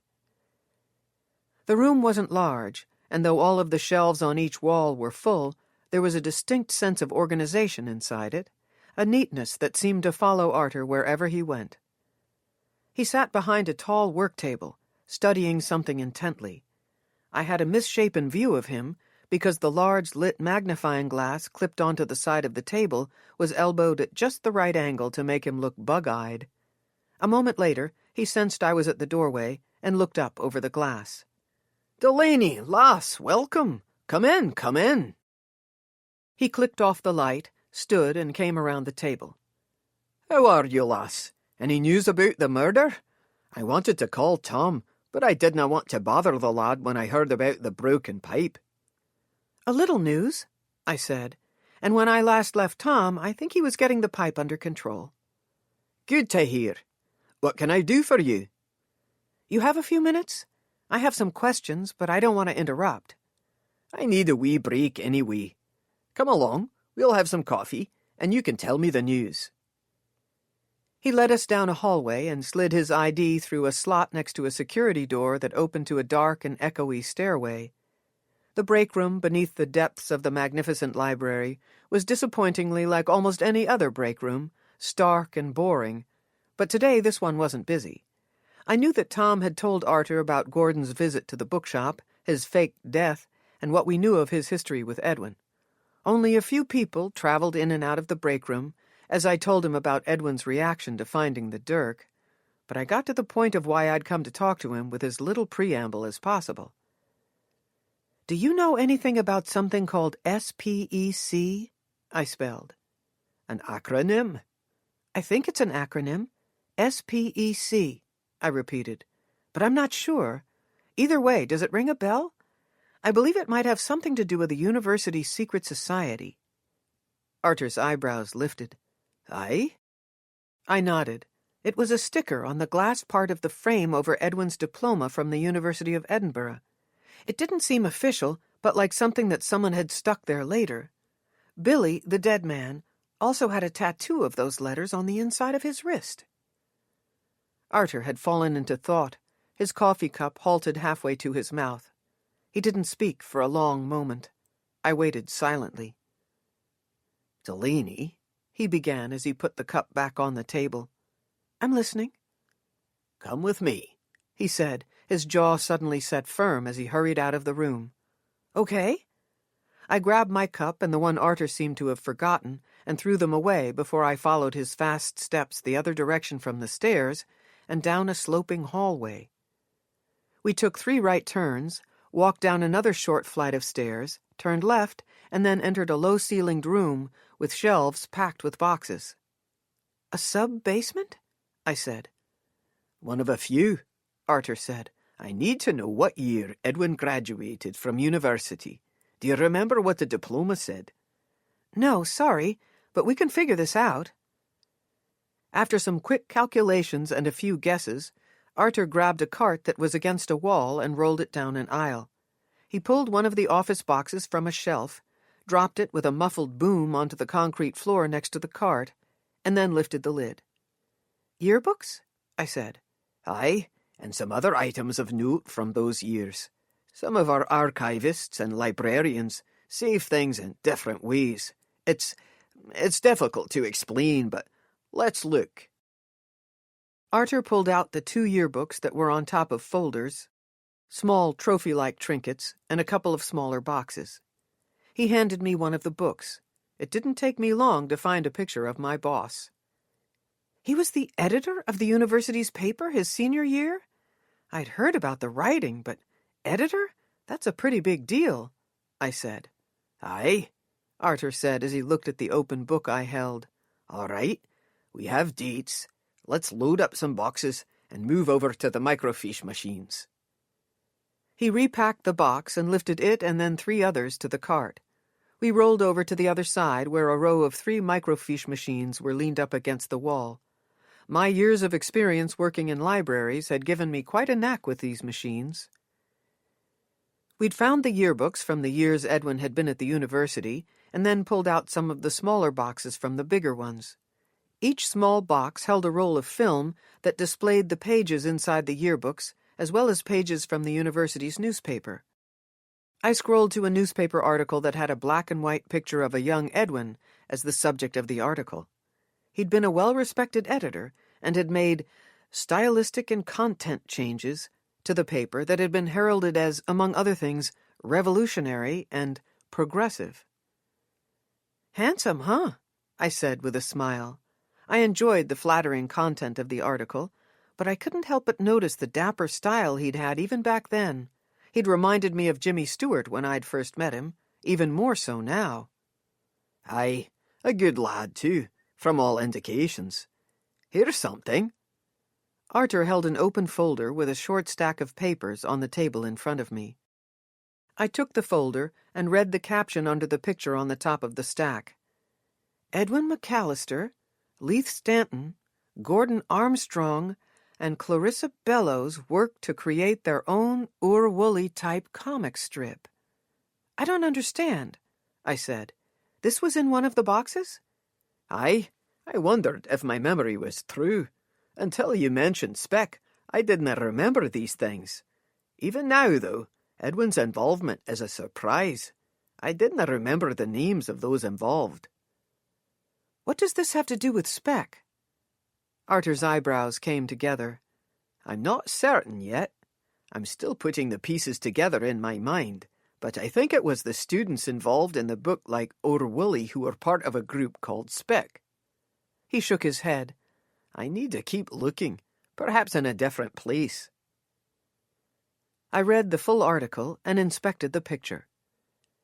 The three men and the woman had been given a class project about mixing visual art with words, so they'd decided to create something similar to Ur-Wooly. The editor of the Edinburgh paper that ran the Ur-Wooly strip had heard about the project and was encouraging the students and giving them access to anything they might need at the city's presses. The picture showed the four students posed outside a university building. Though the project and the community support were in themselves interesting, the picture was even more so. The three men, Leith and Gordon surprisingly as dapper as Edwin, gazed at the beautiful woman they surrounded. From this picture, the three of these men looked to be quite taken by Clarissa Bellows, I mumbled. Arthur leaned over my shoulder and readjusted the thick glasses he'd put on. You might be right, or that might just be for the photo. She's a lovely lass. You should ask Edwin about her. See what happened to her. I cannot remember if I read about her specifically. I will, I said. Did they ever create their book? I dinna ken yet, but I'll keep looking. These aren't the boxes I was looking for, Delaney. I have memories of finding things much more scandalous. I glanced at the date on the page with the picture of the four of them. This one looks like it was taken before Edwin became editor, which, according to the first yearbook, was his senior year. The date on this article is 2 years earlier, their sophomore year. Did something scandalous happen sometime during those 2 years? Something with Speck? I think something did, but I shouldn't have mentioned it to you until I knew for certain. I'll need a little more time. It must not have hurt Edwin much. I doubt he would have been given the position of editor if he'd been in trouble. Probably not, Arthur said doubtfully. I looked at him and sensed we'd spent a lot of time in the sub-basement, keeping him away from the art room. Arthur, you don't have time for all of this. If one of them would talk to me, that would give us a shortcut. I'll try that first, but I might come back and look through these records again, if that's okay, I said. Any time, but, Delaney, there's one more thing. I lifted my eyebrows at his ominous tone. I think you are correct about Speck. I think it was a secret society, or at least something like that. I think there was a suicide, or someone died. It was many years ago, and I need to find the connection again between the society and the book your boss and his friends were making. I'll find it, but it might take me a few days. And I'm curious. We're a library, and we like to keep a record of everything, even if the manner of recording can be a wee bit hidden sometimes. Don't do anything to put your job in jeopardy, Arthur, I said. I will not. Only some people like to keep secrets buried. I know others who are keen to share them with the world. I'll find what you're looking for, if it's to be found. Though he didn't act put out in the least, I felt like I'd asked too much of my pub owner's father. It suddenly seemed like I was taking advantage. Arthur, thank you. You're welcome. Unfortunately, it was against policy for Arthur to leave me unattended while he got back to work. We cleaned up the mess we'd made, both of us using our precise triple-check obsessive method to make sure we put things back better than we'd found them. I realized Arthur might make for a good museum companion, and filed away the idea to invite him some day. It might not have mattered if Arthur and I hadn't gotten along, but I was grateful that we did. With the thick file that held the copy of the article secure under his arm, he escorted me out of the building, telling me goodbye with a promise he'd call me soon with more details. I was torn between begging him to hurry, wanting to sneak back into the sub-basement myself, and still feeling like I'd imposed. I kissed his cheek and told him thank you before he turned and hurried back inside. With no rain falling, I walked back toward Grassmarket. Hopefully my pub owner would be available for dinner and conversation. Chapter 16. Instead of heading directly to Tom's pub, though, I took a detour. Inspector Winters had told me specifically to not ask Grizel Sheehy questions about anything that had to do with Billy Armstrong. I hadn't forgotten that charge as I took the route to her bagpipe shop. I told myself I was just wasting time, that chances were good that the shop wouldn't be open on Sunday, and that I would only look from afar, definitely from across the street, for whatever it is I thought I needed to see, before I went to find Tom at his pub. Gray clouds filled the darkening sky, and the cold temperatures made me again think of a Kansas winter, but without the snow. It was almost 4 in the afternoon, and the sun had mostly set. For a moment I missed the way the sun set on the distant flat Kansas horizon, and longed for the smells of snow. I wouldn't be going home for Christmas, but my family had planned a trip to Edinburgh to visit me sometime early next year. My heart ached at the thought of not spending the holiday with them, but I tried not to think about it too much. Tom wouldn't be in Edinburgh for the holiday. He and Arthur were traveling to Germany to visit friends. They were taking Tom's aunt, whose dementia was almost to the point she wouldn't be able to travel any longer. I'd been invited, but had declined, and looked forward to creating new traditions with Edwin, Rosie, Hamlet, and Hector. But I'd miss Tom. I'd become so lost in my thoughts that I arrived across from the bagpipe shop quickly, warmed through from my speedy pace. I did as I told myself I would do. I looked across the street at the shop. It was open, the light from the window warm and bright. Grizel was arranging a few bagpipes behind the window. She must have sensed she was being watched, because she looked up, did a double-take, squinted, and then smiled with a wave, signaling me to cross over and go inside. I didn't hesitate. "Hello, lass," she said as I came through the front door. "Did you wonder if the shop was open?" "I did. I'm here all the time, except when I'm not," she said. It was similar to what she'd said the first time I'd been in the shop. "Now, what can we do to find some pipes for your friend's wife?" "I'm not sure." "All right. Is she a beginner, or does she have some experience under her belt? I dinna carry the cheap ones. They're unplayable. I have some that can be played with a good tone, and then some that have the best woodwork you'll find anywhere. Those are the ones that sound the best, and are by far the most expensive." I stared at her without answering. She blinked and waited. "I think I figured out how I know you," I said. "I didn't put it together when I was last here, but after we left I remembered seeing you in Stirling at the Wallace Monument." "Aye," she said. "As I said, for a short time I did help them with some bagpipes. I'm not doing that any more." "Small world, huh?" "Aye. So, what about the pipes? Is the lass a beginner, or does she have some experience? Do you ken their budget?" "I'm afraid I don't. I'm unprepared, I'm sorry, but I'll tell Elias the things he needs to know before he comes back in." She nodded, clearly disappointed that she wasn't going to make a sale today. I forged on. "You know, I met someone when I was at the monument who was so interesting. I didn't get his name, but he had a tattoo on his wrist. Letters, SPEC, I think, but can't be sure. Would you by chance know who I'm talking about?" Grizel thought a moment. "I think so, but I dinna ken his name either. I remember seeing that tattoo, though." She was the best liar I had ever seen.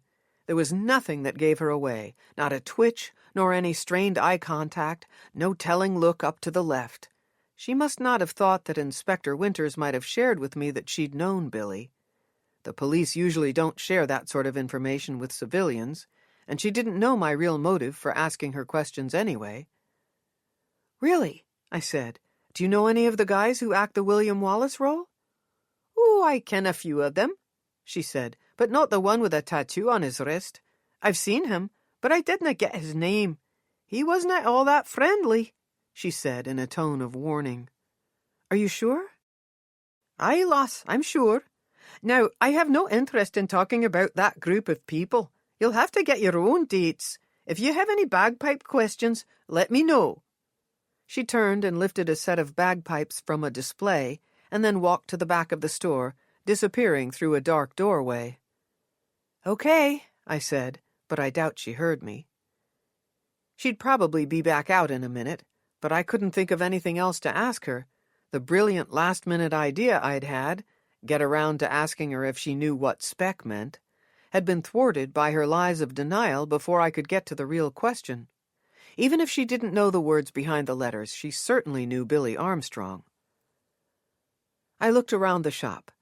Bagpipes and some of the things that go with them, tartans, sporrans, and one small rack of kilts filled the store, but nothing else. Reluctantly, and without any more conversation with Grizel, I left the bagpipe shop and made my way toward the pub. As I turned the corner that led into Grassmarket, I was glad to spy customers inside the pub. Sunday wasn't usually the busiest day for Tom, but some patrons would have been sad to miss their Sunday ritual if Tom hadn't been able to fix the pipe. It looked like this Sunday was a little more popular than others. I crossed the street and then the square and looked inside the front window. Roger was pouring tumblers of whiskey, and Tom was leaning on the bar talking to one of the regulars. As I walked inside, Tom smiled briefly and waved at me before turning his attention back to the customer. There wasn't much space to cover to make it to the bar, but a group of 3 men suddenly spread to fill a big chunk of the small space in the middle of the pub. I was behind them as another man approached from the corner. The 3 men hadn't taken up the space on purpose, but their wall made me feel trapped. "Hey, I ken you," a voice said when the man in the corner made it around the 3 men. "Oh, hello," I said, my mind falling into one of those moments when it tried to connect dots it didn't know were there. "Weren't you just in the fish market today?" "Yes, small world," I said to the man Gordon had said was his boss. His voice was deep and rough, from all the cigarettes, I guessed. He wasn't holding a drink, and I couldn't determine if he was with someone else. He looked toward the bar and then back at me. "What was your business there?" "I was shopping, but I ran into Barkley, and we're family friends. I was surprised to see him. I hadn't seen him in years." I stopped myself from continuing to talk too much more. "Aye?" I nodded. He didn't tell me his name, but his eyes softened a little before he said, "Excuse me." He walked around me and then moved hurriedly out the door. I was left unsettled, but I wasn't exactly sure why. I shook it off and made my way to the bar. "Who was that?" Tom said as he handed me a glass of water. "I might switch to soda, but that's as crazy as I got on school nights." "Someone I saw at the fish market today. I think we surprised each other here." "Aye, I don't know him, but he was familiar," Tom said. "The pipe's all fixed?" I shook off the weird moment. "And it's even better than it was before. I'll have to replace a wood panel or 2 back behind there, because the leak came on slowly and ruined a couple, but all's well." "Glad to hear it. You're going to be busy for a while, huh?" I said. "Aye, a wee bit," Tom said. "Sorry about that. Some of the customers are making up for the few hours of lost time since we were closed. But it's Sunday, so the crowd will probably clear in a couple of hours. Late dinner?" "How about a late dessert? I need to talk to Elias and Aggie. I thought I'd make them dinner, which will probably turn into Aggie making dinner, but I'll try." "Dessert it is," Tom said with a smile. "I look forward to it." "Me too." I weaved my way out of the pub again and hurried to the bus stop. I had to pass the bookshop on the way, and I glanced into the now darkened windows, wondering what Rosie and Hamlet had done with their Sunday, just as much as I wondered why Edwin hadn't gone to talk to Gordon. I'd tried to call him again, but there was still no answer. I thought about going inside the shop, but wanted to catch Elias and Aggie before it got too late. The light from a street lamp glimmered off a spot next to the window, and I stepped closer to take a look. A shot glass sat on the tiny corner of a brick that happened to jut out slightly. I grabbed the glass, remembering Hamlet sweeping up one he'd broken the other day. It was just a plain shot glass, the kind used in pubs everywhere, including Tom's. I decided someone must have created some sort of ritual of taking a shot glass and leaving it at the bookshop on their way to their next destination. It seemed harmless enough, and glasses of all sorts were taken from pubs or broken all the time. I knew Tom was always ordering more. I put the glass in my bag and made it to the stop just as the bus arrived. "Lass, you're very good with the pancakes," Elias said, as he grabbed another one from the platter in the middle of the table. "Thank you," I said. Aggie smiled at me. She made pancakes that I'd wake up early for, but Elias liked my grandmother's recipe that included lots of vanilla. I'd given Aggie the recipe, but she vowed not to make Grandma's cakes until I went back home to Kansas, a thing she hoped might never happen. I wasn't much of a cook or a grocery shopper, but I usually had breakfast ingredients on hand, so dinner tonight was pancakes and eggs. I'd improvise dessert later when I saw Tom. I told them both everything, which meant repeating some things and noting too many details that were probably irrelevant, but I hoped they'd offer me a new perspective or an idea. I wasn't disappointed. "I'm certain that Speck was a secret society," Aggie said, "but I haven't had much of a chance to look up what it was about. Many of the secrets are probably still secrets. You could try to find Clarissa Bellows. If she's alive, she might talk to you. It all sounds suspicious, but it could have just been young people making their lives more adventurous than they really were. Arthur will remember more in time. That will help." "Do you think the old secrets could be tied to Billy's murder?" Elias chewed thoughtfully a moment, swallowed, and said, "Aye, no such thing as coincidences." I didn't disagree, but it was all so long ago and seemed unlikely now, no matter the coincidences. "All right, after dinner we'll look her up," I said. After dinner, Aggie parked herself in front of my laptop on the coffee table and got to work, while Elias and I did the dishes. "She's alive, Delaney," she said from the front room. "At least I think that's the Clarissa Bellows you're looking for. She seems the right age." I hurried from the kitchen and sat next to her on the couch. She'd written the address on a post-it and handed it to me. Elias had followed me out, a dish and drying towel in his hands. He looked over my shoulder at the paper. "Brilliant. She's in Edinburgh. Not close to here or the bookshop, but I will take you there this evening if you like." "As much as I want to, I don't think we should go over this late, do you?" Elias shrugged. "Maybe wait until tomorrow. Ring her first if we can find her number," Aggie said. "No, dinna call her first," Elias said. "Dinna let her prepare. Catch her off guard, so she canna be ready with a lie." Aggie and I looked at him. "He might have a point," Aggie said. "Just let me know," Elias said as he turned and headed back to the kitchen. "The cab will be available." Chapter 17. "Hello, lass," Rosie said as she worked to unlock the bookshop door. "Good morning," I said as I took Hector from her so she could use both hands. He wore a blue knit sweater and a gold barrette in his bangs. "Hector, you look particularly fetching this morning." I smiled as I held him up to kiss my cheek. "Hamlet had a test to study for, and Edwin's travelling to Glasgow today. It will just be us for a while."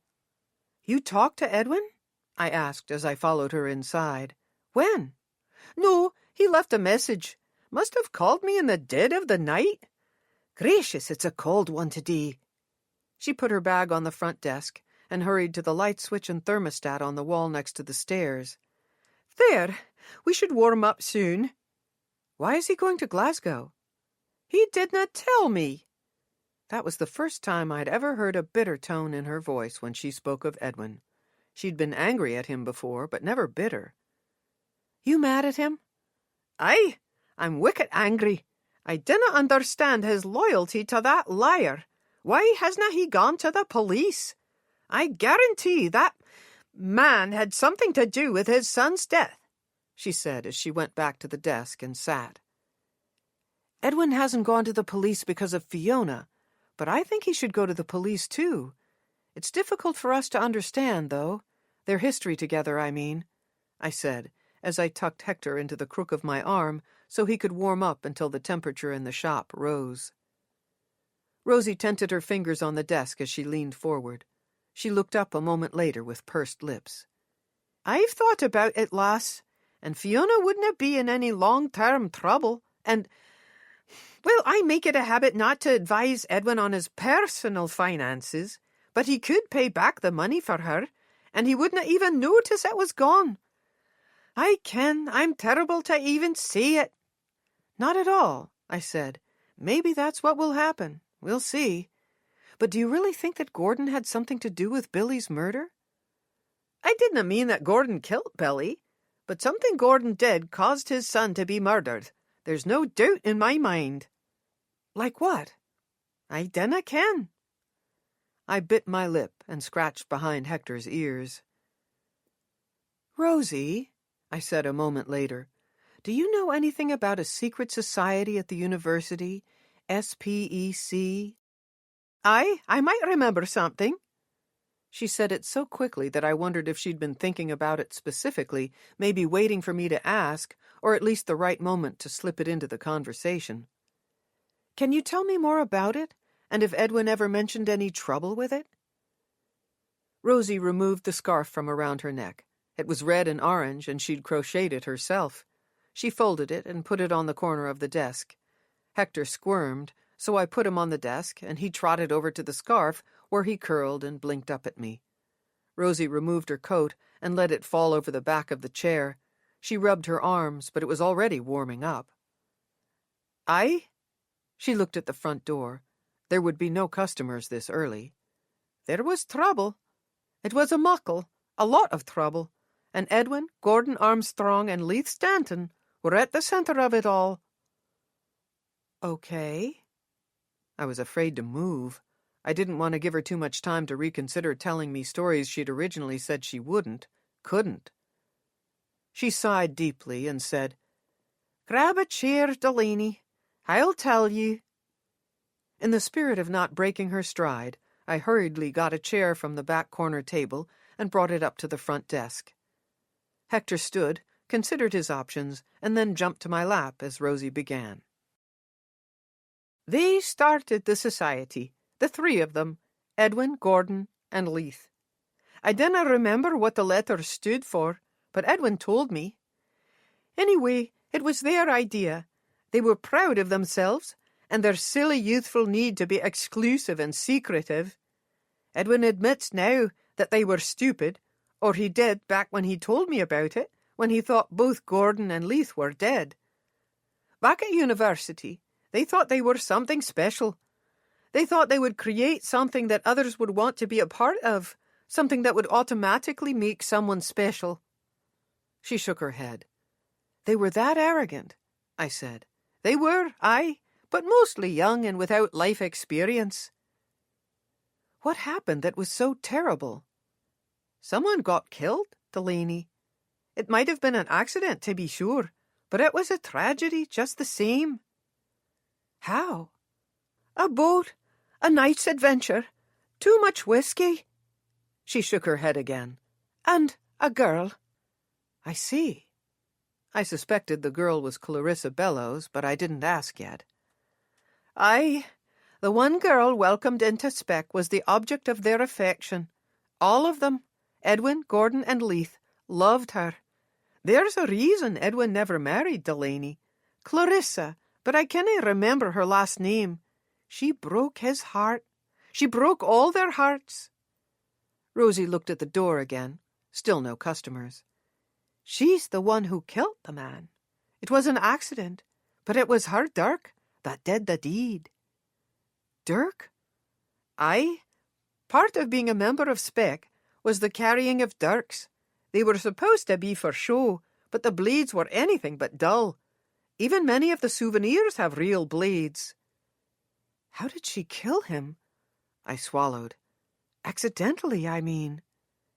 They were out on the sea. All of them used to love the sea, and Edwin's family had boats.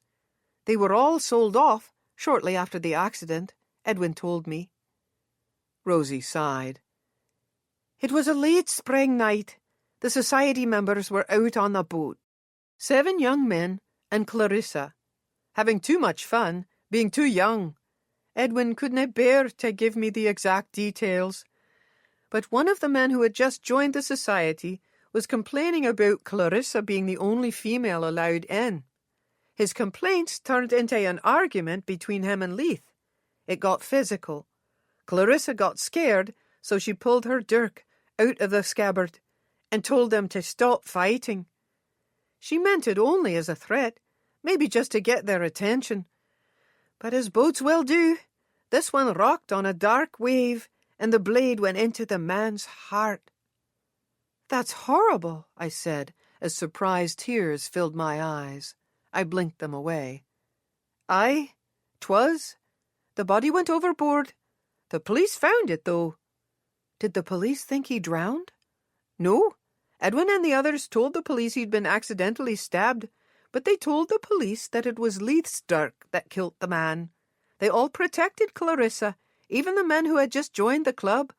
No one ever said it was anyone but Leith. What happened to Leith? He served some time in prison. You ken he became successful later. I suspect Edwin played a part in his release and his later success. And Gordon was with the victims both times they were killed on the water, the man from back then and Leith. Strange. I'd heard plenty of people say it, probably read it many times, but at the moment the voice that spoke the loudest in my mind was Elias's from the night before. No such thing as coincidences. Rosie shrugged. Aye, 'tis. And Gordon's always the common denominator. Edwin thought he was dead. I thought he was gone from the chance to ruin Edwin's life. And now he's not. No matter what, he's up to no good, Delaney, and the people in his life seem to be in danger. You see why I dinna like the man? I dinna trust him, and I think he had something to do with Leith's death, and that's why he went into hiding. I dinna ken how, but many things are amiss, and he's at the centre of them all. I'd dropped my bag on the floor. I reached into it now and pulled out my phone, finding the Dirk pictures again. Does this mean anything? I handed her the phone. 'Tis a Dirk, Rosie said as she took it from me. Where did it come from? I went back to the castle that night with Tom and his father, and we found it close to where Billy's body had been. Do you think it was Clarissa's? The murder weapon from long ago? No idea. She put her glasses on and looked at the pictures again. It's lovely. We can research the maker's mark. I did. A friend at the museum helped. It's not a valuable piece, but Edwin was bothered by it when I showed him the picture. I took the Dirk to the police. Good. Maybe that will help them to somehow find Gordon. Rosie turned the camera and enlarged the picture with her fingers. Ah, here. Did you see this? She held the phone toward me. Along the top ridge of the Dirk's handle, in very small letters, it looked like Spec had been carved. If the letters hadn't been on my mind specifically, I might have just thought it was a mar. It might be SP, but I can't tell for certain. Maybe it was part of SPEC, but it's not easy to know, Rosie said. Possibly. You don't remember what the letters stood for? Big pretentious words, maybe, but I can't remember what Edwin said. Secrets everywhere. Aye, a paunchy of them. And I dinna like secrets. I like everything out there for everyone to see. I dinna like secrets, Delaney. Me neither, I said. The bell above the door jingled. It was time to put away the phones and secrets for now and get to work. Chapter 18. Hi, yes, I'm looking for... She glanced at the piece of paper in her hand. A Hamlet. At least, that's the name I was given. Perhaps it's some sort of code or something. We do have someone named Hamlet working here, though he's not here at the moment. May I help you? I said, as Rosie put Hector on her lap and sent a welcoming smile to the customer. She had an American accent, pretty green eyes, and boyishly short brown hair that looked feminine on her tanned face. Other than the accent, the tan gave her away as not being from Scotland. It was difficult to get a tan in the summer in Scotland, and tans in November were impossible. Sure. You're from the States? She smiled. Kansas. I'm Delaney. Really? I'm from Florida. Ellen. Welcome to Scotland, Ellen. It's good to be here, or it will be when I get all the errands done. I'm a nanny, and the family I work for is touring the castle up there while I came to get the book Mr. Kramer ordered. I can help. I know where Hamlet keeps the orders. Back here. I turned and led the way to the back corner. Ooh, this is so perfectly perfect, Ellen said when we reached Hamlet's table. It's an adorable bookshop in Scotland next to a castle. Is it all real? I mean, are the books really books, or is this just for show, some setup to hook the tourists? She laughed. It's real, I said, and it's definitely perfect. I'd like to see a few more kilts, you know. I do know. You'll see some, but there aren't as many as I expected either, which makes them even better when you do see one. Have fun. She lowered her voice and leaned closer. Was that a real dog in a sweater and a beret? I lowered my voice, too. It was. And he's very friendly, likes to be scratched, mostly behind his right ear. I'll introduce you on the way out. Cool. What's the book you're here for? I have no idea. She handed me the piece of paper. It's something I can't even begin to pronounce. Silently, I read the note.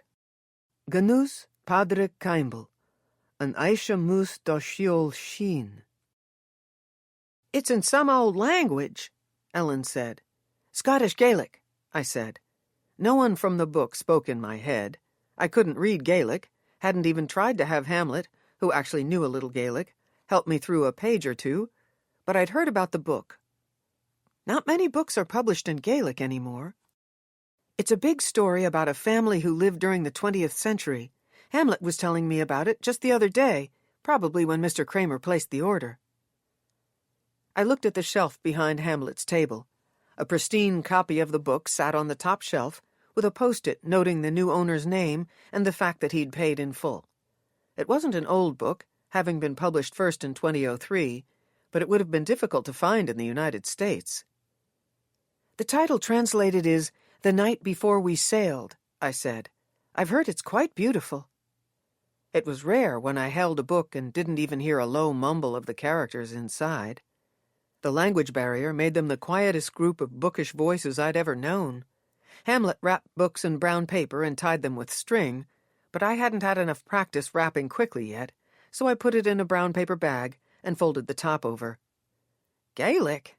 Not many people speak it anymore, but there's a school in Scotland trying to revive the language. I'm not sure how that will go. It looks like a jumble of letters to me, Ellen said as she carefully took the bag. Thank you. She hesitated as she looked at me. I'm sorry I didn't get to meet someone who's truly named Hamlet. Please tell me he looks like a Hamlet. He looks exactly like a Shakespearean character. You would not be disappointed. You and the Kramer family should try to stop by the shop again. I'm sure he'd love to meet you all. Good idea. I'll ask. Thanks. She pulled a knit cap out of her coat pocket and slipped it on, covering her short hair except for one end of a curl that stuck out from the side. The moment pinged something in my memory, but I didn't know what it was specifically. What? Ellen asked. Did I put it on funny? No, I'm sorry. It's a cute hat. I was admiring it, I said. Okay, well, thanks, she said, putting her fingertips on a spot next to her ear. The cap was a simple black knit. There was nothing unique or interesting about it. She smiled. I'm going to go pet the dog now. Sounds good. I introduced her to Rosie and Hector, who melted appropriately as Ellen scratched behind his right ear. I think this might be even better than all the books, she said. "Thanks." "Any time," both Rosie and I said. As she left, I leaned into the front window and watched her turn left to make her way up and around to the castle. "A delightful American," Rosie said from the desk. "You liked her hat?" "It was fine," I said a beat later. "Delaney?" "Sorry, Rosie, I was trying to remember something, but it's not coming back to me." "It's all right. Excuse me, Delaney, I need to grab something from my office. You'll be up front here for a moment? I think Reg is bringing some coffee. Can you watch Hector in the shop?" "Sure." Hector, still on the desk and ever suspicious of my drifty moments, shifted as he looked in my direction. I wanted to tell him that it wasn't the bookish voices this time, but I just nodded instead. He relaxed his head on his paws, seemingly content with my communication. After Rosie disappeared through the door at the top of the stairs, I looked out the front window again and pushed my mind to work double time. What had Ellen's hat reminded me of? I was a breath away from the memory coming clear, but that breath seemed to expand farther away with each passing second. I relaxed and hoped my instincts would kick in. "Talk to me." "Love Joe all your days if you choose, but don't let it spoil you, for it's wicked to throw away so many good gifts because you can't have the one you want." "Little Women?" I said aloud, albeit quietly, to myself. It was Amy talking to Laurie. She knew he would always love Joe, but she didn't want him to miss the love she had to give him. I hadn't read anything by Louisa May Alcott in years. Only after a person has their heart broken does the world appear as it truly is. I'd read Perfected Sinfulness by British writer Michael Gilbert only recently, a recommendation from Hamlet. "Okay, I get it," I muttered. "I'm supposed to be paying attention to the hearts that got broken." Sometimes the bookish voices really did dig deep into my subconscious and dredge up something I hadn't quite zeroed in on yet. I needed to find and talk to Clarissa, I was sure. There was no other answer at the moment. I pulled out the post-it Aggie had given me and looked at it. The bell jingled again as two more customers and Reg, holding a tray full of coffee cups, walked in. I'd have to attend to Clarissa later. "I ken you'd want to call on Miss Bellows at the end of your work day," Elias said from the driver's seat. He'd answered his phone on the first ring when I'd called. "I was ready for your call." "It took you a whole 30 seconds to come get me." "Aye, I was parked just over there. Had to pull out into traffic was all." "Thanks, Elias." "Glad to be of service. I know the way. Aggie and I looked at the map on the computer before I left, but I ken Edinburgh well enough to get there on my own." "Aggie likes her computer." "She does, even if I think it's a devil of a thing. It's been more good than bad, I suppose." Elias was gifted at small talk. He could bring up the most mundane topic and make it seem both interesting and curious at the same time. I credited his accent and his sense of humor. We made interesting small talk about refinishing the floors in the guest houses as he drove, and by the time we turned onto a narrow street lined with shortish trees, I had a passing desire to sand and varnish something. "Here we are," he said as he parked. He nodded across the street. The bottom of the two-story house was hidden by a large row of mostly leaf-free shrubbery, but the second story was visible above the bushes. About 10 feet back from the bordering plants sat a stately, light-colored, squarish home. It was difficult to see it clearly with only the streetlight's illumination and all the plants blocking the lower story. "Should I just go and knock on the door?" I said. "Aye, canna think of a better way," Elias said. "I'll come with you." There was no other traffic to impede us, no rain. As we searched for an opening in the wall of plants, no cars drove by, no pedestrians spotted us. It was dark and cold and quiet. We found a short gate at an opening on the side of the property around the corner. Elias swung it in with a squeak and then let me lead the way into the small front garden, now cut back for winter, but showing signs that there would be an abundance of flowers and plants come spring.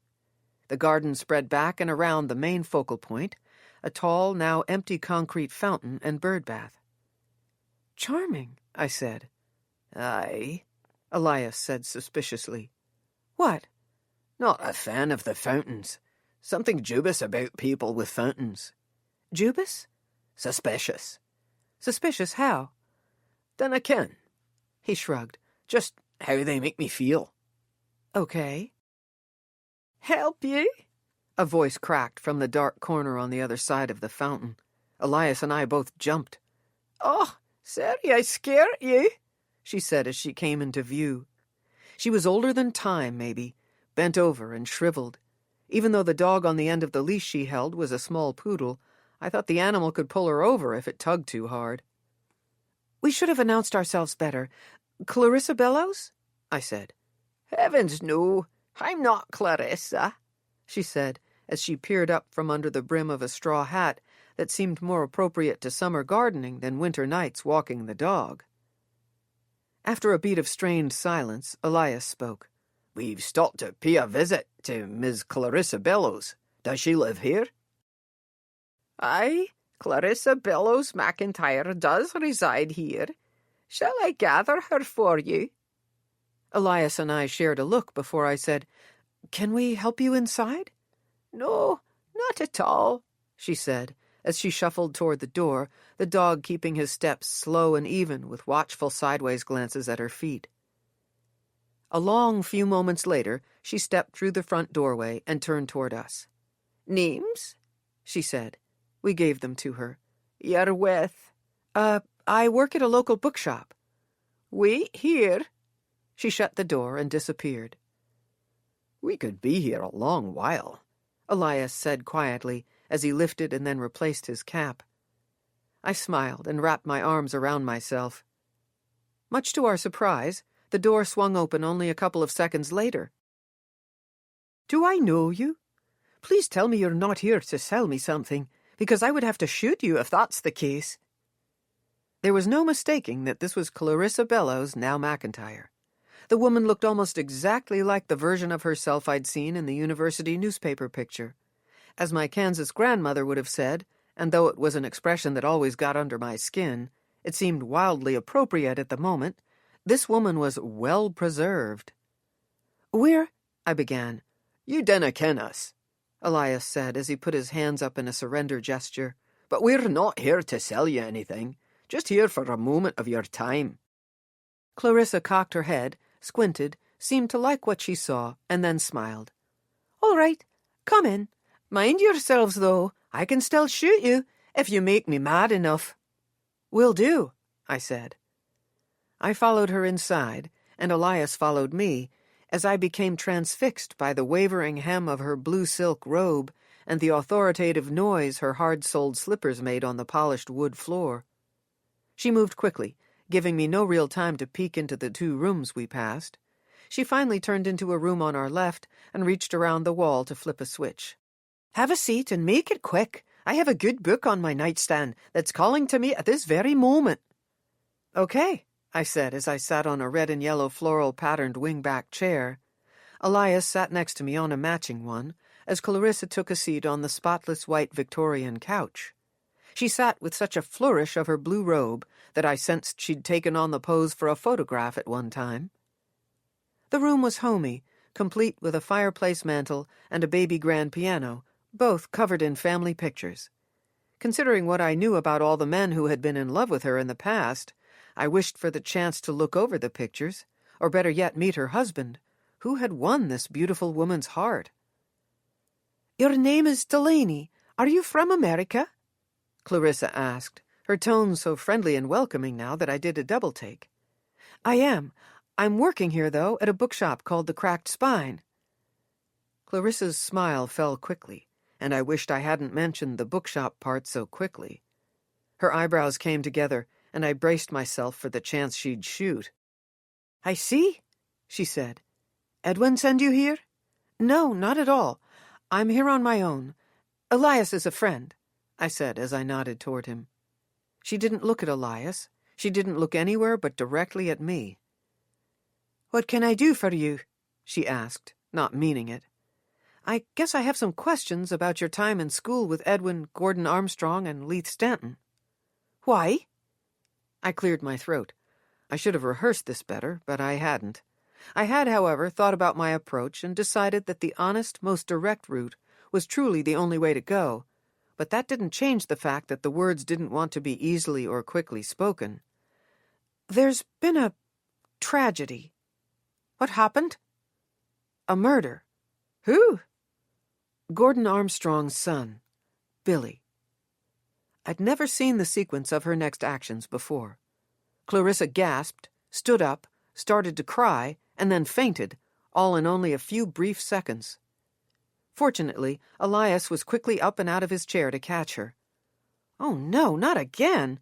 This has got to stop," I said, more to myself than anyone. "Call for an ambulance, lass," he said to me as he held Clarissa in his arms.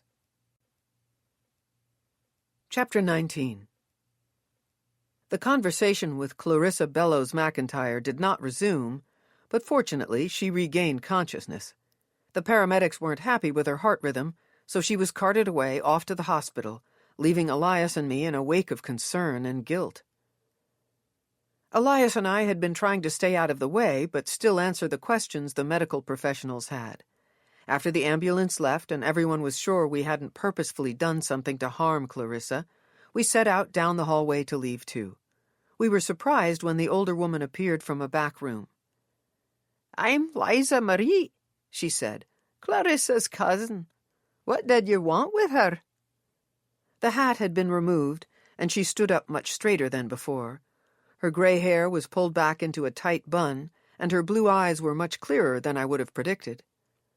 "We wanted to ask her some questions. We didn't know we would be so upsetting, but maybe we should have predicted as much. I don't know. We're sorry," I said. "What did you say?" I repeated the short conversation as best I could. "Oh, those were long ago days that she wouldn't want to be reminded of. Circumstances did not go well. It took her some time to move forward. She met her husband, God rest his soul, and she managed to put the bad memories behind her. I suppose you stirred up some ghosts she'd rather hadn't been bothered."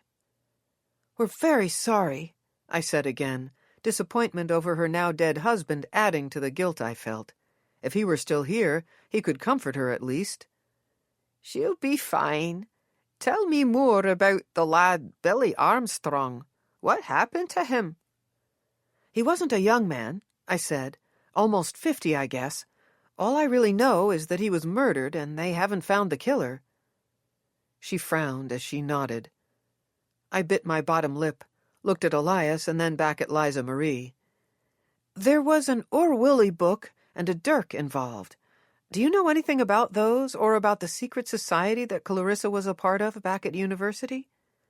"No. All I really ken about is a man who died on a boat. It was a tragedy that Clarissa never quite got over." "What happened to the man on the boat?" "She was on the boat with other men. A man went over the side and drowned, but it has been the nightmare that's haunted her all these years.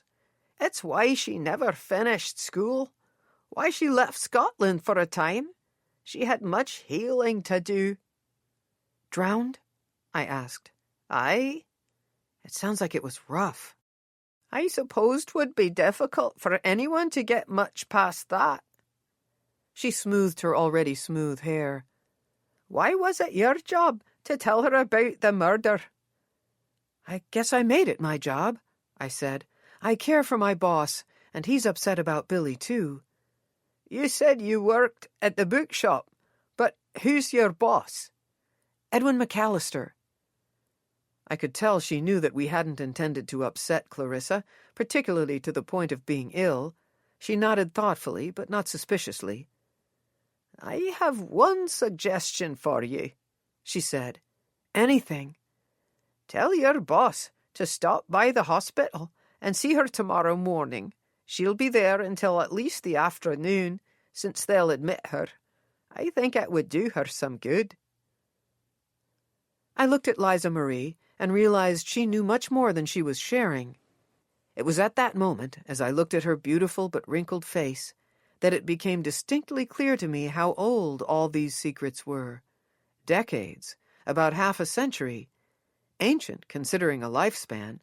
No one had wanted these memories brought back to the surface, and old bad memories probably hurt worse than new bad memories. Did bad memories that old ever really die? "I will," I said, and I would, no matter how weird it would be. I started the next day with a call to Hamlet. I tried Rosie's mobile, but didn't get an answer. "I'll be a little late this morning," I said. "Thanks for letting me know," Hamlet said. "I'll tell Rosie when she gets here." "Do you know if Edwin will be in today?" "I believe so. Rosie said yesterday that she expected him today." "Good. I shouldn't be too late. Would you mind asking him to wait for me if he gets there before I do?" "No problem. Everything all right?" "Fine, but I need to talk to him." "Certainly. Oh, there was a note taped to the front door for you." "From?" "I don't know. It smells like fish, though." "Would you mind opening it and reading it to me?" "Aye. Hang on. Let me grab it." The sound of paper tearing came through the phone. "From Gordon Armstrong. He'd like you to meet him tomorrow evening at the fish market." "Really?" "Aye. You're not going, are you?" "Not alone, at least. I saw him 2 days ago, and he told me to stay away, so I'm curious." "Delaney?" Hamlet said. "I'll tell you about it later today, but I promise I won't go by myself to meet the man who's pretending to be dead, particularly at night. Not a chance. I just have one quick errand to run before I come in this morning." "Should I tell Edwin about the note?" "No, I'll tell him." "All right. You're not doing anything stupid, are you?" "Not completely." "That's at least something. Be careful, Delaney. If you're not in by 10, I'm showing Edwin and Rosie the note and calling... Tom, that's who I'll call." I smiled. "Okay, but I'll be in." "See you soon," he said with a hopeful caution. The bus I took was the same one I always took to work, but today, instead of disembarking at Grassmarket, I rode it up the hill to the Royal Mile and then down toward the sea. I'd created a superstitious personal tradition of nodding toward the wall at the bottom of the hill that enclosed the World's End pub. The wall used to mark the border of Edinburgh, back in the day when the tens of thousands of residents were all cramped onto the long road that was topped off by the castle, living in small rooms piled high and fighting terrible, deadly diseases. I was glad to live in current times. Whenever I passed that wall, I knew I was leaving behind a huge population of ghosts. I didn't sense them, really, except for a weighty loss each time I left them behind. Like sometimes in the warehouse, it felt a little like time travel. The police station was at the bottom of the hill, housed in an old building with a small clock tower in the middle. Inspector Winters and I hadn't gotten off to the greatest of starts, but once the murder of Edwin's sister had been solved, we'd formed a friendship. I'd lied to him when he'd first asked me about a secret room full of treasures that Edwin kept. I told him it didn't exist. I hadn't righted the lie, and there were moments I thought he was still so curious about the possibility of its existence that he did things like tell me more about Grizel than he should have, with the hope I'd spill the beans about the room. I never would. "Help you?" a young girl behind the front desk asked with a smile. "Inspector Winters in?" I said. "What's your name, and why do you need to talk to him?" "Delaney Nichols, and I have some questions about the dirk." Her eyebrows lifted. "1 minute." She lifted the handpiece from the old phone on her mostly clean desk. A magazine lay open in the middle, displaying pictures of what I assumed were celebrities, but I didn't get a close look. Inspector Winters swung his head around the side wall almost as the young woman hung up the phone. "Delaney?" he said. "Hi. Am I interrupting anything?" "Not really. Come on back." I followed him directly to the small interview room I'd been in before. He closed the door behind us and sat only after I did. "As I mentioned, we didn't find any prints on the dirk or the business card, but thank you for bringing them to me. We're going to keep them until the murder is solved, but it looks like you will get the dirk back if we don't find an owner." "I'm disappointed there were no prints that might help." "The items had been outside. I didn't expect much. Is that what you came to ask me about?" "Not exactly." I hadn't gone to the police station to spill the beans about Gordon, though I was getting closer to doing exactly that. I was still concerned about the other ramifications for Fiona. It was more than the money. Gordon had committed an immeasurable betrayal, and I didn't think Fiona needed that right now. Nevertheless, I was getting close to not caring much about the ramifications of bringing Gordon's lie to light. I just wasn't all the way there quite yet. I have a question about something that happened a long time ago. All right. He pulled out the notebook and pen he kept in his shirt pocket and placed them on the table, but he didn't ready himself to write anything, and his eyes squinted suspiciously. I imagine the secret room mystery was wearing thin for him. I'll do my best to answer. There was a tragedy back when Edwin was at university. He was on a boat with friends, and someone died, I said. Drowned? Maybe, or was killed, I think accidentally, with a dirk. I paused as his eyes squinted even more suspiciously. Right. Anyway, I think the police had to fish the body out of the water. Maybe like the dirk you brought in here? It's the dirk that brought back the memory. Coincidence. Timing. Sounds terrible. I know. And what information would you like from me? Can you tell me anything about that old case? Maybe there's something in a file somewhere. Also, is there a chance you know anything about a secret society at the university? Something called Spec. Maybe something that was somehow a part of the death of the man on the boat? Inspector Winters took a deep breath and let it out. I don't know what information I can get from a long-ago tragedy, but being that it was so long ago, perhaps it will be easy.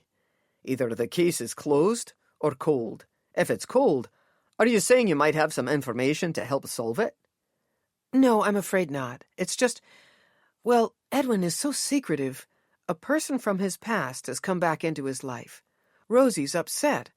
I'm trying to get a clear story so I can smooth troubled waters, I said. So far, I hadn't exactly lied. He gathered the pen and notepad and put them back into his pocket as he stood. Who's the friend? He asked. Perhaps someone who is also tied to the dead man's father who died in the fire a couple of years ago? No, it's someone else from his university days. Still not really lying, but getting much closer. If he'd asked if the person who'd come into Edwin's life was Gordon, it would have been a complete lie, but Inspector Winters thought Gordon was dead. He bit his bottom lip and looked at me. I need to know if you have any information about a crime, Delaney. I know. I brought the dirk and the business card right to you. You did? All right. Give me a minute.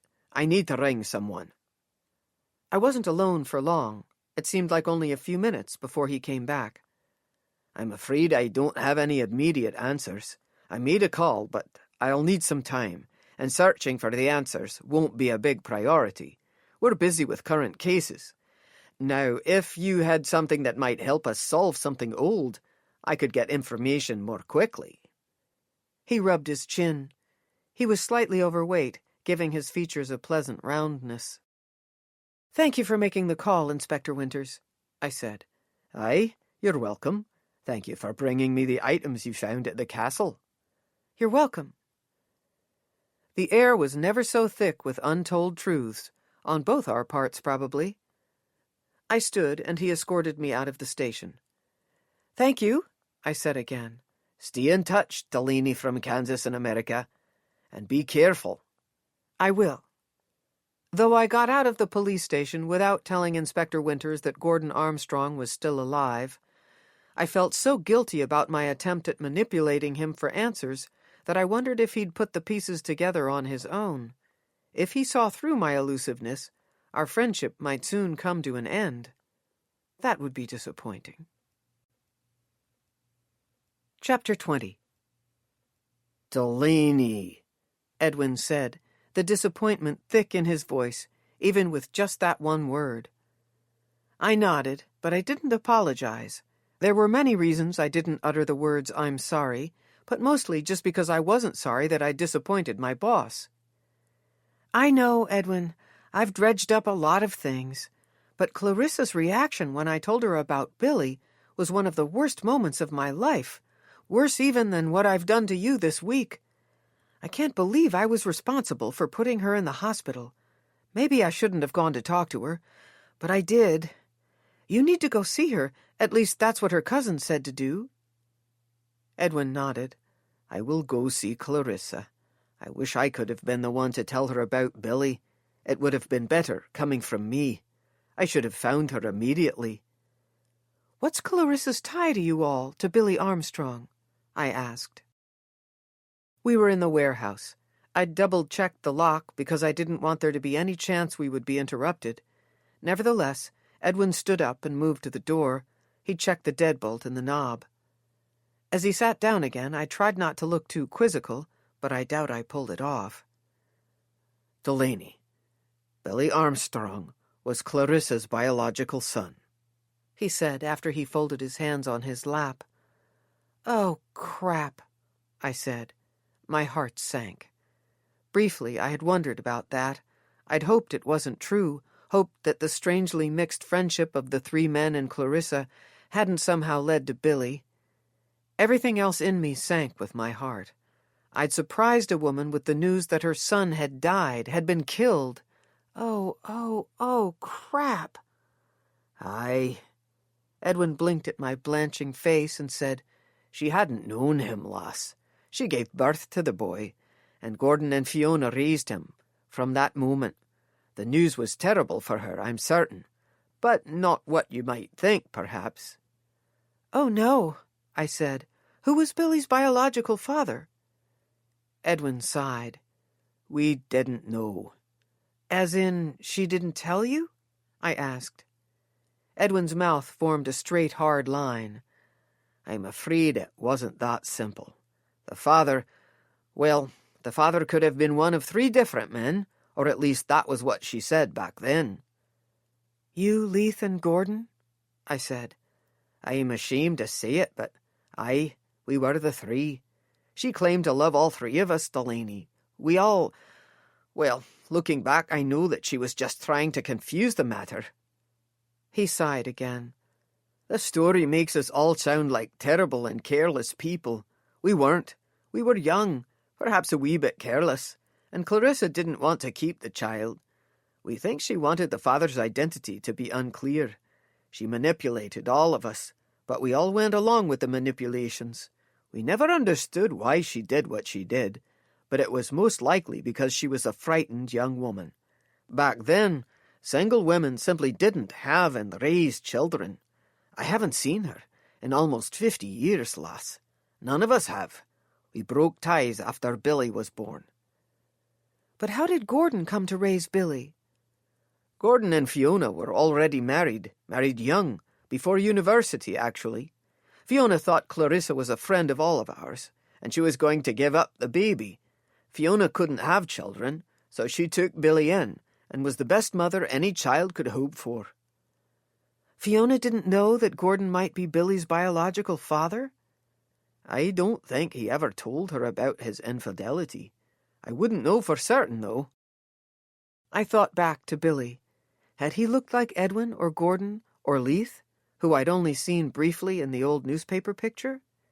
I realized that Billy looked more like Clarissa than any of the men. He might have been yours? I said, my voice cracking. Aye. I'm so sorry, Edwin. I was sorry about that part. Tears filled my eyes. Lass, I'm heartbroken about his death, but it's been a long time since I considered that I might have fathered him. I tried to give money to Gordon and Fiona, tried to help them, but Gordon wouldn't hear of it. They raised the boy as their own. He swallowed hard. My heart hurts, but it's their heartbreak we should be considering. His heartbreak was pretty evident to me. Not Clarissa's? Well, she's to get some sympathy, too.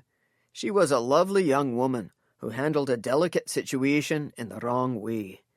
She wasn't... Lass, it's difficult to tell you the story of the time as it was.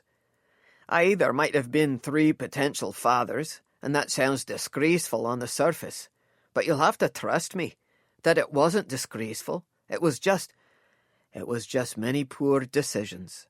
It all worked out for the best, though. It truly did. Until recent events, at least. I believe you, but maybe Billy was killed because of that past? I have no idea how, lass. It was rough, but we were all happy with the final outcome. Leith is gone, and I would never have hurt any of them. They were friends, dear friends at one time. You understand why we had to part ways, but at one time I loved them like family. What about the man on the boat that Clarissa accidentally killed? Delaney, that wasn't Clarissa. I don't know where you got the information, but she didn't kill him. He fell overboard, that's all. There was no mystery. No knife? No dirk that killed him first, accidentally even? Edwin's eyebrows came together. No, lass. We were all wearing dirks, but there was no foul play, even accidentally. The lad had had too much to drink. We all had. It was terrible, but that's not what tore apart our friendship. I believed him, but I was momentarily rocked by the fact that I'd been given the wrong information by Rosie. I thought Leith served some time in prison for the death, I said. No, not for that. Leith spent some time in jail, but not for anything that terrible. I believe his crimes were along the lines of drunk and disorderly. How did you come by this information? I smiled weakly. Rosie? Edwin's smile matched mine. I see. Rosie is good at embellishing and mixing up stories, but there was no murder. She means no harm, but she's not the most reliable source. I didn't know you were dredging up these old events, or I would have talked to you sooner, before you'd spoken to Rosie. He could have returned my calls, but I didn't point that out. What's SPEC? I said. He thought a moment. Our secret society? Yes. My goodness, lass, you have been busy. How do you know about Spec? No matter. It disbanded after the drowning. Why is the sticker on your diploma? It's in your office, up against the wall. I'd forgotten all about that. I put the sticker on the glass decades ago to remind me of the better days at university, and I suppose the lessons that needed to be learned by the bad days. I pulled the diploma out from behind my file cabinet shortly after you got back from the castle and told me about Billy. Anyway, by the time I graduated, we'd gone our separate ways, and Clarissa was long gone to us all, having run away to have the baby and then never returning to school. I ran into her some years later once, but didn't keep tabs on her. What do the letters stand for? SPEC? Yes. Society, Propriety, Excellence, and Calling. We meant it to mean that we honor society, we behave with propriety, we strive for excellence, and we search for and follow our calling, whatever that might be. Edwin smiled sadly. We thought we were so special, more honourable than the next lads. We were wrong, and we learned our lesson quickly, Delaney. It was a tough lesson for some of us to learn. They weren't big words like Rosie had remembered. Were the lessons tough for you too? I asked. Well, despite my wealthy upbringing, my parents tried to instill some humility in me. He smiled again, a little less sadly. We weren't a part of something that had any sort of history to it. We created it. It wasn't meant to be something done out of arrogance, but it felt that way after what we went through. We felt stupid and arrogant. You know, lots of university-aged kids do crazy or stupid things that don't necessarily dictate their futures. I'm sorry you all weren't that fortunate. Edwin brought his eyebrows together and studied me a moment. All of what we are talking about took place a very long time ago. Another lifetime, really. None of us forgot the pain from that time, particularly the death of the lad, but we were happy with what happened to Billy. Despite my feelings for Gordon now and his lies, Billy had a lovely family. I'm sure even Clarissa was happy with that outcome. But it's also suspicious, Edwin. Leith is dead, Gordon has been playing dead, Billy was killed. All coincidences? I think so. Sad coincidences they may be. Why did the dirk upset you so much? It brought back those days. The drowning, Clarissa's manipulations. The handle made me think it was her dirk at one time. As I mentioned, we were all wearing dirks on the boat. It was part of spec to wear the dirks. I hadn't seen that one in years, but it brought back the memories. Even more than Gordon coming into the shop, that dirk took me back to those days.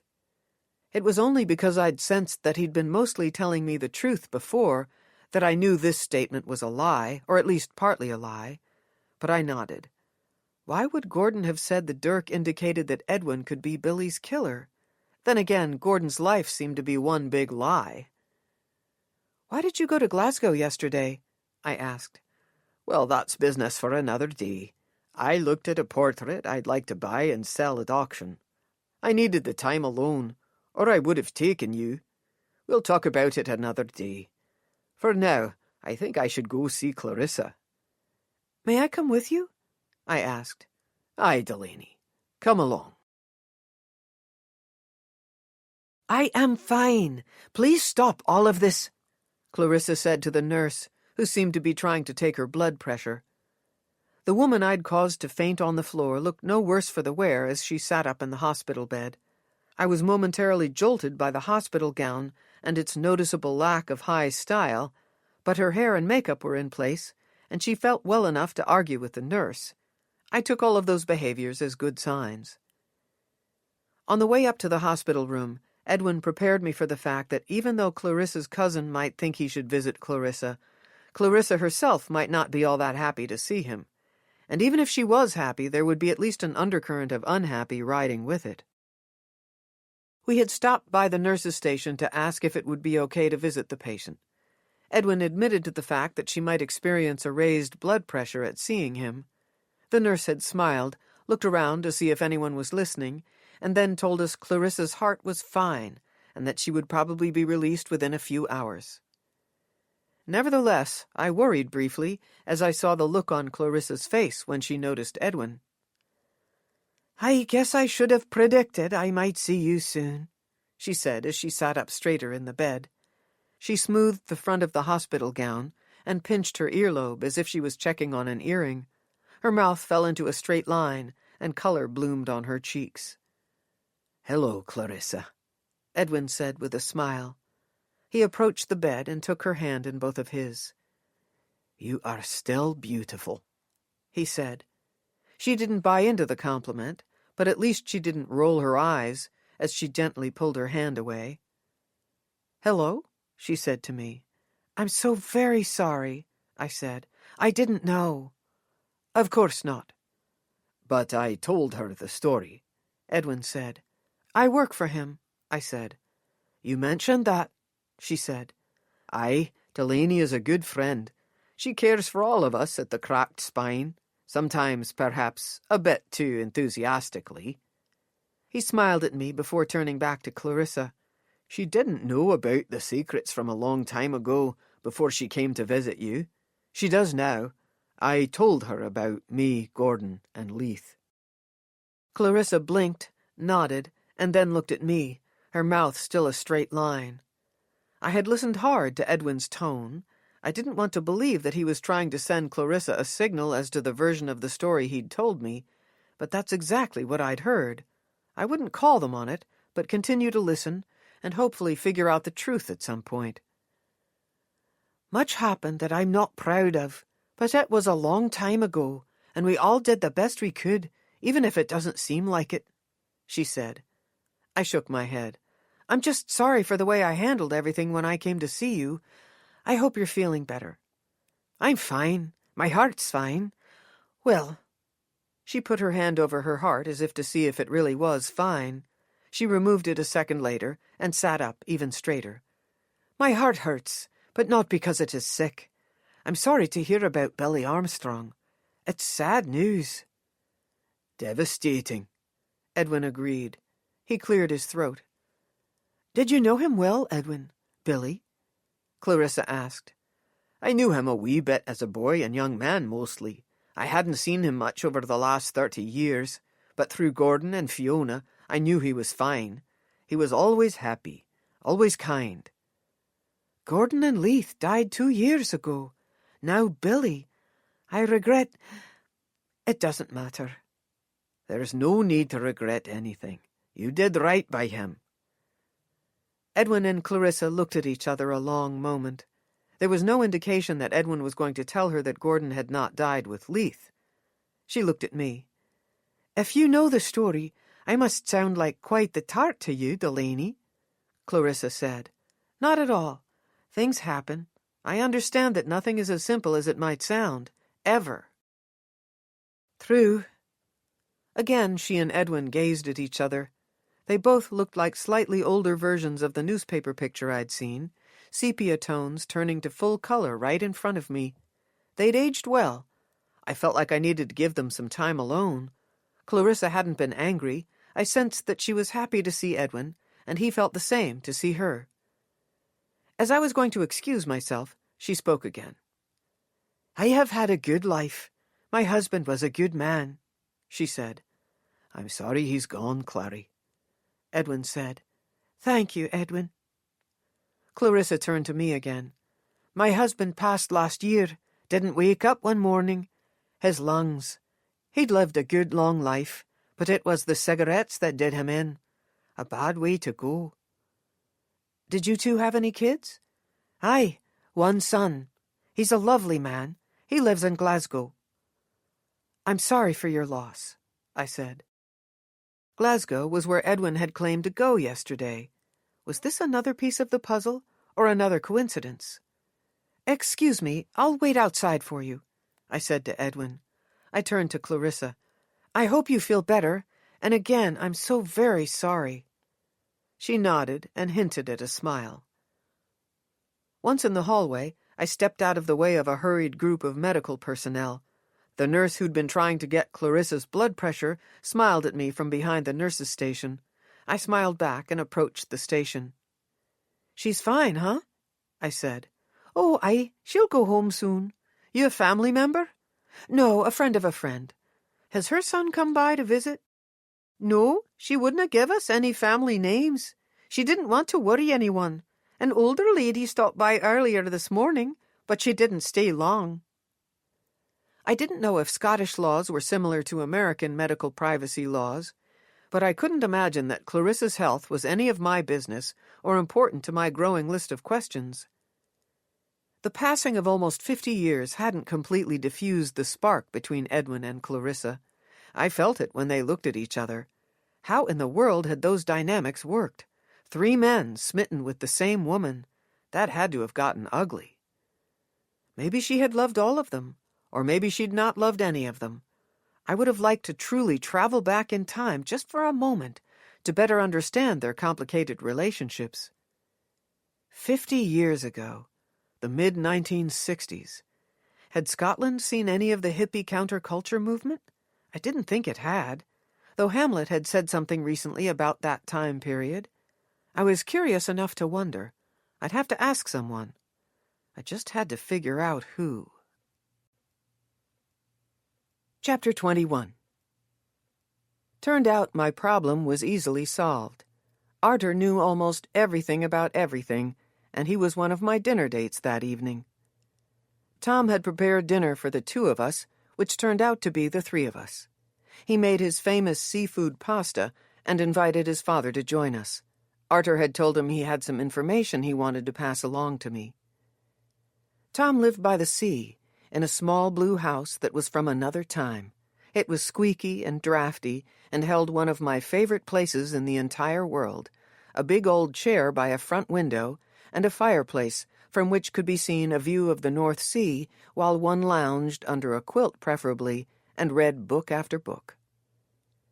The old 2-story house was tucked between 2 larger, also older buildings that had been turned into apartments. Arthur had purchased the house when he and Tom's now-deceased mother had first gotten married. The garden in front of the house was as close to a magical garden as I'd ever seen. No one had ever requested that the house be torn down to make way for other taller buildings that could hold more people or bring in more money. Arthur had eventually aged to the point that it was more work than enjoyment for him, so he gave the house to Tom and moved to a flat closer to the university library, where he spent most of his time anyway. Tom had proved to have just as green a thumb as his father, but the lines of the garden had apparently changed, become somehow more modern. I hadn't seen it pre-Tom, so I didn't quite understand what that meant, but he and Arthur had spoken about it a few times, neither of them giving way to how they thought a garden should look. Their garden stubbornness was only one of the many things they had in common. No, we didn't experience the 1960s the same way you Americans did, Arthur said. However, he scratched his cheek as he sat across the small kitchen table from me. No, the rebelliousness that came along with your hippies didn't happen here. But something else did. There was an undercurrent of change that would happen more in the 1970s, and that could be seen and felt mostly with the literature of the time, the poetry too. Counterculture was quieter here, citizens finding their explorations in books or quiet clubs. I knew of a club in Glasgow, can't remember the name offhand, but I went a time or two. Who were some of the writers of the time? I asked. If I remember correctly, and I can look it up for you, I believe a group of them were given some sort of title like Justified Sinners of the 60s, even if their works didn't become embedded deeply enough to cause any sort of large movement. John Calder, Jim Haynes, Ian Finley. Someone recently brought a first edition Ian Finley into the bookshop, I interrupted. Aye? Well, maybe there's still hope that the books will be read and thought about, but it's been a long time. I looked at Tom before I continued. I didn't sense that Arthur was as conservative as my parents back home. I didn't want to say anything too scandalous, but I couldn't think of a more delicate way to phrase my question. So, if a woman back then was uncertain of which man of three was the father of her child, how would that have been received? I said. Arthur laughed. Not well at all. No woman in her right mind would have admitted to such a thing. And if she wasn't married, she'd be smart to get married before the pregnancy showed. No, that wouldn't have gone over well. It was a different time, to be sure. I remember the sense of wild freedom that we saw coming from America. I believe many of us found it interesting, but also somewhat frightening. No love and peace here. 'Twas a much more conservative time for us. He held up 2 fingers in an arthritic peace sign. The pose didn't seem awkward on the older man with the slightly too long hair and bushy eyebrows. Tom and I shared a smile. Clarissa and the 3 men in her life had been faced with a difficult situation. She'd given her child to the man who might have been the biological father, but there must have been so much more involved. Big emotions, big feelings, ultimately more painful than joyous. But the group of friends had been faced with at least one other difficult situation, too, the death of their fellow society member. Arthur, I found out what spec means. I shared Edwin's definition and his explanation of the group's intended motives. It was a short-lived secret society that Edwin and his friends started. The letters stood for Society, Propriety, Excellence, and Calling. Does it sound more familiar? Aye, now it does. I did a little research. They had a member fall off a boat and drown. Arthur nodded. There was some suspicion around the death, though. That's what I found. Oh? I said. He leaned over and pulled a file up from out of a bag he'd placed on the floor beside his chair. It was ultimately covered up, I think. That's what's bothered me the most when you first mentioned it. Covered up? I said. Aye, or mistakenly reported. Tom and I shared a curious look before I took the pieces of paper that Arthur handed me. He kept hold of them too for a moment and looked me in the eye. Arthur was a playful man with a kindness that overlapped into everything he did. I'd never seen such a serious expression on his face. I gave him my undivided attention. Delaney, the only reason I knew to look for this is because I've been at the library for a long time, over 30 years. But when I first started working there, I was curious, energetic, and ambitious. I'm still curious. He half smiled. Deep in the archives, I came upon something that made me wonder, had someone gotten away with murder? It looks as if that moment, That time when I sat on a cold floor with open boxes around me and a mind to put them in order has come full circle, and here we are. All those years ago, I read a story about a man who had died on a boat, had been stabbed on accident by a dirk, and then had gone over the side, his body being retrieved not too much later. So he was stabbed, I said. The top paper is a copy of that story. The article wasn't from the university newspaper, but from the Scotsman. It was short and to the point. University students had been out on the water, there had been a tragic accident, and charges were expected to be filed, but no names were being released until further facts could be verified. I flipped to the next page. It was an article from the university paper.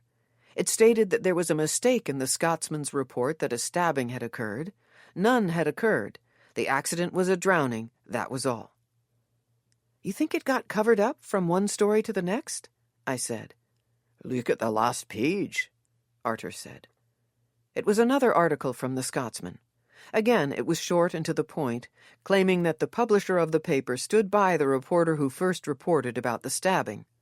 They believed that the university was trying to cover up the event, but they had no further proof, and the police weren't cooperating. They would continue to try to gather more evidence or proof. I looked at Arthur. Any other reports? Not that I could find. So a stabbing would be murder, a drowning an accident.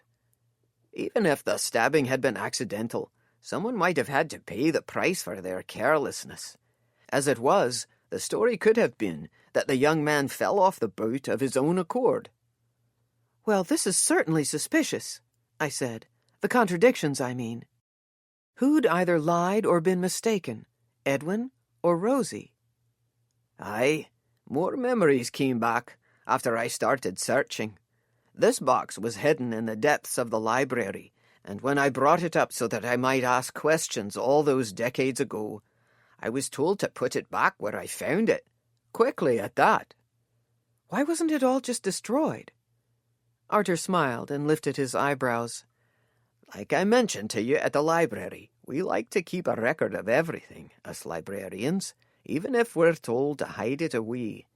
Someone back then wanted the facts to remain somewhere, I suppose. Probably wanted someone like me to find them someday. I nodded. Proof was in front of me that something murderous or accidentally homicidal might have happened many years ago. But other than Edwin and Rosie's differing stories, what more did that mean, particularly to Billy Armstrong's murder? I had no idea. Do you think this ties in with Billy Armstrong? I said. Again, Arthur shrugged. Dinna ken. It's just something to keep in mind for now. I've got something else you might want to keep in mind, Delaney, Tom added. Arthur and I watched him as he stood and walked around the corner and into the front room. He brought back his own file folder. I have something I want to show you, he said as he opened the file. I would not have found this on my own, of course. Da's the one for research. But Roger overheard us talking about William Wallace and the reenactments. He had this at his home and brought it to me. Tom handed me the paper over the table. I held it so Arthur could see it too. Another article, I said, from 3 years ago. Roger's brother was a William Wallace reenactor back then, Tom said. Something happened. Arthur and I read silently. William Wallace reenactor Gilroy Wiley was killed yesterday at the William Wallace Monument in Stirling. In what witnesses say was an accident, Wiley was killed by a dirk. Witnesses say some of the reenactors were playing around with the dirks, and this one accidentally stabbed Gilroy in the heart. The incident is under investigation. Additionally, it was noted by the reenactors that the dirks weren't used for the reenactments.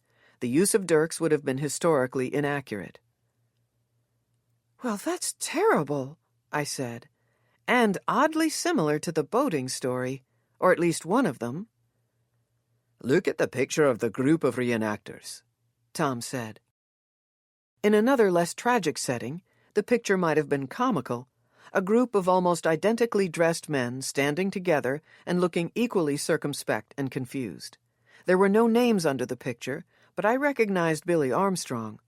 I couldn't help but feel a sense of loss yet again for the man. He had been handsome, with intriguing eyes. I pushed away a wave of sorrow. "Okay, now look at the bottom picture," Tom said. The smaller inlaid picture was a dirk. "It looks like the dirk I found," I said. "Maybe." "Aye, the picture is fuzzy," Arthur said. "It might be," Tom said. "I have no idea what that might mean, except that I think it's something that might be of interest to someone, maybe the police, but maybe not. Here's something else Roger gave me. You might understand his interest in collecting these stories after you see this one." It was a copy of another short newspaper article. This one talked about another William Wallace reenactor named Donnan Lawson and the automobile crash that killed him. There were signs his vehicle had been tampered with, and Lawson's death was also under investigation. "Do you know the results of the investigation?" I asked. "Roger didn't know, and I didn't take the time to try to search." "Da?" Tom said. "I think we can look more closely at this, too," Arthur said. "Some sort of conspiracy?" I said. "Against reenactors?" "Maybe," Arthur said with a shrug. "It's worth a look. And it might be an angle the police haven't considered." Tom and Arthur looked at me. "Someone who has something against William Wallace and what he stood for? Maybe?" I said. They looked at each other. In tandem, their spines straightened, and their mouths formed hard lines. "He wouldn't be a Scot, then," Arthur said. "Right," I said. "That Scottish pride again." I cleared my throat. "Do you ken the angles the police have considered?" Arthur asked. "No, Inspector Winters wouldn't tell me much." "I had a feeling you'd talk to him." Tom smiled. "I did, just today, actually." "Let's do some research, first thing tomorrow," Arthur said. "I'll be there," I said. We put away the files, ate dinner, and then moved on to more pleasant subjects for the rest of the evening. Arthur told me stories about Tom as a child, which were funny and appropriately embarrassing, but my mind was never fully in the current moment. Was the past to blame for Billy Armstrong's death? Could there possibly be some sort of conspiracy against the reenactors? Was Edwin lying? And did that matter? Arthur left soon after dinner, with the promise that he'd see me in the morning and a wink toward his son. I liked those winks, and I hoped I'd get to pretend I didn't see them for a very long time to come. Chapter 22. As seemed to be happening lately, my morning didn't go exactly as planned. Though I had intended to meet Arthur first thing, I decided to stop by the bookshop first just to make sure there was nothing pressing that needed my attention. I was also out of sorts about Edwin, and hoped to see him, since he wasn't answering his phone, again. Either he wasn't being truthful with me, or he didn't remember or know what the Scotsman articles had claimed. I thought there was a chance he didn't know about them, had been too caught up in the tragedy to pay attention. But if Edwin was anything, it was informed and observant. The first indication that something was wrong inside the shop, or at least wasn't right, occurred to me as a million bookish voices came at me when I walked through the front door. They caught me off guard, but instead of trying to sort them out, I pushed them away when I noticed that Fiona was in the shop, speaking to Rosie as they stood on opposite sides of the desk. "Delaney?" Rosie said. Fiona cleared her throat, and I noticed her red cheeks. Her voice had been raised. I realized I'd heard it through the other voices. I cleared my throat, too, and made my way to the desk. "Is everything okay?" "Fine. How are you, dear lass?" Rosie asked, but I could tell she was trying to regain her composure. "What's going on?" I asked. "Wanted to get some work done," Rosie said. "Came in a bit ago." "What's up?" I asked Fiona. "I've come to talk to Edwin," Fiona said. "He's rarely in this early," I said. "That's what I told her," Rosie said. "That's what she said," Fiona said. "But I have a hard time believing it. I thought I saw his car around the corner." "He's not here," I said tersely. "Do you need something that only Edwin can help you with?" "Aye? We can have him call you, or you're welcome to come back in later," I said. Fiona's eyes clouded, and I remembered that not only had she been raising her voice at Rosie, she was a mourning mother who'd also lost her husband. She didn't need people speaking to her like this, no matter what. "I'm sorry, Fiona, but he really isn't here. He keeps odd hours," I said more evenly. "He always has," she said quietly and sadly. "He called me and asked to see me, but has not answered my calls since. His tone sounded like he had something important to tell me. I'd rather not have to hunt him down." "I'll be happy to have him call you," I said again. "Yes, please do, as soon as possible," she said. I stepped out of her way, but I sensed that she walked too close to me on purpose, as if she wanted to accidentally run into me. I turned and watched her leave, and then faced Rosie again.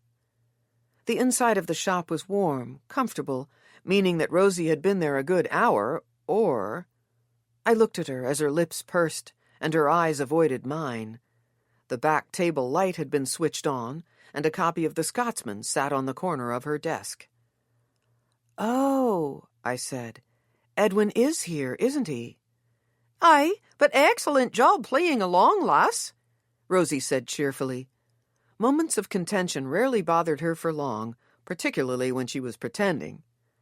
"I didn't mean to. What's up? Why didn't Edwin want to see her?" I said. "He was here when I arrived. He was peeking out the front window, hiding. He told me that Hamlet, you and I were the only people he wanted to see today, but he wanted to talk to you specifically. He's either in his office or the warehouse, waiting." "Is he okay?" I asked. "No, of course not. Edwin's not a hider. He's not one to peek out the window. He faces things head on. Something must be terribly wrong. It's up to you, dear lass, to figure it out, and then come tell me." She lifted her eyebrows. "I'll find him right away," I said. Arthur would know I'd get there when I could. I hurried over to the dark side. I didn't check his office, but went directly to the warehouse. He wouldn't be anywhere else. It was colder over here, and I rubbed my arms as I descended the stairs, and then was startled as I turned the corner and saw the warehouse door open. It was never supposed to be left open, even when someone was inside. I approached slowly. Edwin stood in front of the shelves I designated only for books. Though I hadn't scratched the surface of inventorying all the items in the warehouse, I had at least straightened some of the books. "Edwin?" I said as I came into the room. "Delaney, lass, did you see Rosie?" Edwin asked as he turned. Even in the midst of the tragedy of his sister's murder, I'd never seen such dark circles under his eyes. "I did. You okay?" "No, I'm afraid I'm not. I need your help. Could you close the door, please? I left it open to warm it up." The creaking door and heavy deadbolt were more foreboding today, but I closed and locked quickly. "What's wrong?" I said as we each took a seat. "Fiona was out there. I told her you'd call her." He took a deep pull of oxygen and then placed his folded hands on his lap as he released a heavy breath. "I will call her later. However, I think my friend killed his son," he said perfunctorily. The idea had crossed my mind more than once, but it was most definitely the angle I didn't want to be true. "You think Gordon killed Billy? Why?" "He might have killed Leith, too. I think he would like to kill me. I think he tried to last night." "Edwin, we need to call the police," I said, fumbling for my phone in my bag before he could tell me any more. "Wait," he said gently, as he leaned forward and placed his hand on the edge of the desk. "I don't know if we should." "Why?" I said, but the answer glimmered in my mind, at least a ghost of the answer. Edwin had done something wrong along the way, perhaps far back in the past, and he didn't want that deed to come to light. This really had nothing to do with protecting Fiona's money. For an instant I felt like a fool, but I pushed it away. I needed to understand and not assume, not put my faith in ghosts of answers, but get the real ones. Because, Delaney, I think I can handle it, with your help, and I've already thought about it. I appreciated the fact that he'd thought about it, but it would have been impossible for any of this to be free of danger. Still, I wanted to help. I wanted to understand. I wanted to know all the secrets. Tell me, but I'm not promising I won't call the police. All right. Start with why you think Gordon killed Billy. Edwin nodded. The dirk you found. I nodded him forward. It was mine. He swallowed hard. I believe it was representative of the true identity of William's biological father. You? Aye. My eyes filled with tears, but I blinked them away. Edwin's new pain was palpable. I'm sorry, I said. He nodded and then blinked away something too, but I couldn't be sure if it was tears or just a cyclone of emotion that he must surely be dealing with. I cared for the lad deeply anyway, but I didn't believe he was my son.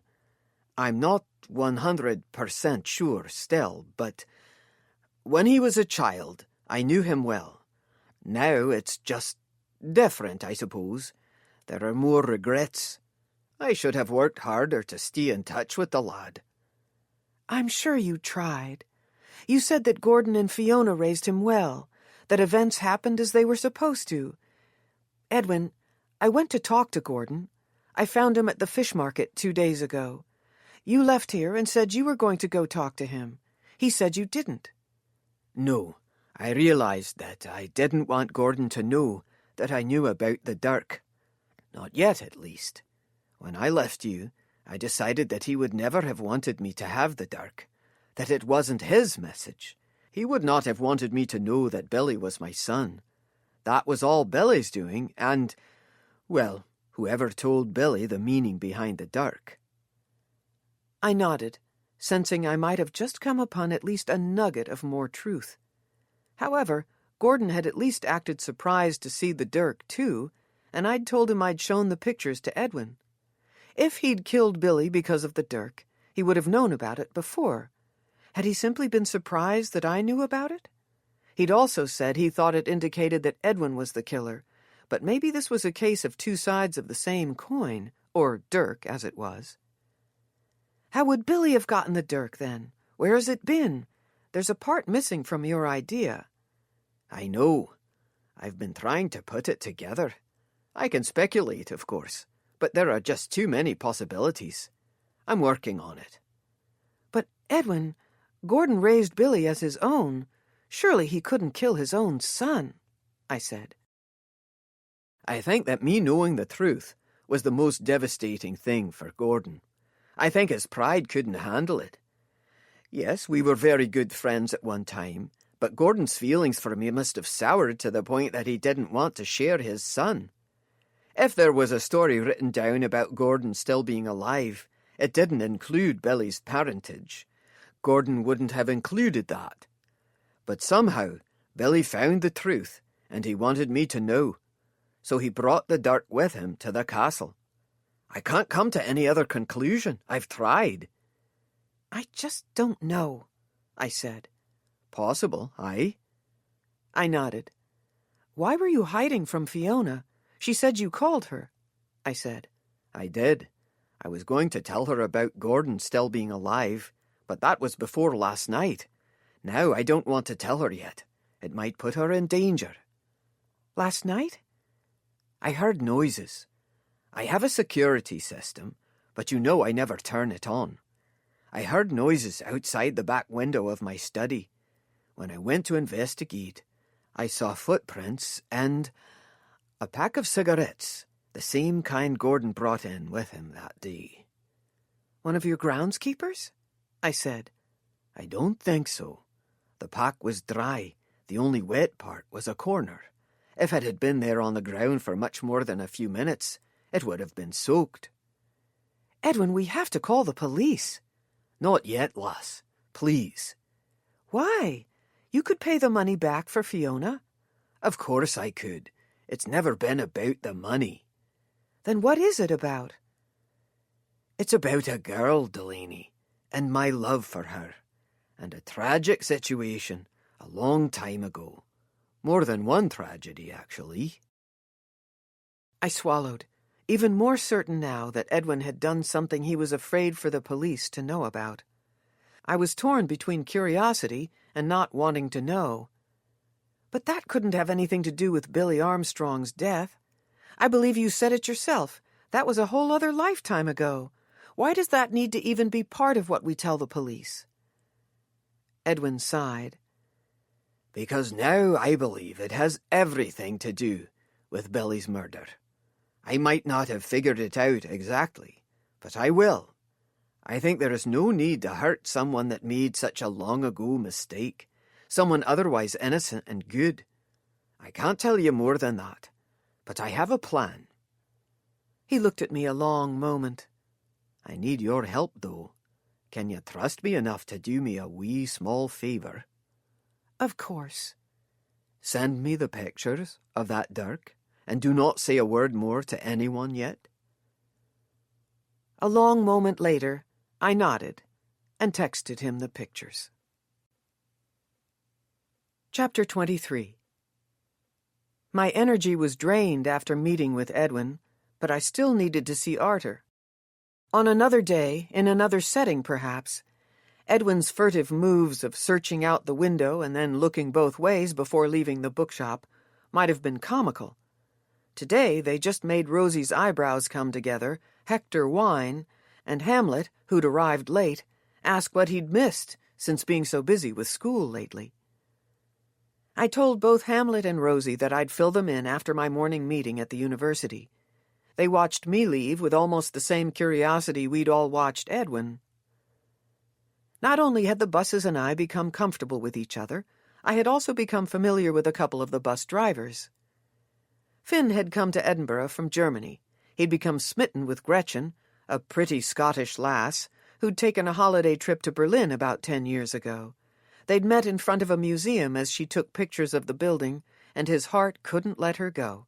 He'd followed her to Scotland only a week after she'd returned. They now lived close to the university, and 3 weans, which was always interesting to hear being said with a German accent. Delaney, the Fraulein from America. How are you today? Finn asked as I took the seat directly behind him. Fine, I said, but he must not have believed me. I saw his raised eyebrows as he glanced at me in the wide rear-view mirror. I laughed. It's been an interesting few days, and I need some answers. Can I be of any assistance? You get me where I need to go. That always helps. The eyebrows were still together. Going to the university today? Yes, the library. Research? Yes, a few things. William Wallace, Dirks, and some old stories. I see. Libraries are the best places for old stories. Gretchen is from Paisley. That's about all I know about William Wallace. Paisley? That's where William Wallace was born. I didn't know that, I said. He was a hero, died a martyr for the cause, he said, pride lining his words. Scottish history was seeping into his blood, too. I supposed it was inevitable. I looked out the window as the meeting with Edwin played again in my mind. I believed most of what he had told me. In fact, I thought that he'd said everything in the complete spirit of being honest, even if dishonesty still shadowed his words.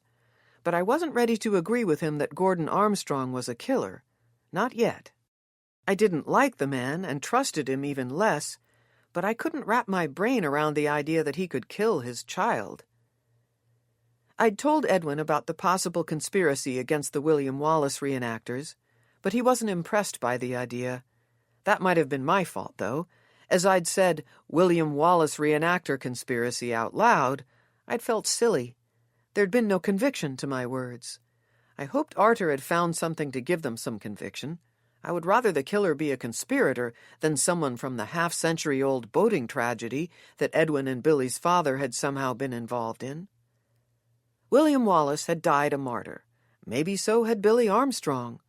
Maybe there was some strange similarity there because of their names and the role that Billy played.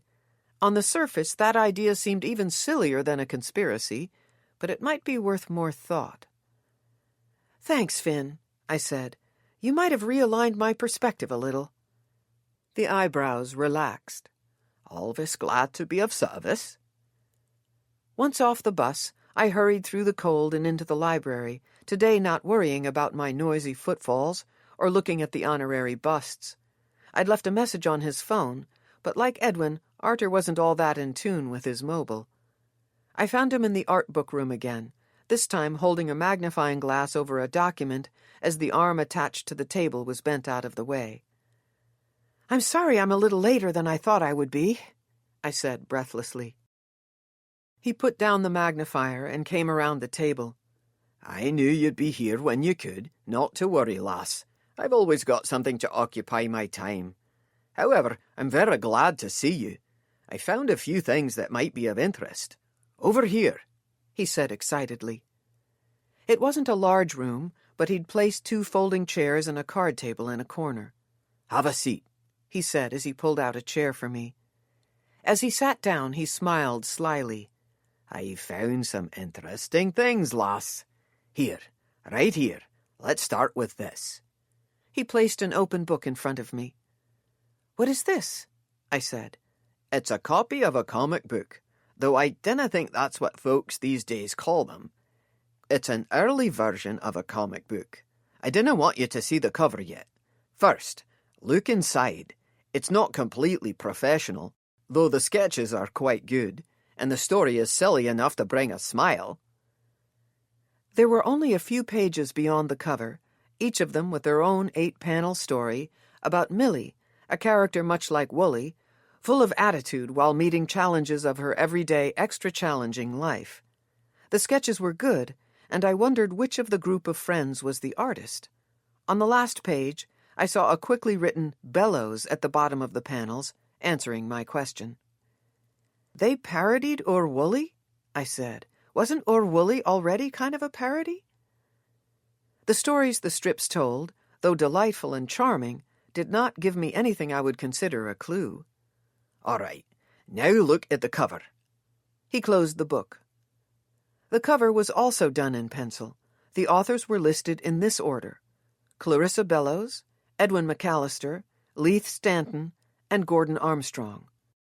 They'd titled it Or Millie, but underneath the block-lettered type, someone had hurriedly written working title.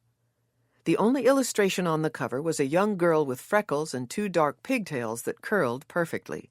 She was cute and reminded me of Pippi Longstocking. "Here, I think this is an important part," Arthur said as he pointed. Someone had written a short note on the bottom corner of the cover. "Love, Wooly for a boy, Millie for a girl?" It very well could have been Edwin's handwriting, but I couldn't be sure. I didn't have Gordon's or Leith's to compare it to. Even if Edwin had written the note, I didn't think it told me much, but it might lead to something at some point. "Where did you find this?" I said. "This was in the library? I can't understand why." "Aye, there's more." Arthur looked toward the door. He hurried over to it and closed it before he retrieved a small box from under his work table. With a glance toward the closed door, he finally placed the box onto the table.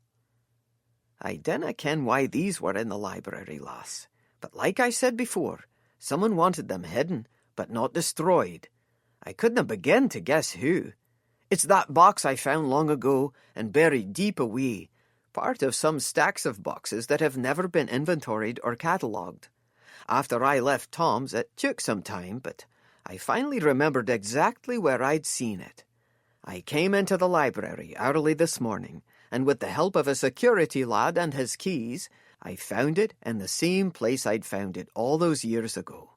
The exact same place." He pulled out the items from the box. "I dinna ken if there are important things, but I want to be careful just in case," he said as he handed me a piece of paper. I immediately recognized this handwriting as belonging to the same person who'd written Bellows under the comic strip. "I, Clarissa Brennan Bellows, being of sound mind and body, do bequeath my entire fortune which consists of the contents in my room and about 30 pounds, to Mr. Edwin McAllister." A space was left in the middle of the page, and more writing followed. "Forgive me for my sins." I looked at Arthur. "Taken out of context, this is strange. Maybe taken in context, it's nothing but more silly college fun," I said. "Aye, but I wanted you to see the heart she drew by your boss's name. I think that's more important than whatever she was going on about. Maybe." I hadn't noticed the heart, but I did now. "Right. Considering everything, this isn't too big a surprise, but I don't see anything suspicious," I said. "This," Arthur said as he handed me the next item, "is a wee bit more intriguing, and the item I find the most important." "A passport?" "Aye." "Murray Pursley?" I said. "I don't know that name. Is it Scottish?" "Aye. He was the man who died on the boat, either drowned or killed." "He was unnamed in the articles you showed me?" "Exactly. He was unnamed in all of the articles. I had to dig through some death notice records to piece together who the victim was once I had the passport. I wasn't too surprised to find a match. And this," he handed me another piece of paper that was a copy of another article, "is dated the day after the first small article we found in the Scotsman. It wasn't with the others. Look at the picture." Not only was the victim unnamed, so were the other people in the picture above the article. They were a frightened, forlorn, and wet group. Except, "I recognize Edwin," I said. "His clothes are dry." "Aye?" Arthur smiled again. "You have a good eye, Delaney. I noticed that too. He's dressed more nicely than the rest of them too." "He wasn't with them on the boat?" I said. "Or he was, and he was dressed up and didn't go into the water like the rest of them seemed to do." There was no doubt in my mind that Edwin would have gone into the water if it had meant trying to save someone, no matter what he was wearing. "That wouldn't jibe with his personality," I said. "I agree. Something's amiss," Arthur said. I looked at the picture again, remembered how he'd insisted to me that the drowning had been an accident, and noticed now how he stood separate from his other wet friends, none of them looking toward him. "I guess it's a possibility," I said quietly as I glanced toward the door. There was no reason to think anyone could put together the pieces as Arthur and I might have done, but like Arthur, I'd become paranoid and protective of whatever this information we were finding might turn out to prove. "Why is the passport the most interesting to you?" "Right. Here." He opened the passport to the signature page. "Look." "I see. It's his signature." "Now, look here." Arthur scooted the comic book in front of me again and pointed at the note on the cover. There was no doubt at all that the handwriting on both of these belonged to the same person. Who in the world was Maury Pursley? Or had Edwin written both the note as well as forged the passport signature? "I have no idea, lass. I haven't found him anywhere but in one small police report about the identification of the dead body and a city death record. Nowhere else." My heart sank as I came to a shaky point. Maybe Edwin hadn't told me any truths, ghostly or not. Maybe he'd told me more lies, and maybe they were meant to cover all the other lies. Chapter 24. I can't tell you how many times seemingly insignificant facts have ended up being the answer to some mystery I was trying to uncover. You need to remember everything, Arthur said as he handed me a cup of coffee. After we went through the items in the box, he gathered a short stack of papers from a shelf. The papers were copies of notes or other articles that highlighted notably deadly endings for the William Wallace reenactors. Arthur's conclusion was that there probably wasn't a conspiracy against William Wallace reenactors, but there might be a curse. In the last 10 years, 7 Sterling Monument reenactors had died. Billy Armstrong's death seemed to be the only murder, but the others were unexpected. 2 car accidents, both found not to have included foul play, 1 food poisoning, 1 slip off a craggy mountainside, and 2 heart attacks. They'd all been investigated. For a brief time, authorities suspected Moore was behind the mountainside accident, but ultimately no foul play was found to have occurred. I made a list of the reenactors and their causes of death just in case, but there didn't seem to be anything there to point out to the police. After our coffee break, I helped Arthur clean up, but we were both a little slower today, getting lost in our thoughts more than we normally would. I hugged and thanked him before I left the library, and because it wasn't too cold, took the mostly downhill trek back to the bookshop. My thoughts turned over and moved in so many directions that I couldn't wrangle any of them in long enough for a longer contemplation. The time and journey passed quickly, and before I registered where I was, I'd come upon Grassmarket, and as I looked up toward the bookshop, I thought I saw someone familiar. It looked like Gordon's boss, the big older man from the fish market who had a permanent frown on his face, the man I'd run into at Tom's pub, was leaving the bookshop. He was at the other end of the square. It was too far to yell or try to flag him down. I was curious enough about the reason behind his visit to set off in a run. There were other pedestrians and lots of other traffic in my way, but I dodged well. The man turned the corner, the one in the shadow of the castle. There weren't storefronts around that corner, but it was an often-used thoroughfare, either to move farther west into downtown or up a winding hill to the castle at the top of the Royal Mile. He could be going in either direction, but I'd have to set a record pace to see which way he chose.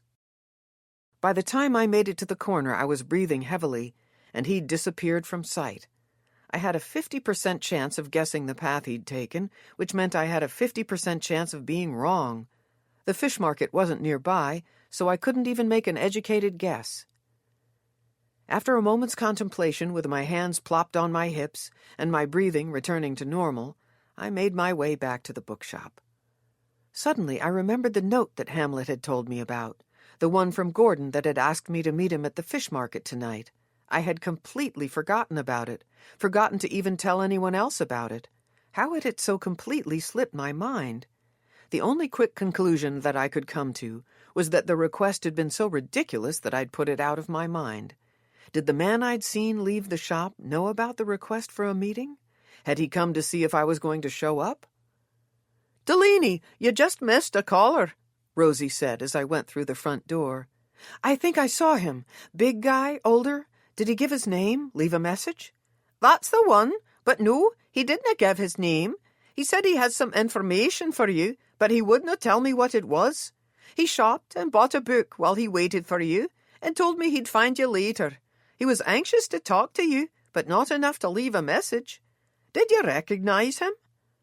"I think he works at the same fish market that Gordon Armstrong works at." "Do you think he has something to tell you about Gordon?" "I don't know. As far as I can tell, he doesn't know Gordon is Gordon. He thinks he's Barkley." "Interesting.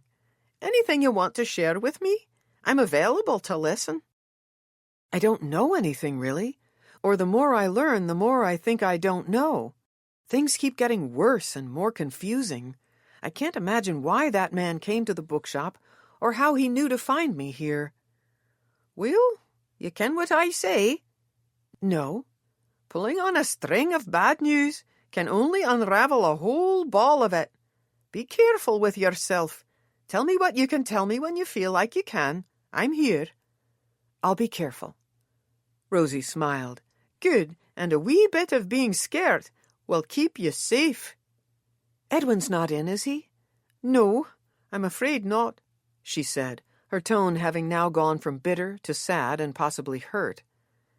"It's going to be okay, Rosie." She waved away my concern. "Oh, I ken." "What book did the man buy?" "A copy of The Old Man and the Sea. Not expensive, but in good condition." "The sea again, huh?" "The Old Man and the Sea," Rosie corrected. I listened hard for the bookish voices. I knew I must be missing something important because of the overload of information I was mulling through. I hoped the bookish voices would pick up on anything that might offer clarity. I was befuddled, my thoughts noisy in my head. But the bookish voices responded to my confusion by being stone-cold silent. Hector barked. I smiled at the perceptive dog. "I'm going to get to work. I'd like to talk to Edwin. Would you send him over if he comes in, please?" "Aye, right away." Let the music unwind the tension of the day, making space for the next chapter to arrive with clarity.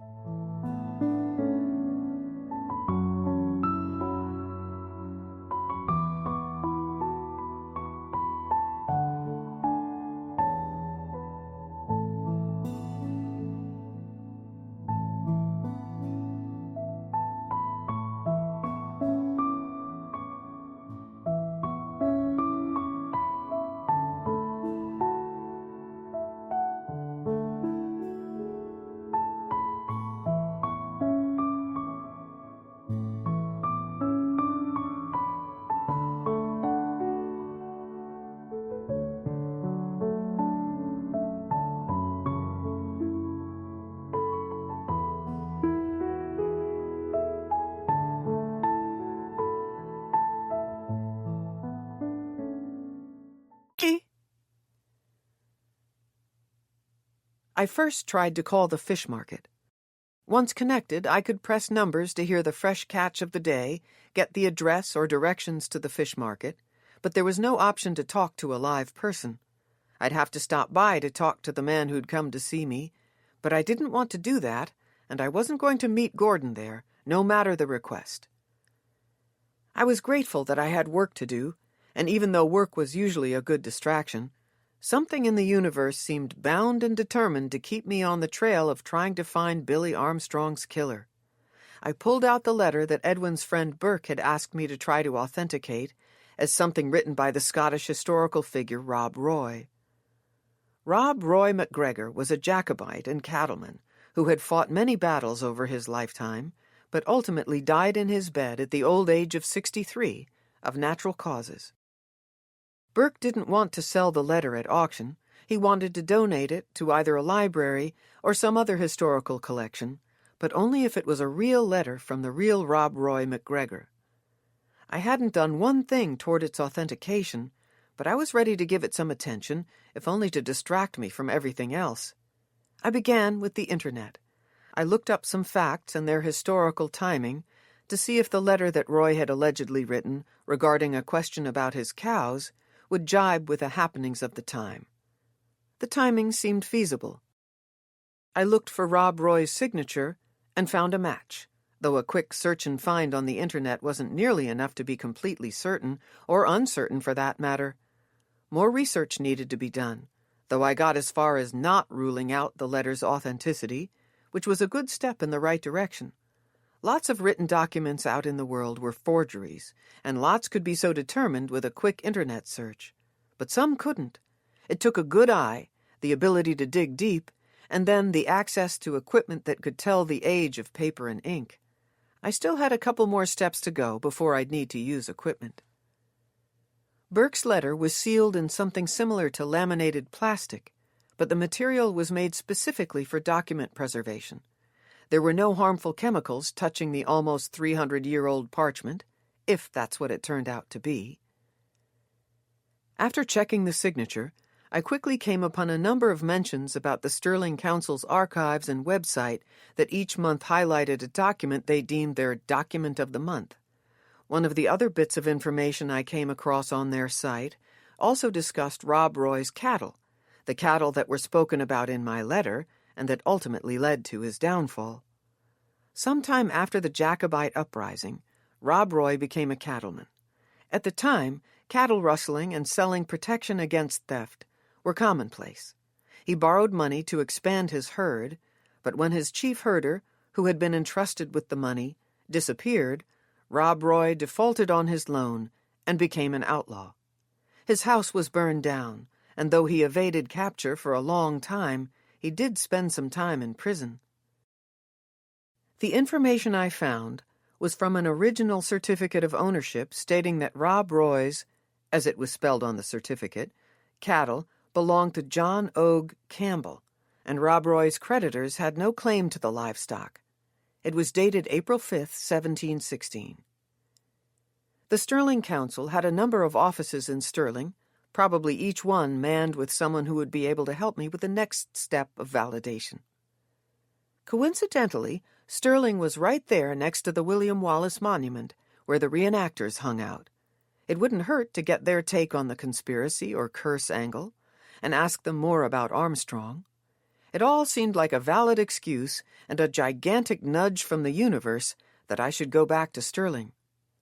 However, I didn't want to bother Elias for another long trip, and Tom was working. I had yet to take the train, but I knew how to take the bus that would get me to the train station. I told Rosie the specifics of my plan and asked her to have people call me on my cell phone if any questions arose. The ride to Stirling did not disappoint. Scotland was not short on pretty views, and the passing sights out the train window only raised the tally on places that made me wish I knew how to paint or had a really good camera. Once off the train at Stirling, I had to break my rule and ride in a cab other than Elias's. The council office building was 3 miles away from the train station, and it was more like an American office building than any I'd been in so far, though it still seemed to have a certain style about its angles and corners. I was directed to the appropriate document room, where I found a short line of people waiting for 2 patient employees behind the counter. I had the Rob Roy letter in my bag, further protected by a thick cardboard folder. I wasn't going to show anyone the letter, just a copy of the signature, but I thought I should have it with me just in case I changed my mind. "Hi," I said when it was my turn to approach the counter. "I was hoping to see and perhaps photograph an authentic Rob Roy signature." "Looking to forge something, are we?" the ancient woman said as she pushed the glasses up on her nose and pursed her lips. Her wrinkles ran deep, her short hair was as steely gray as it could get, but her blue eyes twinkled with intelligence and playfulness, layered with a practiced accusatory glance from behind the modern pink reading glasses adorned with sparkles. "No," I smiled and then leaned forward, "just trying to see if someone who wants me to buy something has been up to no good doing some of their own forging." This wasn't my document to show, and you never knew who was listening or what might happen if you spilled the beans to the wrong person. "I understand." She smiled, happy to see I didn't cower from her accusation or turn defensive. I'd played this game a time or two. I kept on my toes, though. She had a few more games under her belt than I did. "You know you could find one on the internet," she said. "I know, but you can't always trust what you see there. I want to make absolutely sure, and I heard this is the place to come for that." She gave me a nod of respect. I wondered, if I lied and told her I didn't like Wikipedia, would she invite me over for dinner? "1 minute." She turned and walked back toward a desk, where her long red fingernails skipped expertly over the keyboard. Without so much as a slight hitch in her step, she walked over to a printer, grabbed a piece of paper, and made her way back to me. "Here you go, lass." She handed me the piece of paper that had a visible watermark, to make sure I didn't try to pass it off as something genuine. "You can't get more authentic than this one." "Thank you," I said. "It looks just like the one that's being shown to me." "Aye," she said doubtfully. "Just make sure you look closely at the R's. We find the most forgeries in the way the R's are sloped." "That's good to know. Thanks again. What do I owe you?" I said. "Nothing at all." She waved away my question. "Except—" "Yes?" "Will you promise to come see me again if you have any document questions? You remind me of myself back when I was curious enough to lie about some things I wanted to know." "I will." I blushed. "Name's Audrey Hackburn, like Hepburn, but not quite." She extended a hand over the counter. "Delaney Nichols," I said. "I'm in Edinburgh for a while, working at a bookshop. I hope to see you again." "Me too, Delaney Nichols." I smiled again, and then turned to leave. I heard her say, "Next," as I went through the document room door. My task had been accomplished quickly and easily. I could have done the same thing somewhere in Edinburgh, but with my ulterior motive for coming to Stirling in mind, I got back into my waiting cab. I had to remind myself that it was just a cab ride, not an act of betrayal. Still, I felt myself try not to be too friendly as I asked the driver to take me to the reenactment site. He matched my unsociable attitude, silent moment for silent moment. He parked the cab at the top of the hill Elias and I had trudged down when we'd been there before. It was just after 3 p.m, and the sun was low in the sky, casting cold gray shadows over the large crowd below. I saw the group of actors, along with many pockets of engrossed and winter wear bundled-up tourists. Amidst the crowd, I was sure I saw Oliver and Dodger. I thought it good luck they were there. "Could you just wait here again?" I said as I handed the cab driver 2 large bills. "No, lass, I'm off shift." He handed me back one of the bills. "I have to head back with a cab, but I'll send another driver out directly. It won't be long." "Oh, okay. Thank you." "Aye." He looked at the bill he kept. "Thank you." I stepped out into the cold wind and felt a brief moment of regret as I looked down the hill and then toward the retreating cab. In my almost 30 years, I'd done plenty of things alone, but I was not only far from home, I was far from both homes, Kansas and Edinburgh. The inside of the cab was warm and could take me back to the train station. I hoped the other one would be there soon. "Don't be silly," I muttered to myself before I moved down the hill. The skit was almost over. The speech about Wallace's gruesome death held the audience's full attention. I caught the eyes of a couple of the actors off to the side, but I didn't immediately see Carl. However, Oliver and I shared a nod, mine with a smile, his with a surprised smile. Nevertheless, he made his way toward me. "Hello, lass," he said as he closed the distance between us. "Dodger told me you wanted to talk to me the other evening. I'm sorry I was otherwise occupied.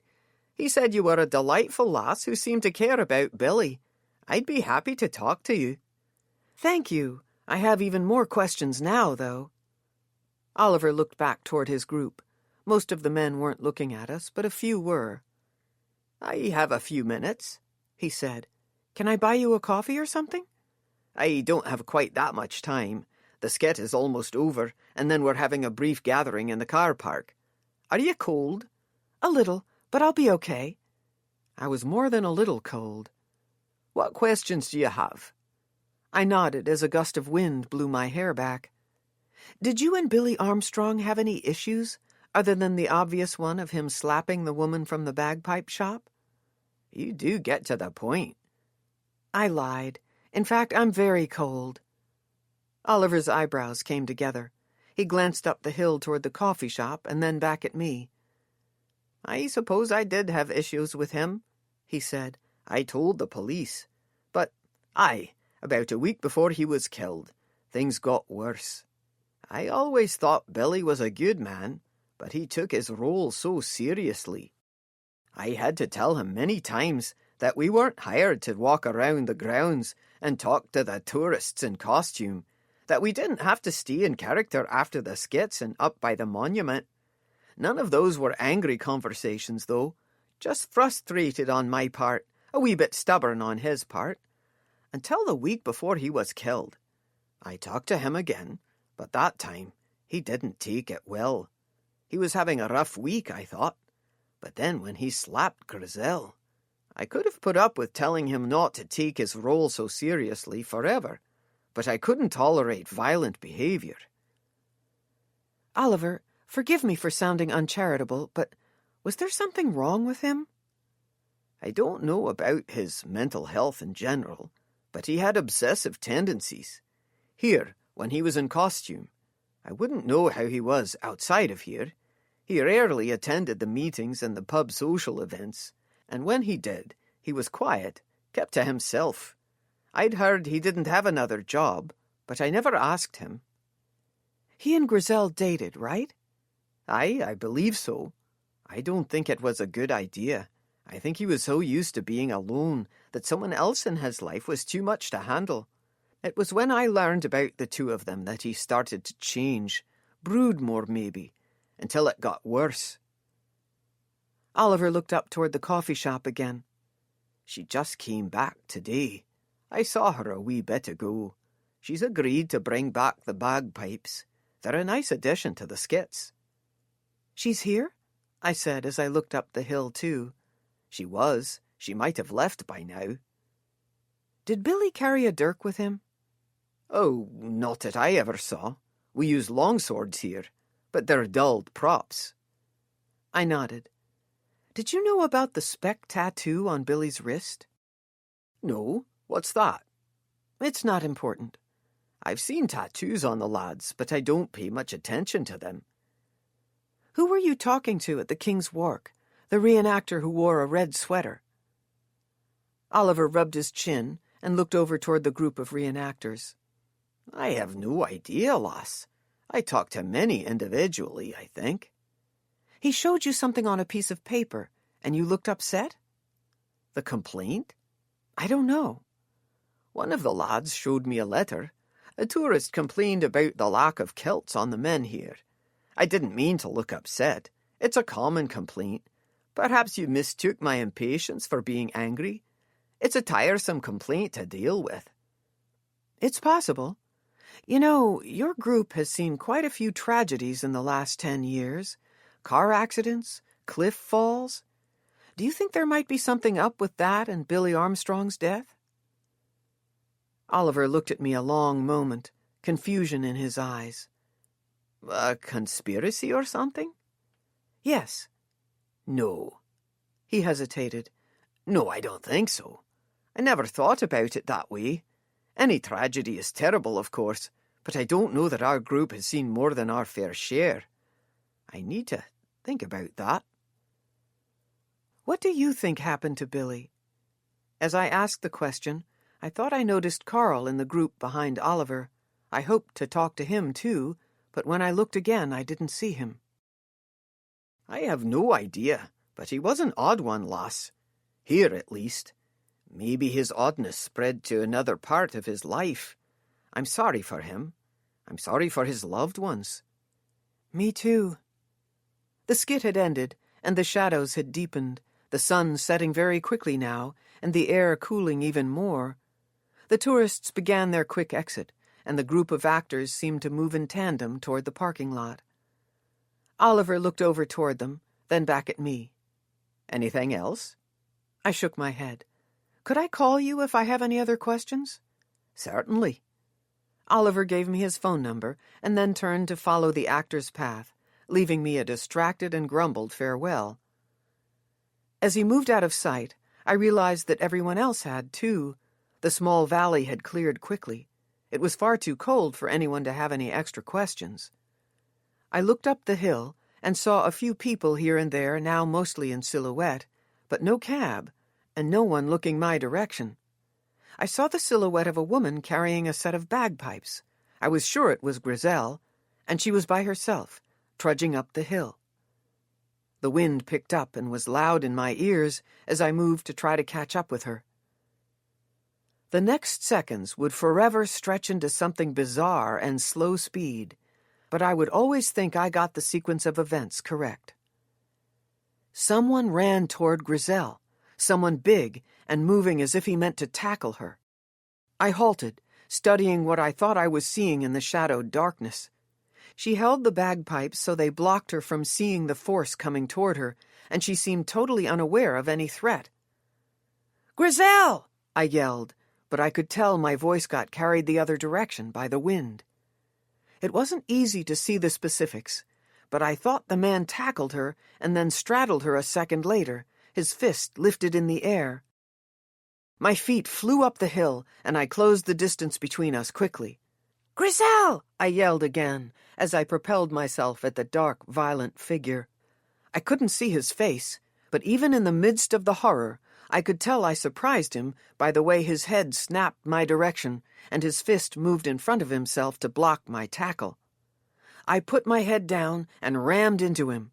We turned into a mess of limbs and curse words as I knocked him off Griselle.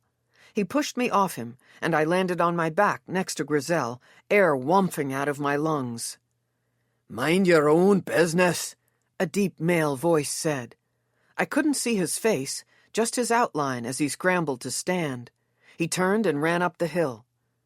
I hadn't caught my breath as I tried to pull myself up to inspect Griselle. "Griselle!" I tried to say, but it came out as a croak. "Griselle!" She moaned, but didn't speak. Good enough, I thought. I couldn't see that anyone had noticed the ruckus on the side of the hill. No one was coming to our aid. We were in darkness, and it was only getting darker.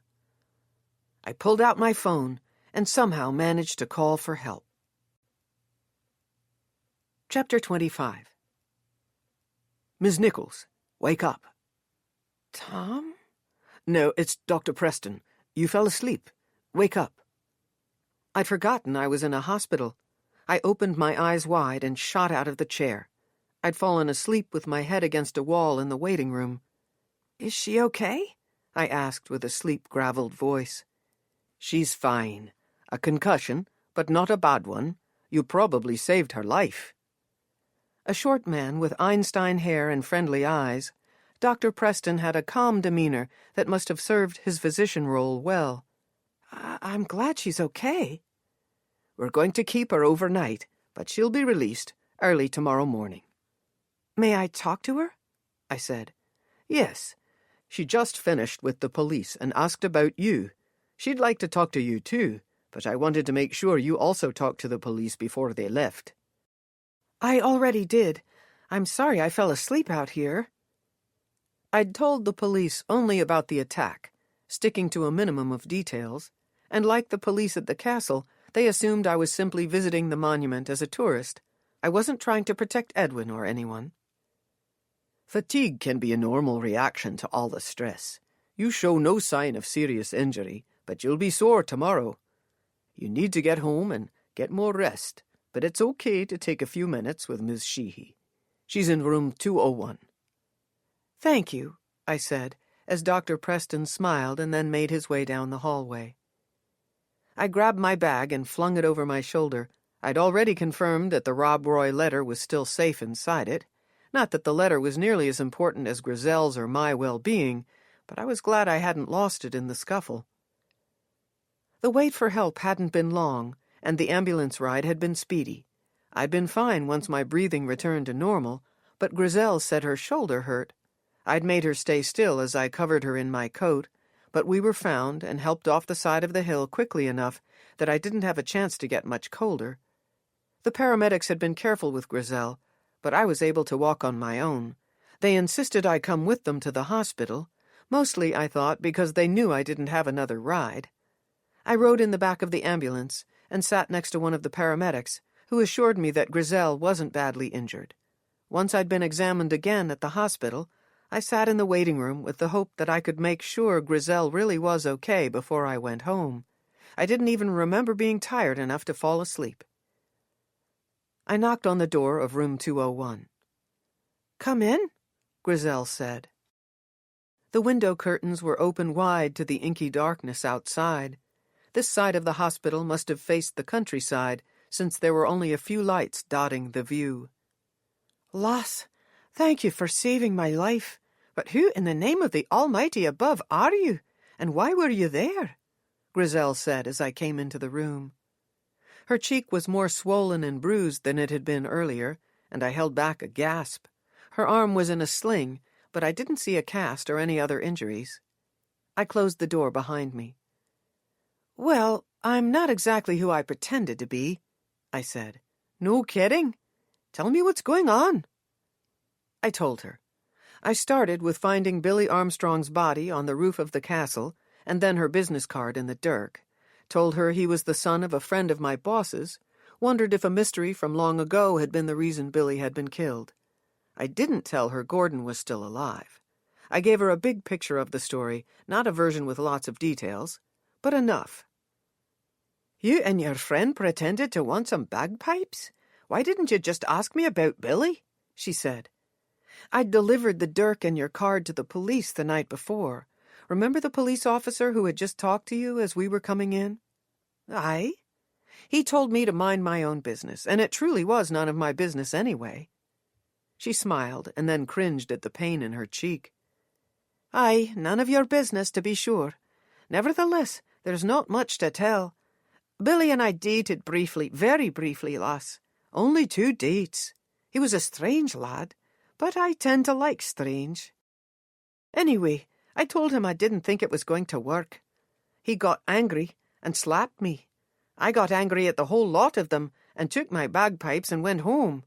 However, and no disrespect to Billy, I enjoyed being at the monument, so I went back today to tell them I regretted leaving. I'd left some bagpipes there that needed to be fixed. I grabbed them from a small storage shed and was walking up the hill when I was tackled. It was dark. I assumed it was someone taking advantage of a lone female in the darkness.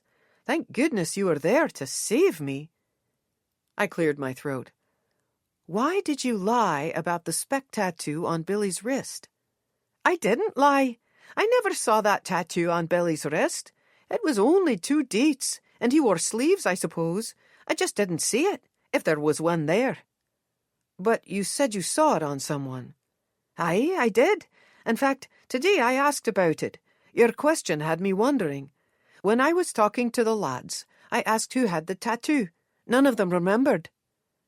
Do you remember which guys you were talking to? Did you tell the police? Not specifically, no. It didn't occur to me to tell the police. Try hard to remember, I said. Why? I don't have any idea how it all fits together, Griselle, but if one of the reenactors other than Billy has that tattoo, I would not be surprised if he was Billy's killer, and the one who attacked you, too. Griselle blinked and shook her head. I don't even know all their names. Just try to remember and then tell the police. I'm sure they can show you pictures. I'll talk to the police, too. I'll tell them they need to round up the reenactors right away and look for the one with the tattoo. She nodded. I didn't think it was important to give them that detail. I think it's the most important thing now. All right, I will. I'll call them right away. I handed her her phone from the nightstand and then pulled mine out of my bag. I didn't know exactly who to call first. I chose Inspector Winters. Chapter 26. After a call to Inspector Winters that started out confusing but was ultimately successful, I called everyone else.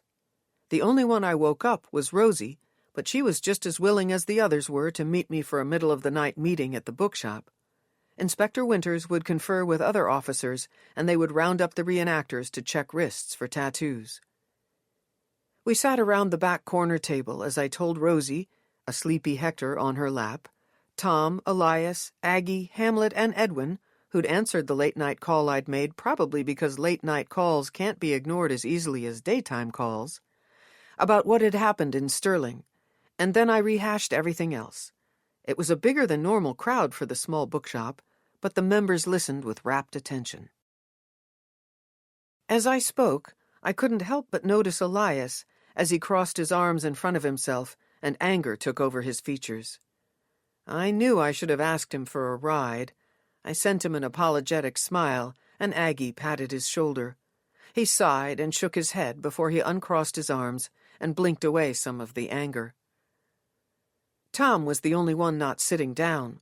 He stood with his hands on his hips and worked hard to contain his concern, and probably some unpleasant words for Edwin. I smiled at him, too, but it didn't help. Rosie cried a little, and Hamlet seemed perplexed, but I went through every single detail with them. I thought I'd shared almost everything with them all, but I wanted them there together to make sure I didn't leave things out individually. Enough is enough, Edwin said when I'd finished. I will call the police and tell them everything. I hoped you'd feel that way. Inspector Winters will be here soon, I said. Aye, Edwin said with a nod. I'm glad you asked him here. If he was angry, he hid it well. For the others, I'd said the magic words, and their anger and tears mostly went away. I hadn't yet told Inspector Winters all the details. I was leaving that up to Edwin, mostly because I didn't want Rosie and Hamlet to get in trouble for knowing that Gordon was alive and not telling the police. I knew Fiona had more terrible things ahead, but we'd help her through it. However, if Edwin didn't tell Inspector Winters about Gordon, I would.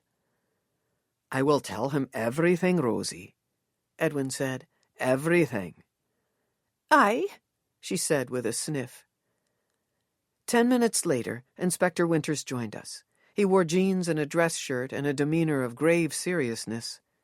"Evening," he said as his focus landed on me, bringing his eyebrows together. "You okay, Delaney?" "Fine. You get people rounded up?" "We're working on it." Inspector Winters declined the offer of coffee and pulled out his notebook and pen as Edwin began talking. I was pleased that Edwin did, in fact, tell him everything. Kind of. He did say that Gordon was not dead and had come into the bookshop, but he didn't mention that Hamlet, Rosie, and I had been there too. He also talked about Speck and a long-ago boating tragedy. He said that finding the man with the Speck tattoo might lead to the killer and Grizel's attacker, but the decades-ago tragedy was fuzzy in his memory. He promised to try to remember more clearly. No one could figure out why another reenactor might want to kill Billy Armstrong, but the pieces of the puzzle certainly seemed to lead to the distinct possibility. For their part, Inspector Winters said the police had some difficulty finding someone to give them the names and addresses of all the reenactors, but they'd finally found a board member who was mostly helpful. He didn't know how long it would take, but the police would be inspecting wrists until they found what they were looking for. I'd been inside the shop, the warehouse, at midnight before. Grassmarket always saw some pedestrian activity at this time of night, but rarely were the lights on this late in this part of the bookshop. The glow from the old fixtures was warm and welcoming, and invited passers-by to peek inside. We were all mostly hidden in the back corner, but Elias sat off to the side and could see out the front window. Every now and then he'd send glares that unmistakably told anyone looking in that the shop was closed and not to bother knocking. "Edwin, when you were contacted about the Ur Woolley Annual, are you sure it was Billy Armstrong who contacted you, not Gordon Armstrong?" Inspector Winters asked. "I don't think it was Gordon. He has a distinctive voice, and though I might not have recognized it at the time, I would have known it was an old man calling me. He claims he's sick, possibly dying. You can hear the decades of cigarettes in his voice," Edwin said. I noticed one of Inspector Winters's eyebrows rise before he wrote another note. He rested the notebook on the table and looked at Edwin again. "I heard about the boating tragedy, and I did some research. Your clothes weren't wet," Inspector Winters said. He'd seen the same picture I had. I hid my surprise with a swallow and by crossing my arms in front of myself. "I didn't go into the water," Edwin said, nonplussed. "Everyone else seemed to have. I was the only one who didn't go into the water all the way when the lad went over." "Why didn't you?" Inspector Winters asked. "Because I was busy trying to keep someone else from jumping in. I succeeded until we were almost ashore. My shoes were in fact wet, but barely any of the hem of my pants. The police questioned me specifically about that. Was my answer not in the file?" Inspector Winters didn't answer, but waited patiently for Edwin to continue. Edwin shrugged and sent me a look I couldn't quite interpret. "There was so much happening that night." "Who were you trying to keep from going into the water?" Inspector Winters asked. "Clarissa Bellows." Inspector Winters wrote in his notebook. "Who was she? Why didn't you want her to go into the water?" "She was the only woman invited into Speck, and I knew she was pregnant. I was the first one she told. She was pregnant with Billy Armstrong, Inspector. She gave the baby to Gordon and his wife Fiona to raise, and they named him." "I see." Inspector Winters looked at me briefly. I had no idea what to say or do, so I just looked back at him silently. He turned back to Edwin. "But ultimately she did get in the water to try to get the man who'd gone overboard?" "Aye. As we were close to shore, she managed to get in all the way. I managed to stay on my feet and help her out of the water." "Excuse me, Inspector Winters," Rosie said. "Whose knife, Dirk, killed the man?" "There was no knife. He fell overboard," Inspector Winters said. I noted to myself that though Inspector Winters had seen the picture, he must not have seen all the articles. I said to Rosie, "What made you think there was a Dirk?" I thought that's what Edwin told me long ago, she said absently, zeroing in on whatever past moment that conversation had taken place. Edwin? Inspector Winters said. No, Dirk, Edwin said. He smiled wearily but supportively at Rosie. I'm sorry if I gave you that impression. Oh, it was long ago when you told me. I'm sorry I'm not remembering it correctly. In the police report, there's no mention of a weapon of any sort, Inspector Winters said to Rosie. Stories change over time, even sometimes in our own minds. Aye, she said doubtfully. Aye, she repeated with confidence this time. I've heard so many a story over the years that I probably confused it with something else. Her words didn't seem to send anyone else a big wallop of suspicion, but she had spoken with too high a pitch for me to think she believed what she was saying. If he caught it, Inspector Winters didn't give any indication. I worked hard not to slant my eyes toward her. I was just about to mention Arter's sub-basement research when a voice sounded in my mind.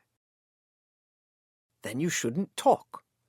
It was the Mad Hatter from Alice in Wonderland, responding to, I don't think.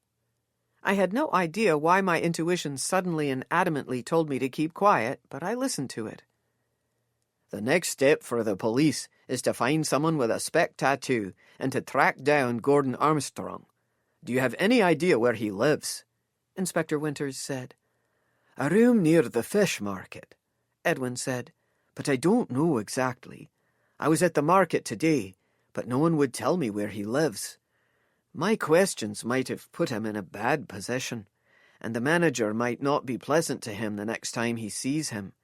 If you don't get to him soon, I might have scared him away. I looked at Rosie and remembered that I hadn't told anyone about someone possibly from the fish market stopping by the bookshop. She nodded. Excuse me, I said, but I waited a moment to see if any bookish voices wanted to suggest that I keep quiet. I didn't hear anything. It seems like there is something I forgot.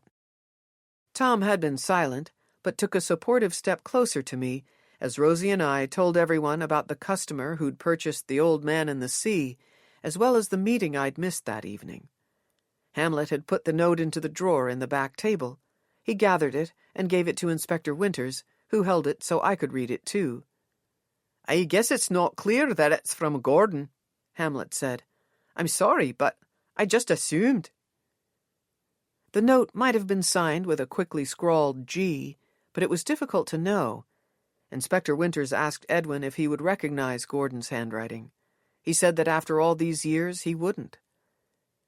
If the bookish voices hadn't told me to keep quiet about Arter's research, I could have added that he might be able to round up a sample of Gordon's handwriting, at least from long ago. I filed away the idea for later. I'm taking this, Inspector Winters said as he put the note into his pocket. I nodded. Inspector Winters also said he'd follow up with a conversation with the manager, but he was glad that I hadn't attempted to meet Gordon on my own. Edwin, Inspector Winters said, do you find it strange at all that the fish market is close to the place where your young friend fell from the boat years ago, and then perhaps a man who died is living close by there too? Edwin blinked. I hadn't thought about it that way. He and Edwin held a gaze for a moment, before Inspector Winters continued, Well, I need to attend to the matter of Gordon Armstrong, if you'll all excuse me. He stood.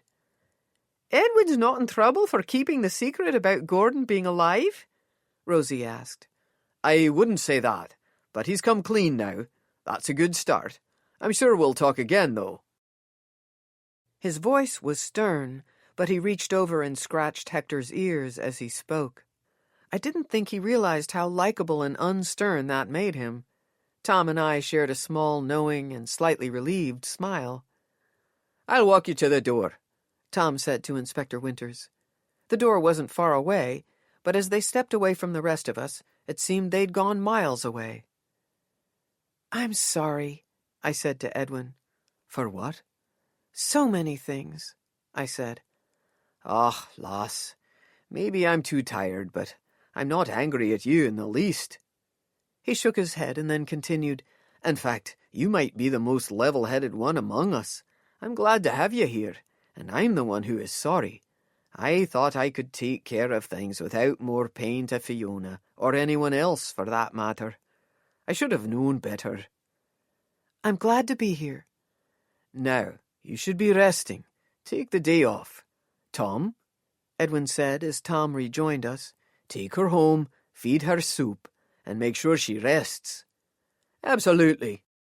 I'm in charge of the soup, Aggie added. I'm in charge of driving, Elias said. Come with me, and I'll deliver Tom wherever he needs to go later. Oh, it's a late one, Rosie said. We'll all take the day off, Edwin said. Rosie, I'll see you home. Hamlet smiled. I'll come in later. I only need a couple hours rest and I'll be good to go. Thank you, Hamlet, Edwin said. We dispersed into the cold night air. Our shared sense of relief was palpable. The truth was in the proper hands of the authorities. It was not up to us anymore to keep big and harmful secrets, and getting them out in the open felt good and right. It was only later that I remembered that even though we felt like we'd done our part, not one of us seemed to give much thought to the fact that a killer was still on the loose, and that killer might have been the person who'd hurt Griselle and me. Maybe something worse could have happened. Maybe something worse could happen to any of us. If the characters in the books on the shop's overstuffed shelves were trying to tell me something else, perhaps send me a warning, I didn't hear it. Silence from the bookish voices, along with some soup, was just the right way to end the night. Chapter 27. Sore, I think that's my word for the day, I said as I walked into the kitchen. I'm sure, Tom said.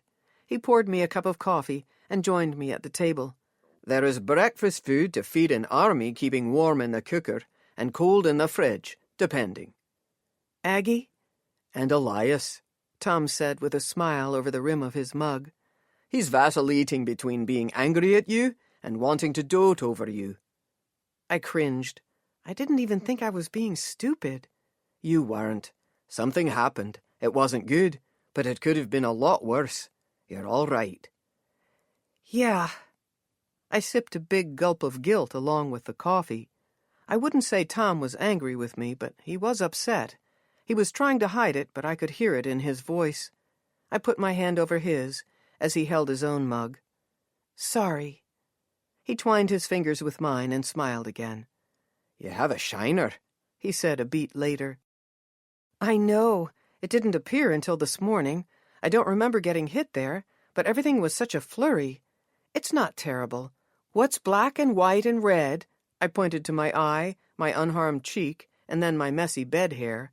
All over. Tom laughed. Aye. What time do you have to go to work? I asked. Soon, but I don't have to stay all day. Is there anything you'd like to do? You only slept a few hours. You should sleep more. I can't sleep, and I can't think of what I want to do. Tom cocked his head. Any chance you'd like to go over what happened last night again? I know you told the police, and then you told all of us, but I wouldn't mind hearing it again. Sometimes things come back with a rested mind. I nodded, but before I could begin, my phone buzzed across the kitchen counter. Rosie, I said to Tom when I looked at it. Hello? Delaney, lass, have you heard? Rosie asked. I don't think so. What's up? Gordon Armstrong is missing, and, well, Edwin just rang and told me the news, but he also said the police are trying to track down Clarissa. They can't find her either. Edwin is with the police. He wanted me to let you know, and he wants you to be careful, be aware. Of course, I said. Where are you? At the shop. I couldn't sleep anyway. Ham's here too, with Hector and myself. Thanks for calling. I'll see you soon. We ended the call, and I turned to Tom. Should we ask Elias if he'll take us both to work? I think he'd like that. Elias dropped Tom off first, in front of his pub, and then drove the short distance back to the bookshop. Neither of them were happy I was going into work, but they didn't argue too much. I told them I felt much, much better. They pretended to believe me. Lass, You'll go nowhere without me. Understood? Elias said. Not until this mess is cleared up. I promise. Not even to the corner. I'll come get you and take you. But it's an easy bus trip anywhere. No, frankly, Aggie will have my hide if you step 1 foot out of that shop without me. I smiled. You have more to do with your day than just take care of me. I'll keep close by. Ring me if you need me. You can come in. No, I'll just be in the area. Thanks, Elias. I leaned over and kissed his cheek. I'd never done that before. Get on with you, lass, he said as he tried to hide a smile. I squeezed his arm once gently before I got out. If Rosie and Hamlet had wanted to spend time being worried about anything, they'd been properly diverted. Ellen, the young woman who'd come in earlier to pick up the Gaelic book for her employer, stood on the edge of the crowd gathered around the front desk. I assumed the people with her were the family she worked for. There was such a murmur of conversation that no one heard the bell jingle as I came through. My eyes landed on Ellen, and I remembered that something from her last visit had given me pause, perhaps a moment of question. What had it been? Her cap? Delaney, hello, Hamlet said as he came around the group to meet me at the door. He glanced back at the group. He pointed to his own eye and silently mouthed the words, "You okay?" to me. I nodded. Lordy B, what happened to you? A middle-aged and pretty woman asked. I'm fine, but I was in a bit of an accident last night. I hope I don't look too scary. I tried a smile. Not at all. The woman approached and put her hands on my arms and bored her concerned eyes into mine. She was very tall, and the maneuver made me feel uncomfortable, but I tried not to show it. Ice. I think you should be icing that. Nolan, shouldn't she be icing this? Before my eyes landed on Nolan, they skimmed over Ellen's eyes. She was more uncomfortable than I was, and she sent me an apologetic frown. Well, dear, I'm sure she's seen a doctor, Nolan said. He was a tall, round man with an almost completely bald head and heavy glasses that hung on the tip of his nose. There was something appealing about him, approachable maybe. I nodded at the woman. She didn't care. Nolan's a doctor. He'll have a closer look at that if you want. I'm doing much better. I iced it a little and took some ibuprofen. I lied. There, you see? Nolan said with a pleasant and welcoming smile. I bet he had a great bedside manner. All right. She let go of my arms and propelled a hand in my direction. Gretchen Kramer. Ellen said Delaney was the one to help her with Nolan's book. That you? It is. I shook her hand. It's a pleasure to meet you all. There were also 2 children, both of them under 5, but I wasn't good at guessing any closer than that. They each held one of Ellen's hands. The little girl kept wide eyes on Hector on the edge of the desk, and the little boy looked around at everything else. And this shop, Gretchen continued, Ellen said it was as storybook charming as any place we'd ever been into. She was so right. You're from the States, she also said. I am. Kansas. Oh, how I love Kansas. It's a beautiful state. Gretchen smiled politely. Thank you, I said. I looked at Nolan. Do you read or speak Gaelic? He laughed. I do a little bit, but it'll take me a year or 2 to read a chapter in that book. I just wanted it for my collection. We were coming to Edinburgh, and it seemed perfect. I'm glad you came back in, I said to Ellen. Me too, she said as she pulled her attention up from the little boy. I stared at her. I didn't mean to, and I didn't know why I did. I caught myself before the moment went on too long. I was just going to offer our visitors some coffee, Rosie said. Oh, no, we couldn't, Nolan said. Just wanted to thank Delaney and the young man Hamlet here and see the shop. Thanks for your hospitality, though. We have so much more to do, Gretchen said, but thank you anyway. Very well. Rosie smiled. If she hadn't had so much on her mind, the Kramer family wouldn't have gotten away so easily. Rosie would have insisted on coffee and conversation. In fact, the Kramers would be seated and drinking coffee before they even realized they'd been invited. The kids followed their parents through the front door as Ellen hung back. Thank you, she said to Rosie. She smiled shyly at Hamlet before she joined me by the door. "You were right," she said quietly. "He looks just like a Hamlet." I saw the blush on her cheeks. She was going back to Florida, and Hamlet wasn't leaving Scotland any time soon. As selfish as it was, I couldn't help but be glad that my visit to Scotland was a little longer than just a few days. "He does," I smiled. She sent one more shy smile back his direction. He waved and smiled too. He didn't do it on purpose, but he had such a classic look about him that women, even some men of all ages, couldn't help but look his direction. He never wearied from offering a friendly smile, even if he accidentally melted a few hearts along the way. I heard Ellen's slight sigh before she turned and left the store. As she hurried to catch up to the rest of the family, I watched her closely and wondered what in the world it was about her that made me want to stare at her, figure out the question to whatever answer she so clearly must be. "It's not clear to me," I muttered. The books weren't talking either, at least not right away. As Ellen took the boy's hand again and then tousled his hair with her free hand, the words finally came.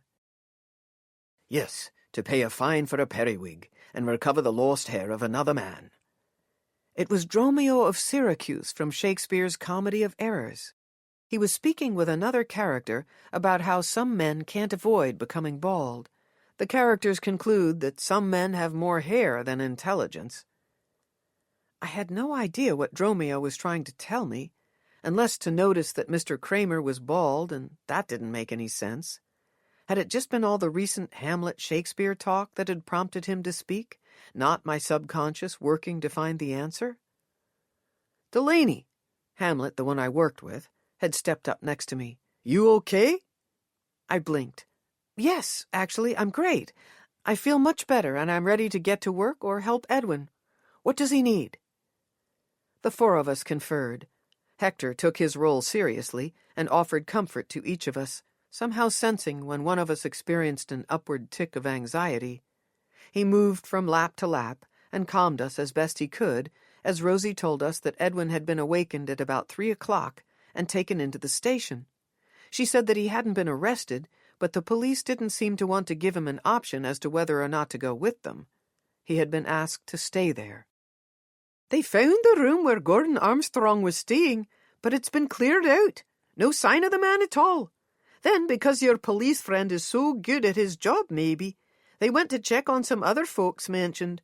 Fiona Armstrong was fine, and I dinna ken if they told her about Gordon, but Clarissa was not home, which was odd," Rosie said. "Was her cousin home?" I asked. "I dinna ken anything about her cousin, so I dinna think to ask." I nodded. I didn't have their phone number, but Elias had driven me to Clarissa's house once before. That trip hadn't gone well, but I wondered if he'd be interested in trying again. I wasn't even sure why I wanted to go, except that it was something to do. If I found Clarissa, would I tell her about Gordon Armstrong being alive, or just that she needed to let the police know she was okay? I didn't want to risk causing her another hospital visit. "Rosie, I need to ask you something," I said. She nodded and leaned forward so Hector could lick her cheek. "Aye?" "I know you remember something different about what you were told regarding the night of the boating accident. A dirk, right?" "Oh, aye, there was something else." She sat up straight, disappointing Hector. He trotted across the desk to Hamlet, who lifted the dog to his lap. "What?" "Edwin told me the man had accidentally been stabbed with the dirk." "At least, that's what you remember," I said. "Aye, but I'm sure my memory isn't that off. I was too tired last night when he took me home to remember to ask why he wanted me to lie, but I will ask him next time I see him. He'll tell me." "You're sure?" "Aye, it was a horrible story, and stuck with me." "And it was Clarissa's dirk?" Rosie nodded, then paused. "I'm not sure he told me whose dirk it was." "It's not in the police record that way," I said. "However, Tom's father might have found some old articles to corroborate what you're saying." Hamlet shrugged. "Maybe Edwin or his family paid off the police." I blinked and looked at Hamlet, and so did Rosie, but not with as much surprise as I had done. "What?" I said. It could have happened, Hamlet said. I looked at Rosie. She lifted her eyebrows and shrugged too. Do you think that's a possibility? I said to her. She leveled her gaze at me. Did they do that other times? Delaney, it sounds like something terrible on the surface, of course, but remember Edwin's sister and all her problems? If the family didn't have a relationship with the police, they might not have managed to keep her out of jail as much as they did. Sometimes I was too naive for my own good. I wonder if Inspector Winters can look into this, I said. I doubt it, Hamlet said. We'll have to get the truth from Edwin himself. Or Clarissa, I said. If she's okay, the poor dear, Rosie said. Frustration, real and ripe, worked its way through my gut. We'd thought we'd told the police the truth. Hopefully Edwin was telling them the rest of it. I took a deep breath and let it out slowly. Delaney, Rosie said. My eyes snapped back up to her. Do you think what happened all those years ago on the boat has anything to do with Billy Armstrong's murder? I dinna ken, really, but I wouldn't be surprised. Edwin will do the right thing, Delaney. He always does, she said. I looked at Hamlet. I don't have any idea. We'll talk to Edwin when he gets back, Hamlet said. Right. Well, actually, I pulled out my mobile and punched a button. I'll be out front in a minute, Elias said as he answered.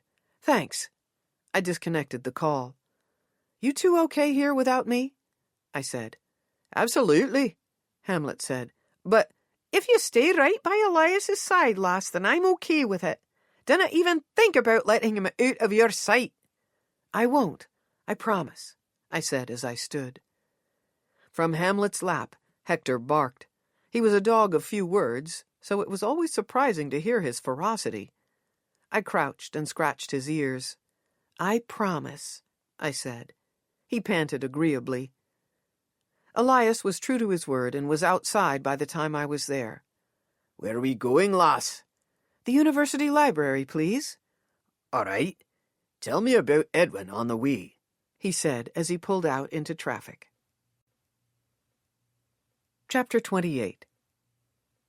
I found a few other pictures and articles that might be of interest, but I couldn't find anything else about the man who was killed on the boat, Arthur said as he closed the art room door. I rang a friend at the Scotsman, and he couldn't find anything else either, but he said he'd look deeper.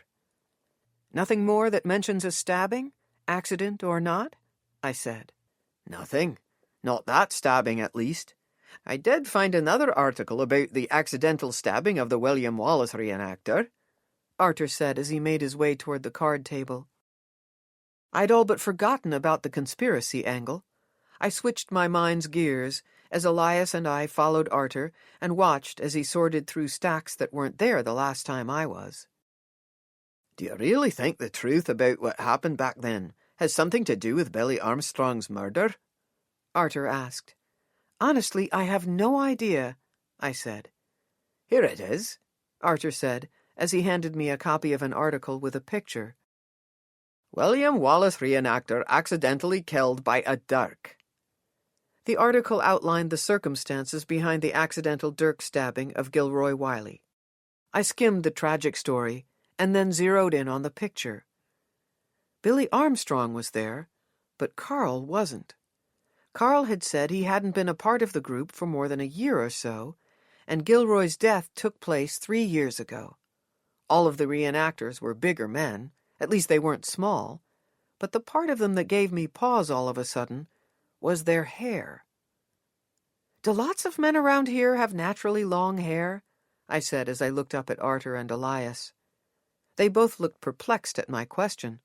I doubted either of them paid much attention to current fashion trends or the length of Edinburgh men's hair. I dinna ken, lass, Elias said. Me either, Arthur said. Do you have a magnifying glass? I asked Arthur. Of course. He grabbed the large, long-handled magnifying glass from his work table and brought it to me. I held it over the picture and looked at the faces of the reenactors. I think, I said. No, it can't be. What? Arthur and Elias said. I sat in the chair, because my knees went weak with the revelation. I looked at my two Watsons. In answer to your earlier question, actually, no, I don't think what happened on that boat all those years ago had one thing to do with Billy Armstrong's murder.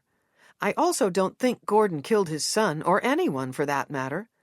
I can't understand why I'm seeing what I'm seeing, but it's just too much of a coincidence, I said. What? They said again, more exasperated this time. I'm sorry. Thank you, Arthur. I'll tell you everything this afternoon. Right now, Elias, can you take me to the fish market? I said. Aye? Aye, right away, I said. I knew this type of warm, the warm before the storm. I'd often felt it in Kansas. Sometimes, when there's a snowstorm on the way, the clouds come low and keep the air cocooned and at a temperature higher than when the sky is clear. It feels like snow, I said as Elias steered the cab toward the fish market. We didn't get much of that. Are you sure? No, I smiled. A small wave of homesickness rolled in my belly. For the moment I had to push it away, but I filed a mental note to call my parents soon. Lass, why are we going to the fish market? Elias asked. I think one of Gordon's co-workers is also a William Wallace reenactor. I watched Elias's profile. His eyebrows first came together and then together even more. He frowned and scratched behind his ear. And you think that he might be the killer? Maybe. Then perhaps, lass, we should call the police? We will. There's a chance the police are already talking to him. I just want to see. I was also hoping to talk to the man who came into the bookshop looking for me. Elias gave me a quick look. When are we going to call the police? As soon as I confirm. Lass? It's a public place, Elias. If I'm wrong, let's not bother the police. You won't believe this, but it's all in the hair, which is really making me wonder if my idea isn't a little harebrained. Explain, please. My subconscious has been trying to tell me something about hair, specifically the length of hair. I think I finally understand. In the picture of the William Wallace actors we were looking at, there's a man who looks like someone at the fish market, but the man at the market has short hair. Of course, a wig would make his hair long. I'd like to get another look at him to confirm. His name is Liam. I'm not going to approach him, just take a look if he's there. I think I'll know with a quick glance. How would that also make him a killer? Elias asked. Good question. That's another reason we're not calling the police yet. I still don't know enough to connect all the dots. Liam? Another William name. Elias shook his head. I looked at him. Liam is short for William? Well, I believe it can be. I had no idea, I said, but I suspected that fact only solidified my idea. All right, I'll stick to your side like glue. I have no doubt. There was much more to this than the length of his hair or the use of a wig. Things had been happening in my periphery, things I might not have completely noticed, but a part of me had, and that part had been processing those things, perhaps waiting for the right moment to bring everything together. I didn't tell Elias about the night that Tom and I had gone back to the castle, when Tom had been jostled by a big guy coming out of his pub. I didn't bring up the shot glasses either, because there was nothing to indicate they'd been left outside the bookshop by Liam, except I thought that one night as I was leaving the shop late, I noticed a big guy in a coat watching me from the Grassmarket Square as he took a drink from what could have been a shot glass. When my eyes scanned a second time, I couldn't find him. I hadn't seen the front of the man in the red sweater as he talked to Oliver at the King's Walk, but I'd seen the back of his shoulders, his build, his short hair. When I saw Arthur's new picture, it was as if all those moments, seeing bits and pieces and different angles, came together, and my gut told me that Liam had been the man I'd kept sort of seeing. Even Kurt Vonnegut's bookish words about pretending to be what you weren't were about Liam. I was sure now. They weren't about Gordon like I originally thought. There was a good chance that I was so desperate for an answer that I was misinterpreting it all, but I didn't think so. When I'd met Liam at the market, He'd seemed so taken with me. It was too much, really, overboard. I'd blushed and laughed away the moment. But now, from this vantage point, his behavior could easily be interpreted as overacting. Truly, how the dots connected was beyond anything I could firmly grasp, but I couldn't help but sense that they did connect. If Liam was at the market, and if I could get a good look at him, I thought I'd know if he was one of the reenactors I'd seen in the picture. It was still pre-storm warm when Elias parked in front of the fish market. There were cars parked in improvised spaces around the building. Elias pulled the cab as close to the building as he could and parked next to the stairs. "Expecting a quick getaway?" I asked. He shrugged. "You never know." The market was much busier than it had been before. Shoppers strolled up and down the two wide aisles, looking at the fish and other food from the sea that had been placed on ice. There was no obvious police presence, but I wondered if there were any undercover officers looking for or waiting around for Gordon. Maybe his fake death wasn't as important to them as I thought it might be. "I don't see Liam. He'll be in a white coat and a hairnet like the others, but he's a big guy. If he really is a reenactor, too, he might be in Sterling, or the police might have contacted him already." "Let's walk up and down once," Elias said. It was crowded, but not enough to slow us down too much.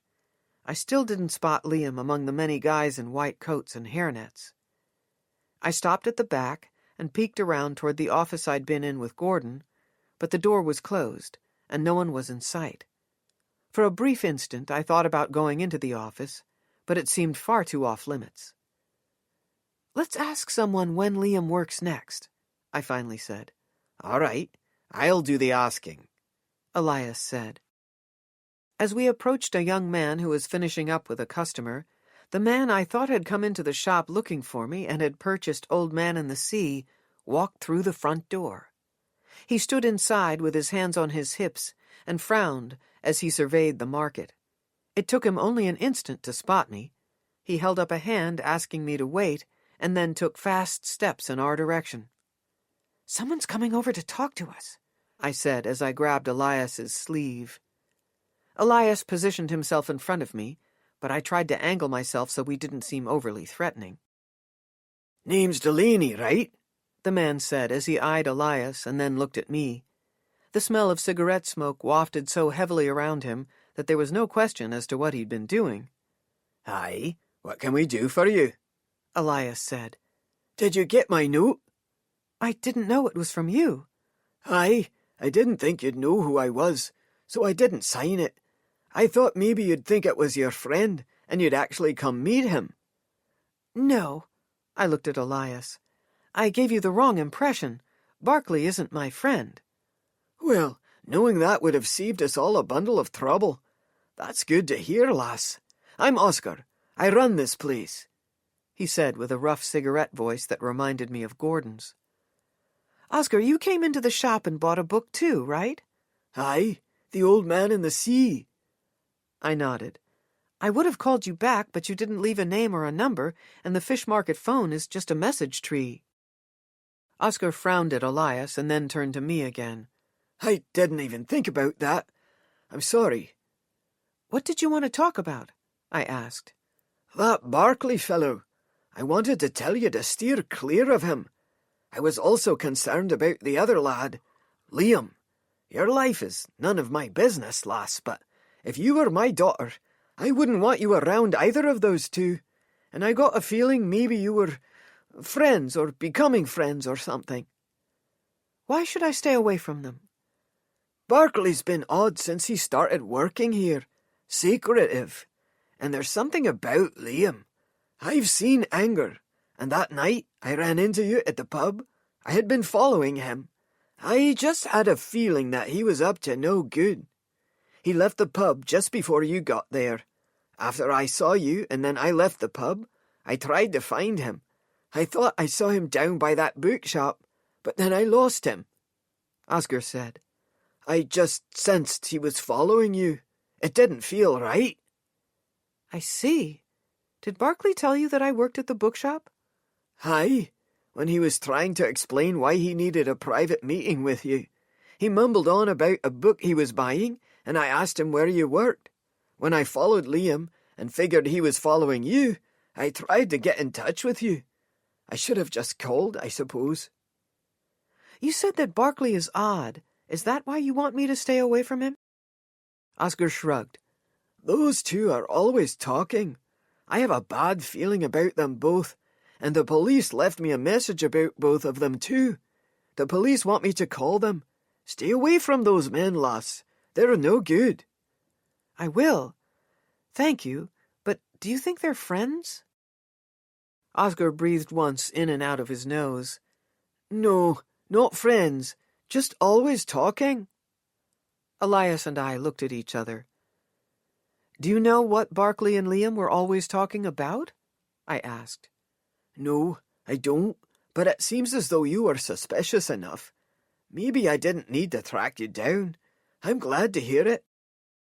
Did you know if Liam volunteered to act as William Wallace at the Sterling Monument? Oh, aye. He would go on and on about it. Did you mention that to the police? No. I need to call them back. Why? Is the Wallace gig something he and Gordon talked about? I asked. I don't have any idea what they talked about. They were always just talking when they should have been working. Elias cleared his throat. You should call the police and tell them all of this. You think so? Oscar said. Seems odd, aye. Elias said. I'll call them right away. Oscar said. Thank you for trying to warn me, I said as he turned and started down the aisle. Wait! I closed the distance between us and Oscar as Elias stayed next to me. Did Liam have a tattoo on the inside of his wrist? Speck or something? Aye, so did Barkley. Neither would tell me what it meant. Maybe that's why they talk to each other so much. But you said they weren't friends. Oscar shrugged again. I guess it's hard to explain, but no, they didn't seem like friends. I don't think they liked each other, but they talk way too much. Seem to be conspiring, maybe. That's the best I can tell you. What's Liam's last name, his address? I asked. McIntyre. Liam McIntyre. He's been living with his mother, Oscar said, and then he listed the street both Elias and I had once visited. Elias and I looked at each other with wide eyes. You need to call the police. This number. Elias pulled one of Inspector Winters's cards from his pocket. Tell him the lad's last name and address, and about the tattoo. Maybe about the strange relationship between him and Barkley. Right away. Oscar looked at the card and then at Elias. All right. I'll make the call. Good. Let's go, Delaney, Elias said, as he motioned me to go ahead of him. Thank you again, I said to Oscar as we hurried away. But he was already moving to the back of the market, his footsteps quick and his focus on the business card. Chapter 29. Once we were back in the cab, I called Inspector Winters' cell phone. He didn't answer, but I left a message with as many details as possible, including the fact that I had also heard that Clarissa's son lived in Glasgow. I couldn't know for sure that Liam was her son, but that's what it seemed like at the moment. I told him I knew the police had been searching for Clarissa, and that Elias and I were going to drive by her house, mostly to check on her cousin. Can we drive by Clarissa's? If Clarissa isn't home yet, Liza Marie might be there, and I'd like to make sure she's okay. I told Elias, after he'd already heard me leave the message. I'll drive by, but I'd like you to call the police station too. I'm sure Winters will get your message, but let's cover all our bases. Makes sense. I made another call to the station, speaking first to a young officer on duty, and then to someone who was familiar with the case. She said she'd make sure Inspector Winters and the other police officers now involved got the information. What do you think is going on, Delaney? Elias asked after I disconnected again. I have no idea, I said. No, that's not true. I do have an idea. It seems like Gordon and Liam are in on something together. I don't want to admit out loud that they might have conspired together to kill Billy. I can't understand why. The money from Gordon's insurance? Did Billy have a healthy bank account? I don't know. Maybe. It seems that Billy didn't have a real job, But how would Gordon and Liam have access to that money after Billy died? Good question. I blinked as a splat hit the windshield. Snow. Looks that way. Elias flipped on the windshield wipers. We were at the beginning of what might turn into a real storm. Big wet flakes seemed to make everything wet quickly and accumulate along the edges of curbs and perimeters of grass patches. The closer we got to Clarissa's house, the heavier it got, and the more it reminded me of Kansas, and fireplaces, and hot chocolate. As Elias turned the corner into Clarissa's street, we hit a slick patch, sending the cab sliding sideways, so that when Elias got it under control, we were stopped directly in front of Clarissa's garden gate. The cab stalled with the maneuver and fell as silent as the snow that now began to build rapidly on the windshield. Hang on, lass, Elias said as he turned the key. The engine remained silent. Stay in the cab. He put the hood up, and for a few moments I heard tinkering and pounding, but when it became quiet again, I expected him to come back into the cab. He didn't. I craned my neck to try to see around the hood, but couldn't see past it. I opened my door. Elias? No answer. I got out of the cab, my feet slipping on the slushy road as I came around. There was no Elias. Elias? I said. How did you just disappear? I moved to the front of the cab and bent over to look under it. He wasn't there either. Elias? Over here, lass, he said, from somewhere. I looked in all directions but couldn't immediately spot him. I realized that the only place he could have gone without me seeing was through the garden gate. It slowly swung back and forth. As quickly as I could over the slick ground, I made my way through the gate and finally found him. Lass, call the police. Ask for an ambulance, quickly, he said, as he pointed to what I hoped was not a dead body. I think she fell and maybe hit her head or something. Instead of doing as he asked, I rushed to them. Liza Marie? I said. Aye, I saw her feet from out there, just like at the castle, but she's alive, still breathing, though barely. Call 999 and get an ambulance here. She's soaked to the bone. It might be a risk to move her, but I've got to get her inside and warmed up. I'll help. Aye, he said. It was clear that helping Liza Marie was now a much higher priority than staying out of the house. We lifted her, and I pulled open the unlocked front door. After we put her on a couch, I found my cell phone, but it didn't work. Elias, I don't have service. The snow, maybe.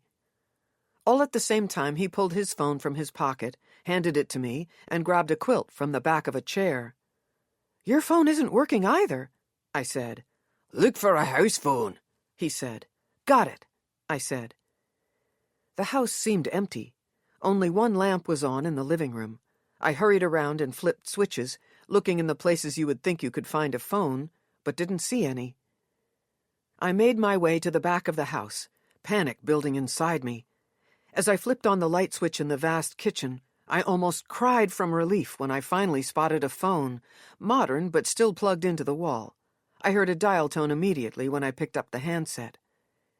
Just as I was about to press the third 9, my world went dark, and I couldn't breathe.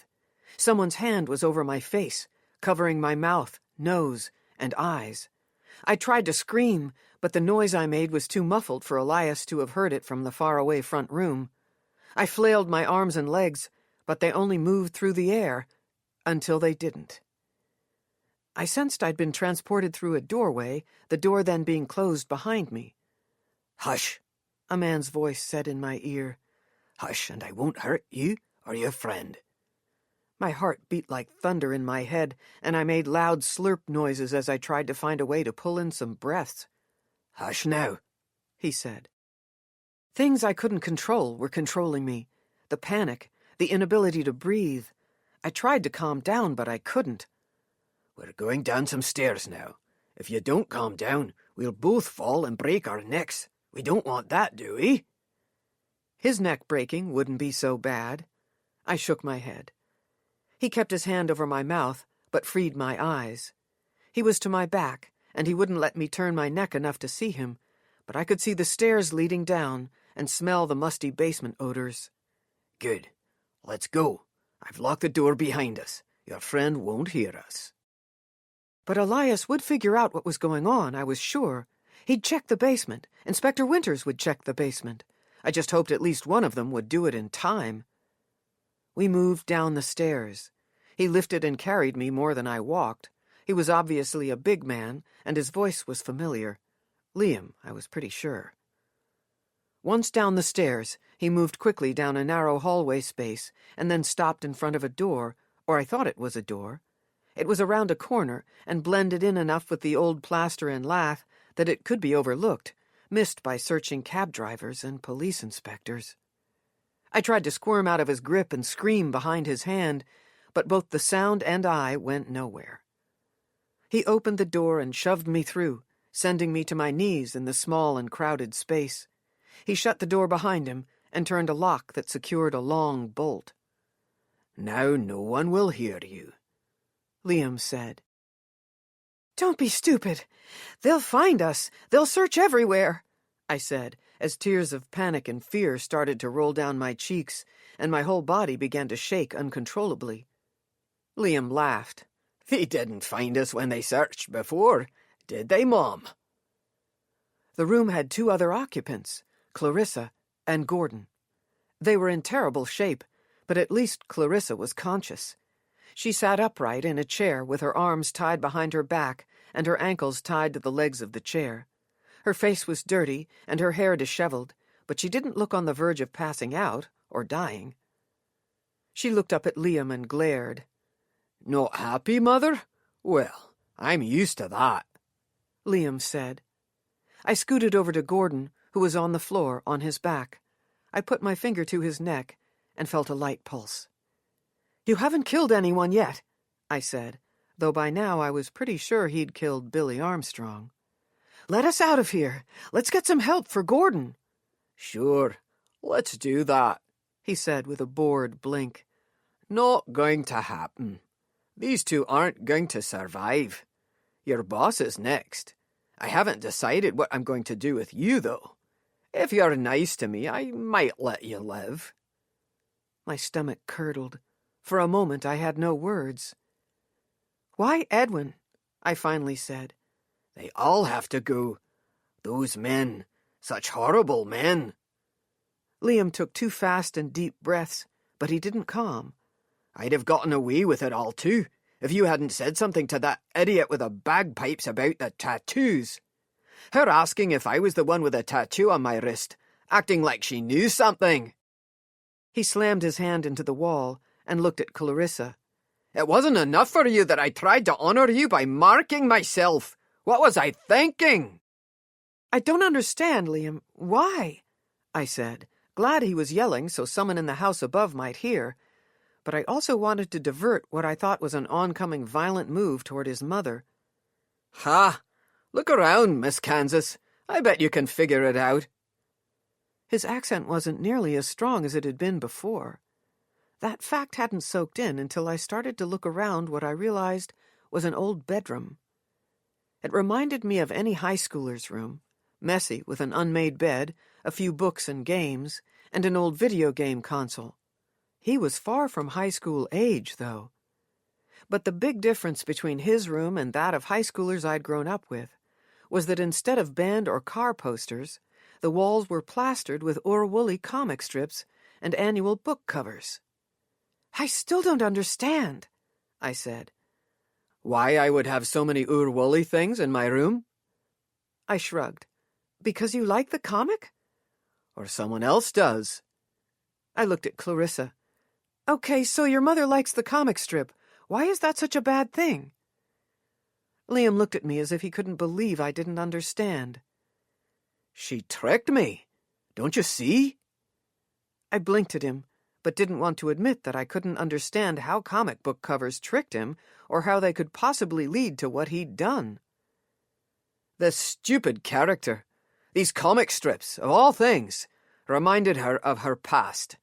When she shared her love of them with me, it was as if she was trying to turn me into the son she gave away. I knew I was never enough for her. When I figured out what she was doing, don't you see? I had no choice," he yelled, as spit flew from his mouth. I looked at Clarissa. Tears rolled down her cheeks, and she shook her head slowly. "I never meant," she said. "Shut up, Mother!" Liam yelled again. I didn't understand whatever was inside him that had made him jealous enough of his mother's past that he'd done what he'd done. But I understood that his perception was the only one that mattered at the moment. I didn't know what to do. I didn't have any training in hostage crises. If there were bookish voices at the ready to guide me, I was too scared to hear them. "But," I said, "she kept you." He looked at me, studied me for so long that I wondered if I'd said something that made sense to him. I hadn't. "And that fool," he nodded at Gordon, "thought I'd help him. He had no idea I was just using him to get to understand all of them once I figured out what really happened." He shook his head. "Can you believe that both of Clarissa's sons ended up reenacting William Wallace? It wasn't planned. It was Gordon who figured it all out. He came to me and asked me to try to bring us all together after he started putting pieces together. And he had no clue that I could kill my own brother. What a fool! What a complete fool!" "That is pretty amazing," I said, though my voice still wavered. "And we were both named after that stupid character." He glared at the covers on his wall. From somewhere I didn't notice, Liam picked up a baseball bat and held it as he charged the short distance to Gordon. He lifted the bat as high as his height and the low ceiling would allow. "She was going to give them everything! Everything!" he yelled before he swung the bat down toward Gordon's head. I didn't even think about what I was doing as I threw myself over Gordon, protecting his head as best I could. The bat landed squarely on my arm, equidistant between my shoulder and my elbow. I yelled out in pain, even though it took a good long second to really feel it. I was filled with adrenaline, so it was most likely dulled, for the time being. The arm still worked, though, or the rest of me did. I didn't think about what I was doing as I propelled myself up and grabbed onto the bat with both hands. In a weirdly awkward pose, I leveraged my body against Liam's, and then after a bizarre rhythmic side-to-side struggle, was able to yank so hard on the bat that I got it out of his hands. I landed on my backside on the floor. No one was more surprised than me, but I didn't waste a moment as I swung the bat at his knees. I swung it hard. He didn't go down easy. He dodged the bat twice before it hit a sweet spot and took him to a screaming mess on the floor. I didn't want to leave Clarissa and Gordon, but I didn't think I had any choice as I unlocked the bolt and hurried down the hall toward the stairs to try and get help. I wasn't quite in my right mind as I lifted the bat to ward off what I perceived as the new approaching dangers coming down the stairs. "Delaney, it's me," Inspector Winters said. "Lass, put the bat down," Elias said from behind the police officers. I put the bat down, and the only thought that went through my mind was made of my voice only. Of course Elias didn't let Inspector Winters come down the stairs by himself. After Inspector Winters and 2 other officers I hadn't even noticed followed my tremoring arm point down the hallway, I collapsed, a crying, shaking heap, into Elias's arms and let him take care of everything else. Chapter 30. Did the weather slow you down getting to Clarissa's? I asked Inspector Winters, as Hamlet handed me a mug of coffee and Rosie pulled the blanket up around my shoulders. My cracked spine family was turning into my own personal group of nurses, but we weren't in a hospital. We were at the bookshop, surrounded by the overstuffed shelves that were a part of the place that had become so much more than just a place to work. Elias, Rosie, Hector, Hamlet, and I had gathered. Inspector Winters joined us about an hour after Elias brought me back to the shop. My arm wasn't broken. It was severely bruised and would hurt for some time, but I was going to be fine. I told Elias and Inspector Winters that I would run away and into the sea if they even tried to put me in an ambulance. They saw that all my limbs moved normally, so they didn't push it. Edwin wasn't with us. He still needed to spend some time with the police, apparently. I'd told Rosie not to call Tom yet, and Elias not to bother Aggie, since I was going to be okay. Aye, my car slipped off the road and got stuck in a most peculiar position. I called for others to get to you, but they arrived after I did. The snow caused us all some slowdowns, took down some mobiles, caught us off guard," Inspector Winters replied. Elias had already told me that they'd found the basement door quickly and couldn't think of any other place I might have gone. Had the police searched that back basement room for Clarissa before? I asked. "I don't think so. Her cousin, Liza Marie, told them Clarissa had stepped out and hadn't come home. Liza Marie was convincing and didn't seem worried. Liam had apparently threatened to harm her if she gave him up in any way. He told her to stay upstairs and act normal. Nevertheless, she tried to get away from the house so she could call the police, and she fell. She didn't hit her head, but she just couldn't get up and lost consciousness. She's going to be fine, thanks to you and Elias. There was a dog, too, and he's fine as well. He was hiding in the bushes." "Elias saved Liza Marie," I said. "It was pure luck that the car slid to a stop in front of the garden gate. The police would have found her when they arrived," Elias added. "She'll be fine, but even a few moments more might have been too late," Inspector Winters said. "And the police thought Clarissa was missing?" I said. "That's what Edwin told me," Rosie said. "I don't think the officers who brought Edwin in were worried about Clarissa at that point," Inspector Winters said. "Edwin asked them to check on her. They must have told him they didn't talk to her, and he relayed the message to Rosie as she was missing. I'm glad the communication got mixed up the way it did, or that he sensed there might be something else wrong. I don't know how much longer she and Gordon had down there. Liam was unhinging quickly." We were silent, sharing a moment of relief that Liza Marie and Clarissa were going to be fine. I knew about the latter because she insisted upon thanking and hugging me before they put her in the ambulance. "What about Gordon?" Hamlet asked. "We just don't know. Before Delaney got there, he was hit over the head, just like his son was. The doctors weren't sure yet," Inspector Winters said with a slow shrug. "Will he be arrested?" I asked. "Already has been, in a manner of speaking. He's in hospital, though, getting the care he needs. If he comes to, his circumstances will be made clear to him." "What happened, Inspector Winters? Why did all of this happen?" I asked. Even Rosie, who had been dabbing her eyes, turned her full attention to Inspector Winters as he stood next to the front desk, his coat still on, and his demeanor both concerned and contrite. He felt responsible for me getting hurt, and I didn't know how to ease his mind from that other than to act fine. I was going to be fine. "To the best of our understanding, about a year ago, Liam found some old things his mother had been keeping, articles and journals, and a dirk. He took the items to his mother, and she broke down because of the sad and happy memories she claimed the items brought her. Wooly comics had always been something they shared together, and amongst the things were some annuals. At that point, apparently Liam liked that his mother had made something from her past a part of his life. However, when Liam got a spick tattoo, like some of the men his mother spoke about, they ended up having a heated argument, and she told Liam about the baby she gave away. Liam was always a complicated and difficult person, mentally ill, I'm certain, but we'll need a doctor to confirm.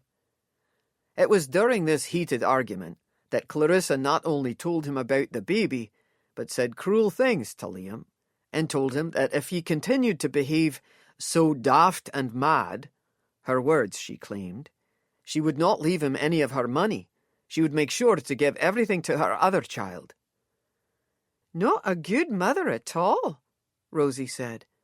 "Maybe he pushed her beyond her limits. It sounds like it was an unhappy house for a long time. She didn't even know Liam was living in Edinburgh, working at the fish market, or volunteering in Stirling. She thought he was in Glasgow," Inspector Winters said. "Oscar at the fish market had Clarissa's address for Liam." Inspector Winters shrugged. "Another way to throw people off, maybe." "Clarissa shouldn't have said such things to Liam," Rosie said. "Probably not," Inspector Winters said. Especially if she knew he wasn't mentally well. Was it really just a coincidence that both Billy and Liam were reenactors? I asked. We think so, though we're still working on timing. Did he unravel from there? He killed Billy? I asked. He admitted he killed Billy, Inspector Winters said. He was methodical, though. We have his notes. He got to know Billy at Stirling, tried to be friends, but Billy was complicated too, and didn't allow many people into his life. Liam rode with Billy on a caravan out to Castle Doune, convinced him to stay with him and wait for another one. His original plan was to throw Billy off the castle, but he hit him on the head with a rock instead, not the bat he had in the basement. He sighed. That is what we understand so far. Gordon realized they were at Stirling together, and he told Liam he'd been university friends with his mother. He asked Liam to befriend his son and lay the groundwork for Gordon to contact Billy. Shortly after that contact had been made, Gordon told Liam more about the past connections. Liam found the items and confronted his mother. A confluence of events. It's difficult to understand because we don't know Gordon's side yet, but I think that Liam wormed his way so deeply into Gordon's and Billy's lives that he convinced Gordon to make contact with Edwin, try to heal past wounds. We don't even think Gordon knew that Liam had a dirk, but follow me here. We think Liam told Billy to give the dirk to Edwin. I think Liam knew enough then about the past to know the dirk might stir up some trouble, at least bring back old memories. I think there's more to learn about the dirk than anyone, Edwin included, is telling us. None of the rest of us acknowledged his observation. I could see how the confusion regarding the meaning behind the dirk had occurred. If only Edwin and Gordon had talked to each other about it. But by that point, I didn't think either of them trusted anyone from that time long ago. Did you find something different that told you a dirk did kill Murray Pursley? I asked. We're looking more closely at it. What about Leith Stanton? Did Liam kill him? No, but he was planning on killing Edwin after he took care of Billy and Gordon and Clarissa. Did Liam try to break into Edwin's house? I asked. Everyone looked at me. I continued, Edwin thought someone tried to break in. I don't know. I'll try to find out, Inspector Winters said. I nodded. Comic books led to him feeling betrayed? Hamlet said. In a way, Inspector Winters said. They were something he thought he shared exclusively with his mother. When he found out that her very checkered past included them, he wanted to better understand. But then he was shocked to learn his mother had had another child, then devastated, when to him it seemed she cared more for that child than for him. Perhaps even a mentally stable person would have felt betrayed, though I doubt murderous. How's Grizel? I asked. Ms. Sheehy is fine. You saved her life, too. When she asked him about the tattoo, Liam thought Billy had told her something that might give away Liam's manipulations. I'm sure he intended to kill her. I shivered. That's horrifying. But all's well with her, lass, Elias said. What did Billy do for a living? Rosie asked. Did he have a job? Nothing full-time. His mother gave him most of his money. He was a handyman of sorts. He had troubles, mental health issues too. It was a difficult road for both of the Williams, but one became worse than the other. Billy and Liam, I said. William Wallace. I should have figured that out. Or Woolley. The name William was important to them all. The front door burst open. Delaney, Tom said. What happened?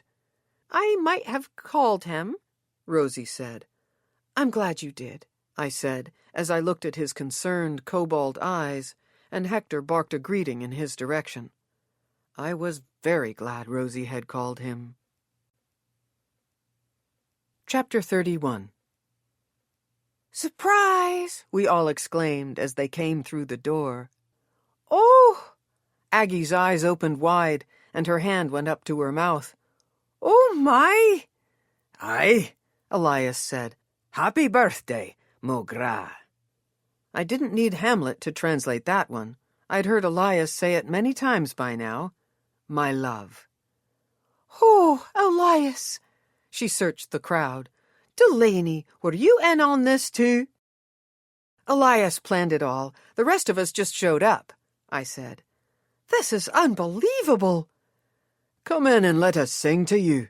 Elias got a cake from next door, and he says it's your favorite," Edwin said. It was Edwin's bookshop, but tonight it was open in Aggie's honor to celebrate her birthday. We hadn't locked the doors.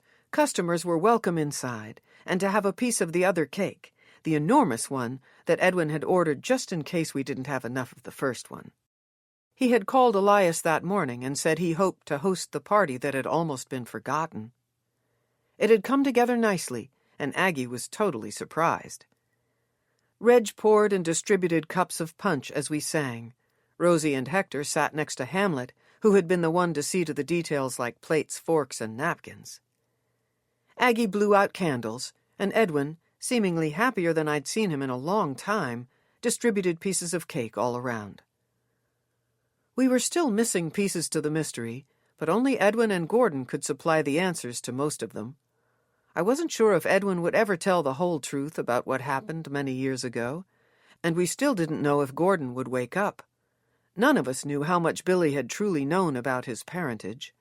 I thought that someday Edwin would have a good long talk with Fiona about many things. But maybe not. I didn't know how Fiona had reacted to all the news she'd received over the last few days, but I knew Edwin would take care of her, whatever that turned out to mean. Tom thought that if perhaps Gordon hadn't faked his death, none of the subsequent tragedies would have occurred. He'd said, "If Clarissa hadn't thought both Leith and Gordon, the man she'd given her son to, had died, maybe those things that reminded her of long-ago times might never have caused her such pain, and she might not have said the things she said to Liam." I wasn't sure I agreed, because I'd seen firsthand how disturbed Liam was. Something was probably going to break him at some point. However, it was impossible to know for sure. Physically, I knew I would rebound. The swelling was gone from around my still black eye. My arm hurt so much that it was almost unusable, but I tried to pretend it didn't hurt. I'd been sore before. Now my sore was sore. Clarissa and Liza Marie would both be fine, at least physically. Who knew what turmoil and emotional torture was ahead for Clarissa? I hoped she'd seek some help. It was going to be rough. After greeting Aggie, I took a seat at the back table. I needed a small break from pretending I wasn't in pain. It was a good vantage point to observe my friends and Scottish family. But the person who had been on my mind the most ever since that horrible few but impossibly long minutes in Clarissa's basement was Edwin. Before we knew who the killer was, and in the middle of the panic, concern, and horror, I hadn't seen how some things still didn't add up. As life had calmed, and some answers had become clear, other things seemed to me to still be unanswered, or maybe just a wee bit murky. After he was certain everyone had cake, Edwin must have felt me watching him. He looked at me and smiled a little sadly. Then he joined me at the table. "Delaney, how are you?" he said. "Fine. You mad at me for everything?" Edwin laughed. "Not at all. You might get a raise. You probably saved Clarissa." "Is there a future for the two of you?" "Oh, no, not at all. But there was a past that gives me good memories. I'm grateful that she's going to be okay. A long time ago, she was—" The party was going well. Rosie and Reg were now dancing as Hector sat on the desk and watched them. Hamlet and Aggie were deep in conversation, and Elias and Tom were looking at some books on a shelf. "She was what?" I said. "She was important to me," Edwin said. "Edwin, do you have a speck tattoo?" "No, lass. I never did get one. Not my thing, I suppose." "Tell me what happened on the boat," I said quietly. Hector, having gotten a lift off the desk from Rosie, trotted toward the back table. I thought he might be coming to see me. He'd been giving me extra attention, probably because of my injuries. But he stopped at Edwin's feet and looked up at him expectantly. Edwin gathered him and put him on his lap. "Aye," Edwin said as he scratched Hector's neck. "I know you've been trying to understand, lass. I'll tell you. I feel like I owe you." "You don't owe me, but I'd like to know." "Aye." He paused. "It was planned, lass. It was a plan." "Okay." "We went out that night with one plan, to kill the lad, Murray Persley." "Oh, maybe you shouldn't tell me," I said. "No." He lifted one hand from Hector and put it over mine on the table. "I want to tell you. You deserve to know the truth." I nodded once. "We loved her. We all loved her," he said as he went back to petting Hector. "She was not only beautiful, but she was clever and kind, so talented. She told us she loved us all, but it's not what I led you to believe, Delaney, or what she led you to believe in the hospital. This was part of the pact we all made all those years ago, that no matter who, no matter what, we would stick to our story. Clarissa would gladly sacrifice her reputation. We would not tell anyone what really happened. It was just Leith, Gordon, Clarissa and me in on it, but we fooled the other lads. We fooled everyone, for a long time." He smiled at me. "I slept once with Rosie, but I caught myself before I told her everything. Still, I told her too much. But you weren't fooled, were you? You know, don't you?" "I don't know anything except some things just don't fit. You weren't Billy's biological father? That was just part of the story, the pact?" "Aye, correct. But have you figured out the rest?" "I'm not sure. Murray Persley was Billy's biological father?" Edwin smiled again. "That's right." "And that made the rest of you angry, jealous? You, Leith and Gordon?" "No, that's the part you don't know. We were angry, but not why you think." He paused again, and I saw pain at the corner of his eyes. Decades-old pain, still fresh and deep. "Murray Persley raped Clarissa. She hadn't had any sort of relationship with any of us that could have made one of us the boy's father. Murray Persley raped our girl, and we couldn't stand by and let him go on without being punished. We thought we were special enough to make those sorts of determinations." "Oh, Edwin, I'm so sorry. In fact, that scenario hadn't even occurred to me." "I am too." We sat in silence a moment, the jovial party all around us. It was impossible not to feel sorrow for what Clarissa, and the men to some extent, had gone through. It was a different time, and the world had reacted differently to those sorts of horrors. The group of friends had done what they thought they needed to do, though it sounded like some of their choices had been misguided. "I have more questions," I said. "I'm listening." "You could have said it was an accidental stabbing, but it ended up in the police report as only a drowning. Why wasn't the dirk in the police report? Because there was a dirk, a stabbing, right?" Edwin looked at me. Hector looked at me too and whined. "Your family paid off the police, didn't they?" "Aye. We all thought it a worthwhile blackmail, though. Even the police, after my father told them the whole story." "I see. Who killed Murray? Who stabbed him?" "It could have been any of the four of us, Delaney, but that's the part I won't tell you, because I think the answer would be a burden for you. I will not confirm which one of us it was. I've come to know something about you. You have an intuition that sometimes tells you things. Am I right?" "Yes." "Listen to it, to those voices, and I bet you'll figure it out." I thought long and hard, listened for someone from any book to tell me something, but I heard nothing. "I have no idea who the killer was, Edwin." "Of course you do," he said, "or you will soon enough." "Why did you all fake a passport with Murray's name on it?" "How did you come to see that?" "Arthur found some things. He'll be here later. I'm sure he'll show them to you if you want." "Interesting. The passport. He smiled sadly at Hector, who smiled supportively up at him. Let's just say that Gordon's fake death wasn't the first time some of us in the group had considered doing such a thing. Perhaps running away, because the circumstances of a single pregnant woman were even more frightening than a rape had been. Besides, using Murray's name would have been a good cover, and would have kept the police guessing, just in case, something eventually happened to him. Fortunately, the police were cooperative, and no one had to leave, except for Clarissa, but that was her choice. I'd like to see that passport. Your oor Millie is with it, too.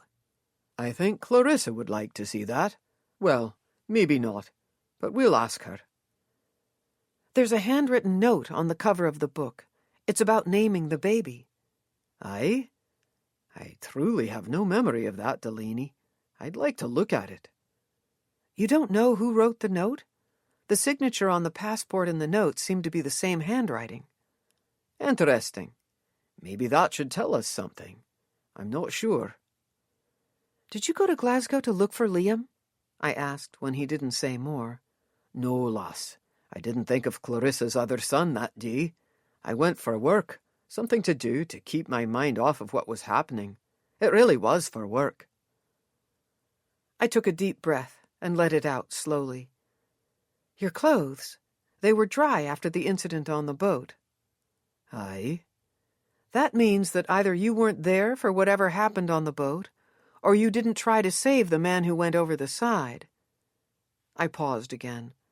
But Leith and Gordon and all the others did. Edwin looked at me as I stopped speculating aloud. He remained silent, as he probably saw that my mind and my intuition, without the bookish voices, were working through the rest of it. Or his dry clothes meant something else. Two things suddenly stood out in my mind. Edwin's continued refusal to talk to the police after Billy's murder, and Rosie's continued insistence that the police needed to be told about Gordon being alive. If Edwin had killed Murray, he would not have cared about protecting himself if justice would be served if the truth came out. Rosie knew about the dirk, and possibly the whole story. If Edwin had been the killer, she never would have kept insisting that someone needed to tell the police about Gordon, giving the police a chance to dredge up the past and jeopardize Edwin's freedom. She would have protected Edwin, no matter what. And Edwin would have protected the woman he loved, no matter what. Clarissa had been the killer. In fact, I thought maybe no one else on the boat had known her plan. Or maybe Edwin had. When she'd stabbed Murray and he'd gone over, even Clarissa, had all gone over to the side to try to save him. All but Edwin. He'd kept his focus on saving Clarissa. Clarissa was devastated she was pregnant? I asked. She was hurt deeply from being violated, and devastated about being pregnant. Perhaps suicidal? He didn't say anything, but I could guess. Clarissa had planned on killing herself, too. While everyone else was trying to save Murray, Edwin's only focus was Clarissa. She probably did go into the water when they were close to shore, but until then I imagined that Edwin kept her close to him. The pact came later? It was to keep secrets? Aye, blood oaths and all, he said sadly. We were young, Delaney, young and scared. I was lucky because I had access to money. Can you understand? I nodded. I think so. That's good to hear. Who did you think killed Billy? I said. I hoped it wasn't Gordon, but that's what I thought at first. I thought that perhaps because he was ill and had been living a lie for a couple of years, that he couldn't bear for Billy to know the truth, and all the lies, and somehow everything was coming to light. Were you going to kill Gordon yourself? No. I wasn't sure what I was going to do, but as you were doing, I was seeking the truth too. You were just better at it than I was. The dirk made each of you think each other was the killer. I imagined Gordon did too, that the dirk was gone. We didn't know that it wasn't in the sea. We made assumptions when you showed it to us, but clearly they weren't correct. Do you think someone really tried to break into your house? I found the cigarettes. Now, I assume they were Liam's, but I'm not sure we'll ever know. My boss had many secrets. I liked that he was letting me in on them, little by little, even the horrible ones. I wasn't sure he could trust me to keep all his secrets, and this unspoken one was brutal, but time would tell, I supposed. At least things made more sense now, and maybe that's all I needed, to have some mysteries solved. Oh, look, Edwin said as he pointed to the front where Elias was giving Aggie her birthday gift. Aggie tore open the wrapping paper Elias had so carefully folded and taped.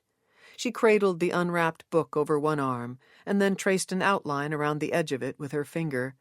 Finally, she lifted the cover and looked inside. Oh, Elias, it's wonderful. Perfect, Aggie said. Elias looked back at me and winked. You were right, Delaney. That was wonderful to see, Edwin said. It was, wasn't it? I said. Books, they're most definitely the stuff of magic, don't you think? Edwin said. Yes, Edwin, I do. I definitely do. Edwin smiled and then deposited Hector on my lap. He stood and went to hug Aggie. I didn't think I'd ever seen her so happy before. And despite everything, the pain in my arm, the recent terror, the revelations, and the almost revelations, I let my eyes lock on to some cobalt blue ones, and I realized I knew exactly how she felt. This concludes Of Books and Bagpipes by Paige Shelton, narrated by Carrington MacDuffie. Copyright 2017 by Paige Shelton Farrell. This unabridged audiobook is published by arrangement with Bookends, LLC, and was produced in the year 2017 by Tantor Media, Incorporated, a division of Recorded Books, which holds the copyright thereto. Please visit Tantor.com for more information on our growing library of unabridged audiobooks and to take advantage of special offers.